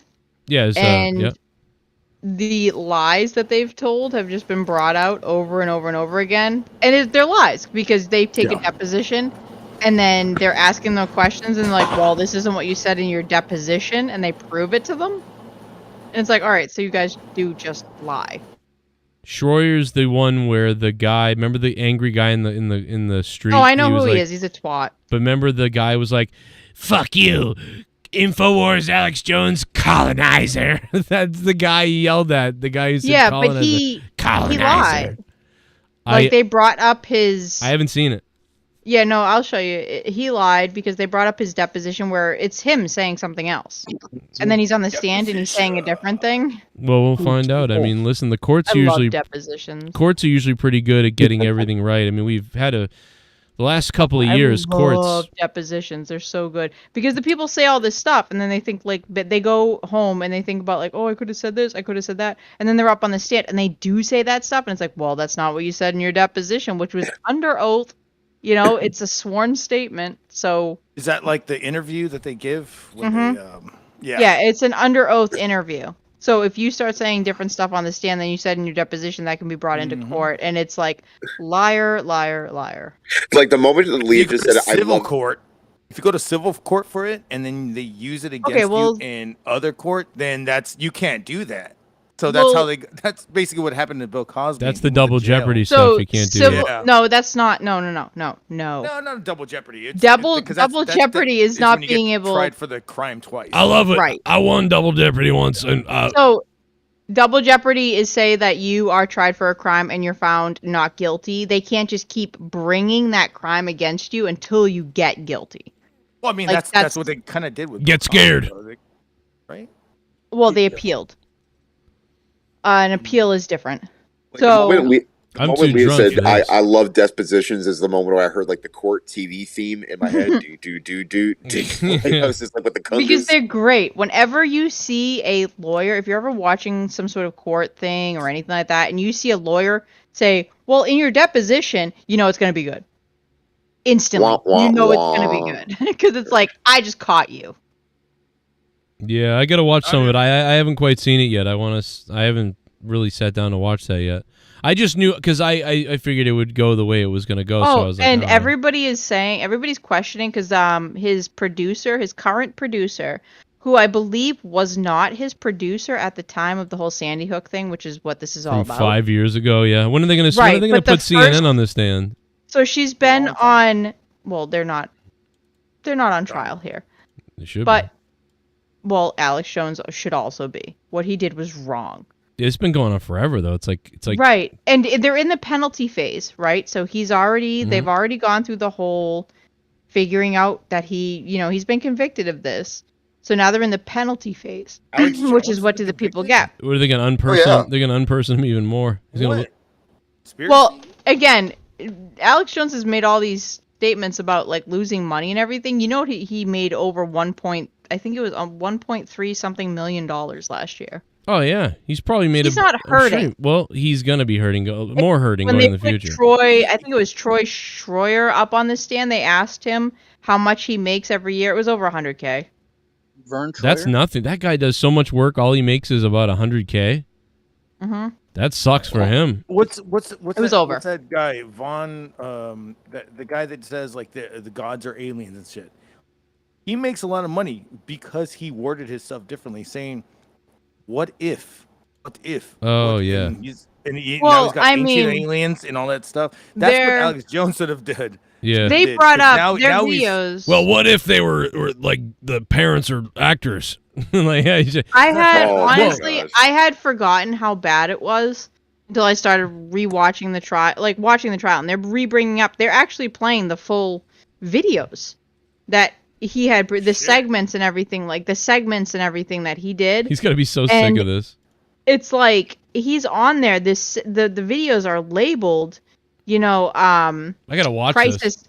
Sandy Hook crisis actors, and Sandy Hook was all. I don't remember this.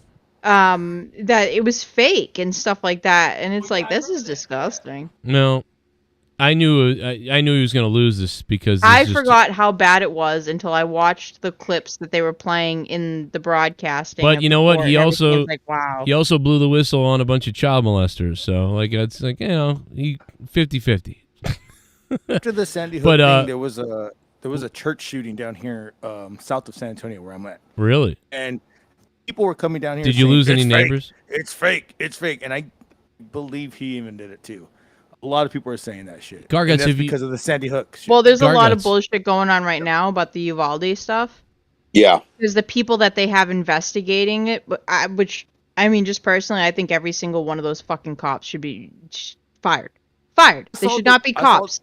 That's none of those the end guys of it. should be cops. None of every Nobody single went in. person on that video in that fucking hallway that was holding back the paramedics, holding back the people that were trying to go in there that had the shot. All those people, fucking fire them and blacklist them. They're not protecting anybody. This way they weren't trained to do anything. Or they were except pussies.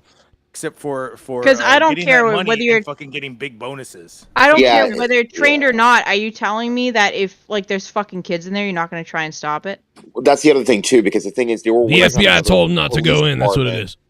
They were waiting on pussies. another police department just to They're come through cowards. and just take care. Yeah, exactly. And that, to me, it's like if you're Hold swearing on. an oath to protect people, yeah. Yeah. I'd say this.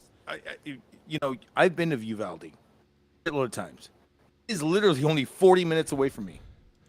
How the fuck are you gonna fucking wait for another police? And why the fuck isn't San Antonio police doing something if it's 40 minutes away and it's been fucking 5 Because the hours? goddamn FBI Everybody. told them not to. The FBI, they're working with the FBI, dummy. That's what it is. It's because that piece Everybody of should be shit- investigated, and they're just gonna rely. They need on to take fucking away your voting guns, guys. man. They Fucking can't shit take away that your guns. was in the piece of shit that was supposed to be in charge now is claiming that he didn't know he was in charge. And you've got, if like I've been watching the so they've been holding meetings with the families every week Seen it. Yep, with I've seen it. the city council and the school committee, and the parents have been going up there, right, and talking to them, and I've been watching them. And you've got parents coming up there, grandparents coming up there saying, I pick up my kids every week. And It's so sad.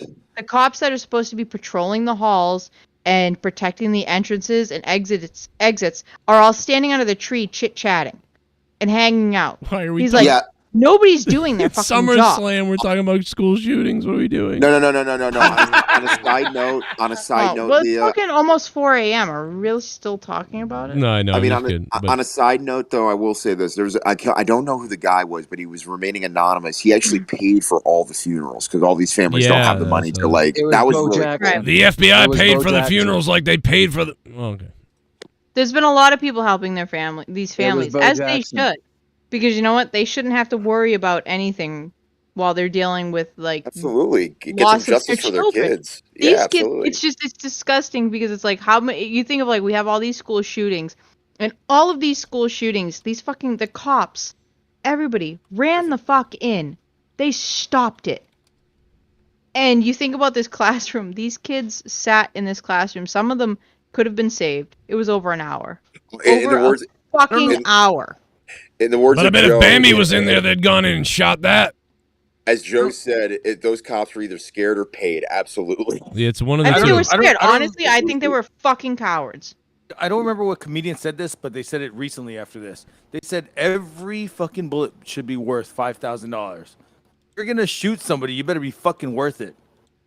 And that's You know how I know they were that's what he cowards? drew. You know how I know they were cowards and not paid?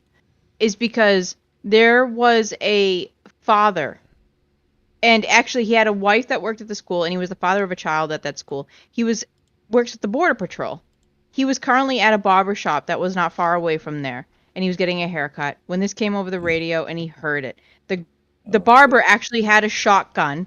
He took the barber's shotgun. He went to that school. The people there recognized him, knew him, and they let him in to get his wife and child. Wow. Wait, hold on. Did you hear about the? Did you It hear doesn't about prove. the Wait a minute. fucking- That doesn't So you're prove the tell- other. That doesn't prove the No, other guys because they weren't paid. stopping it.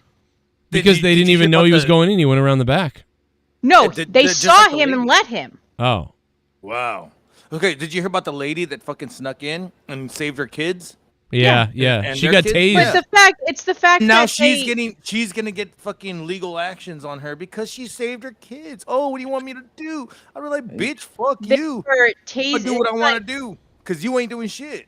They're not Regard- because these piece of shit pussy coward cops Yeah. aren't scared of fucking moms. But the thing is, it's Scared to run in there. If they had run in you- there, they should have fucking blown the fucking hinges off of that door and shot that stupid motherfucking idiot and taken the kids out and gotten them help. Because you know what? If they had done that, more of those kids would have lived. So Garguts, A ton Garguts. of those kids died on the way to the hospital. They died at the hospital, but they sat there on the fucking floor bleeding for an hour.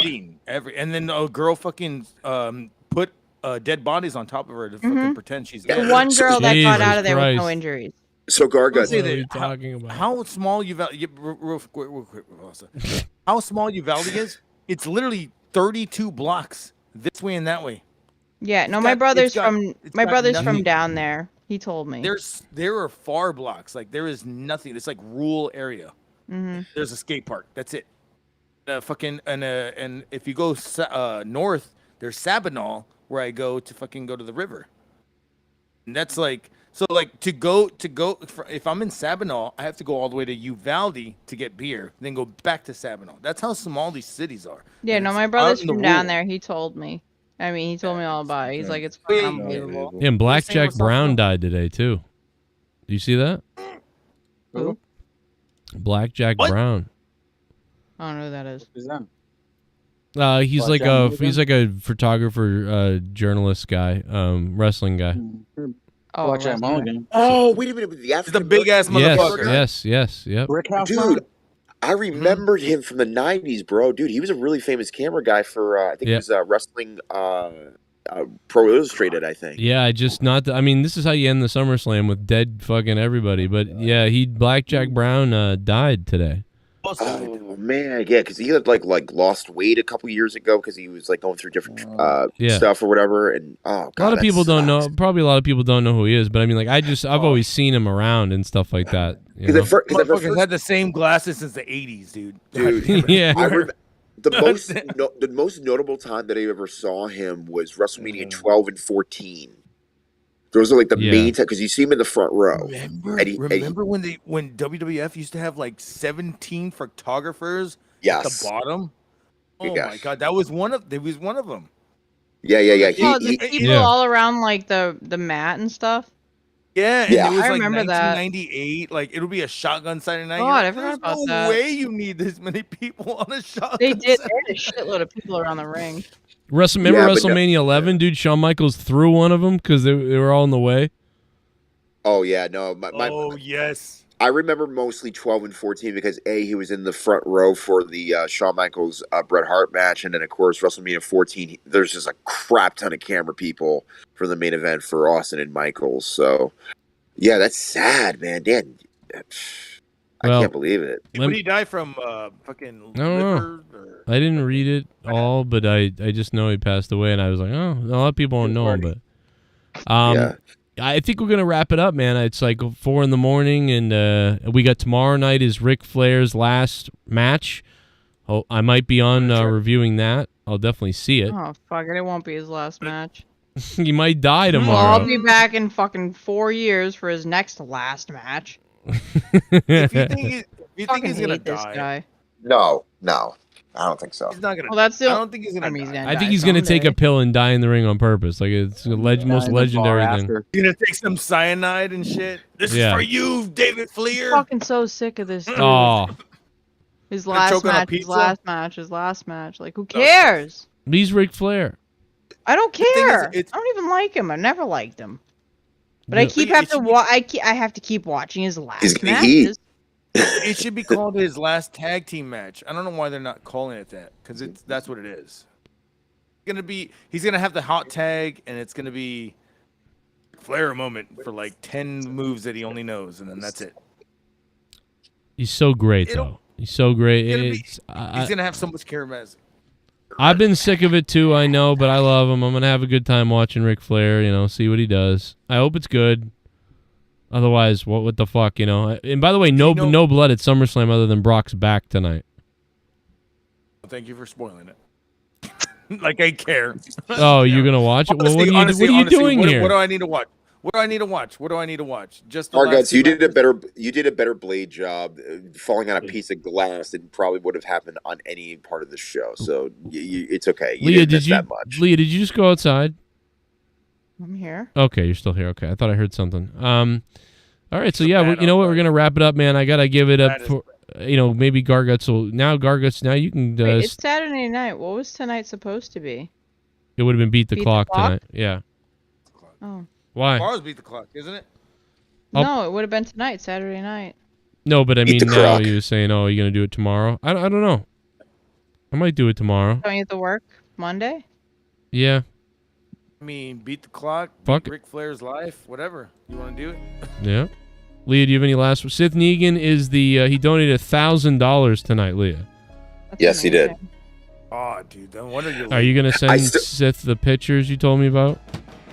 But the feet ones, I'm gonna make one of those feet channels. Really? Okay, let's go. Oh, like just put it in spaghetti. I keep seeing those people like on TikTok. They're like, I was just joking around and I made like a foot, whatever, blah blah blah, and people, and I'm like, fuck, I can do that. So Well, I was just joking around tonight, and Sith dropped $1,000. I have a friend that she I made mean, my feet aren't $800 bad. She made $800 this week from fucking feet pics. Right. Right, that's what I'm saying, because my feet aren't weird. I don't have any of those weird toes. They're all like uniform. Like I don't have that weird snaggle toe and stuff like that. No, I'm you like, make more money with that. Yeah. really? Yeah, he's right. Now, if you let me come all over your toes and feet, and we take pictures of that, that will do I'm well. not doing that. That's What? What? But if I launch an OnlyFans, or we launch a I'm co-OnlyFans, gonna be putting my fucking feet up on places and just see what happens. I mean, they're feet. Who cares? You know? but I'll put my jizz all over them, and that will we could sell that. I'm telling you. TMI. No, I'm telling you, like the gooey all over the toes and the warm. I don't like that. No. It's fucking. You need to put Joe in timeout, Leah. Put him in Well, you know, timeout. Leah, you can stay. I mean, Garguts is gonna hang out. I mean, I'm just gonna shut everything down here and get. Is that what happens when your show goes off? Garguts takes over. Garguts, yeah, because sometimes Garguts goes live, and I haven't been yeah, around for a while, I but it can't go seems like live. that's what's been happening. you can't go live tonight. Now, did you know that Streamlabs fucking updated again? So I'm. Yeah. Oh. I tried to go live last night and it didn't work, and Oh, I hate when they do that. I'm gonna have to fucking. I'm going back to OBS and I'm It trying to didn't work like relearn that. most Mexicans. Oh boy, that's. Oh man, you Mexicans You know what I'm work all sad day. about? can still I'm hang sad out. about my fucking Twitch being gone. You ruined that. Well, I can fix it. can't. Yeah, I can. You can't. See how it's healing? It looks like a Bring heart. my Twitch back. All right, I will. And Oh yeah, people look at can his watch me arm. Play games. Wait, Look at I his can't arm. see anything. What? He's showing. He's on video right now. Hold on, do I have to click on him? Alex Oli, I don't know It looks what you're infected. smoking, but Oh, I see I it. think it's infected Garguts. That looks disgusting. All right, never mind. I don't want to see it. By the way, another shot here for DWELSH, man. One of the first guys that dropped the bomb tonight. DWELSH. Cheers, you fucking sexy bastard. Fuck yeah, DWELSH. I asked my brother. You can leave it on for a few more days. So. Oh yeah, okay. Because I'm probably gonna get it off on Monday. I should have got it off today though. 10 days is the average. That's what they were telling me, but they were everybody's telling me 10 days, but for the confirmation about doing that, because everybody in the kitchen was like, bro, you need that at least 2 weeks. They were telling me to get it off. Well, that's why 10 days is the average. But 14 weeks. I mean, it doesn't matter. It's not, you know. But I mean, I would say, I don't know. If I had stitches, I'd be like, give it 10 days. So what I do is I lift a lot of heavy shit, and I had to lift all the little heavy shit. Like 2 hands. I was like, dude, my fucking arm's already busting open. Like it was already fucking pussing and bleeding. I was like, what the fuck is going on? There's pus? Yeah. That's not good. That's there a there bad. was yesterday. It looks infected. Pussy I'm and not pussy kidding. is spelled the same. That it almost looks a little infected. I'm not kidding. I don't know. Like, That might be the scab. Do you see like a yellowish stuff coming out? And that was yesterday. Go to the doctor. Got you. Yeah, I would That's go. all I needed- that's all I need to hear. I would try to go tomorrow. Just have them look Yeah. at it, and then they'll take it out probably, and you'll be all right, or they'll treat it or something, or they'll give you an I'm about to antibiotic. say- If he's got I'm an about to say, but infection, we he do needs it. to treat the infection. Well, the Yeah. thing is, for my work, I have to lift a lot of heavy things, so that's why Lifting it was this fucking- stuff, lifting this stuff isn't going to make a difference. But if you get any sort of contact of bacteria in there, you're going to cause an infection.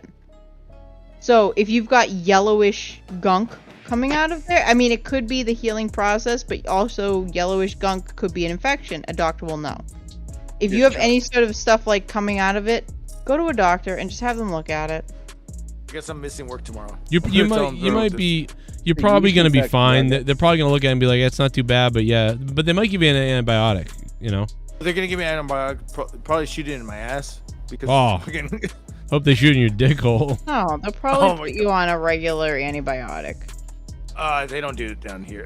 If they want to, I have to get charged for it, and then I have to pay $36 for a goddamn one vial. That's What are not you a lot. talking about? My brother is a nurse practitioner over in San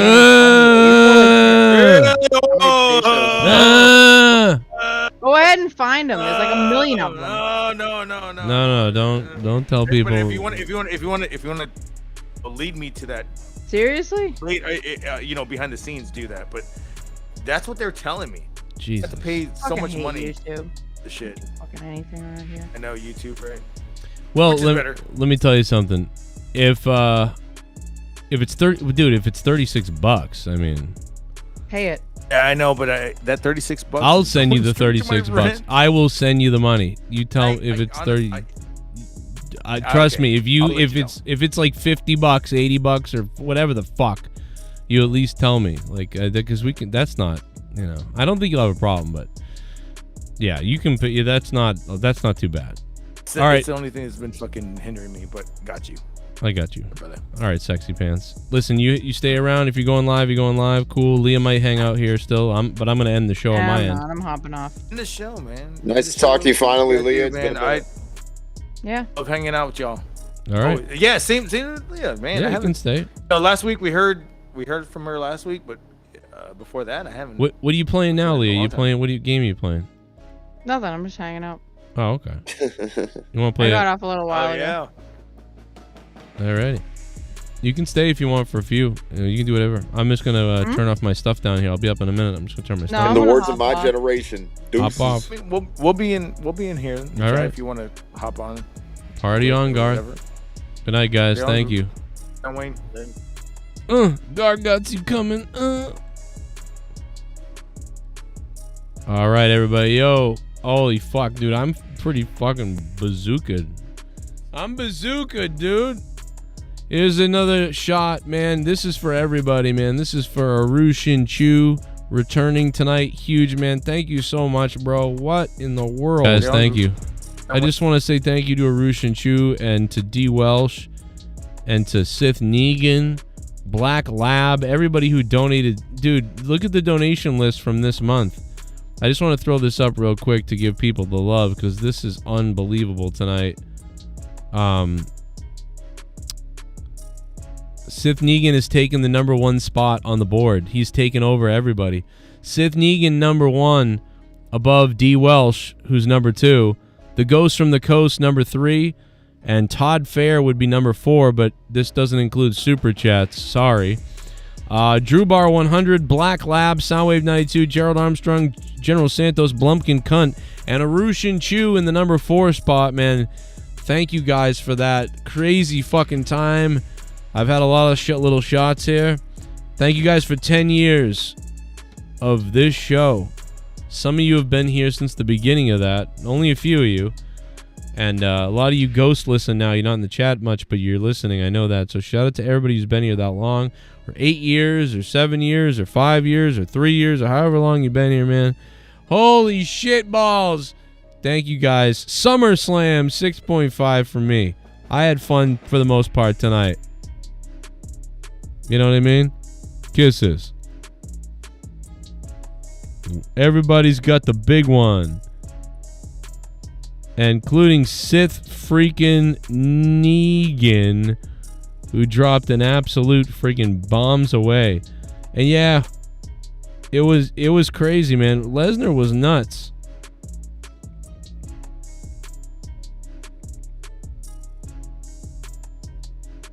shit bum. Review a reaction to Flair's match tomorrow? Yeah. I might do a reaction stream. Yeah, that would cut down on some time, doing the reaction live. But potentially. Unless I end up doing stuff with my kids, because it depends on that. Because I only have one day for the next 10 days to be off, so I might be doing some with them. But I might do it with them earlier in the day to do what I'm doing. So if I do that, then I may be doing the live reaction stream. Thank you, Alex Oli. So yeah, probably. You raised a piece of shit. Probably will. Come and knock on our door. We've been waiting for you. Where the kisses are hers and his Three's Company too. Come and knock on our door. We've been waiting for you. Thank you, Jack Tripper, man. Yeah, man. Thank you, Jersey. Jersey loves Leah. A lot of people do. I don't know why Leah thinks everybody hates her. I think only the women hate you. They want to experience Joe. I think everybody's pretty nice to Leah. Cheers to Leah for coming on, man. She made me crack up tonight. Thank you, guys. SITH NEGAN, you beast, man. Kisses. Woo! Thanks to my wife for coming on, man. I love her. Thank you to Arushin Chu for returning tonight. Leah used to love Arushin Chu.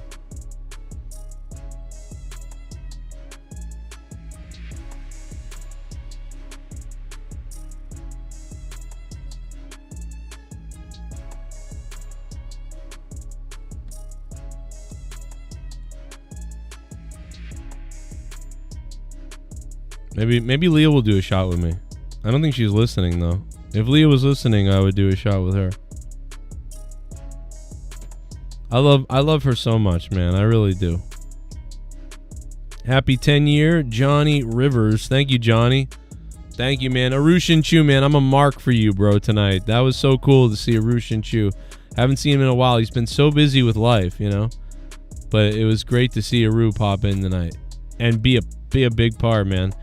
Aru's always been one of the best supporters and best guys.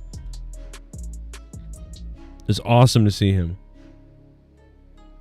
And it was unbelievable to get the support from everybody tonight. That was crazy. I think even the last couple of SummerSlams, we didn't even come close to this type of donations. This was crazy.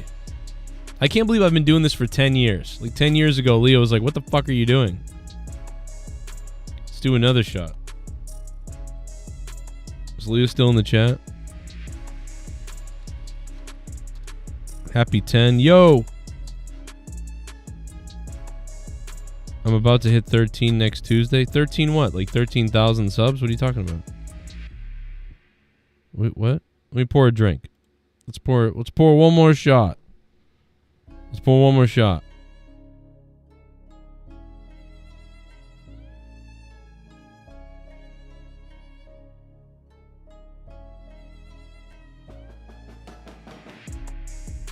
Let's drop the shot. You raised a piece of shit. Whoa. We love you, Miss Leah. Ignore the hate. Oh, we love you, Leah. See, look at that. Randy Viper loves you. Most people do. Some people don't even agree with her politically, but they like her. So that's nice. It's very sweet. Randy Viper, thank you. Oh, wait. I poured a shot of tequila. Oh, my bad. I thank you guys for being nice to my wife, man. I'd be dead. I think I'd be dead without her. I really appreciate it, man.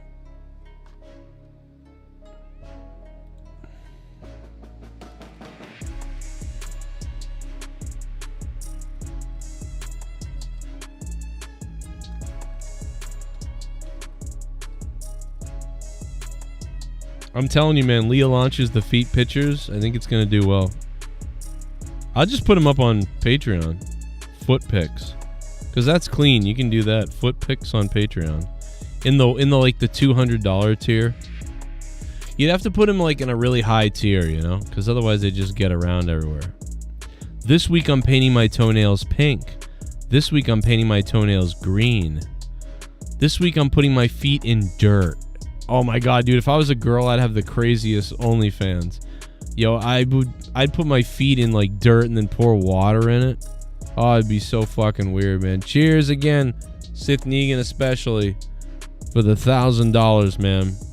Thank you for subbing to the channel. SummerSlam was pretty good, man. It's pretty good. I'm gonna have to dress up like Drew McIntyre and fucking bang it out. Bang out your fucking hole.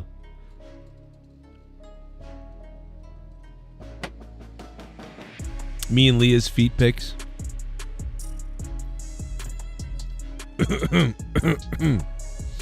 Yeah, you know, last night for the Mega Millions we had 25,000 views. Tonight we had 12,000. Crazy. We had 1,000 people watching us live. But the funny thing is we used to have 1,000 people watching us live every Monday for the Raw review. It's crazy. And a few years ago, this SummerSlam review would probably get 3,000 live viewers. Crazy how things decline, but that's the wrestling world right now, you know? Hey, man. All right, I'm really out of here, man. Thank you guys so much. Let's leave you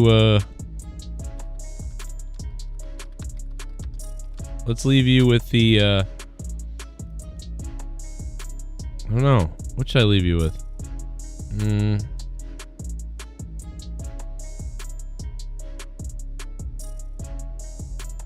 I don't know.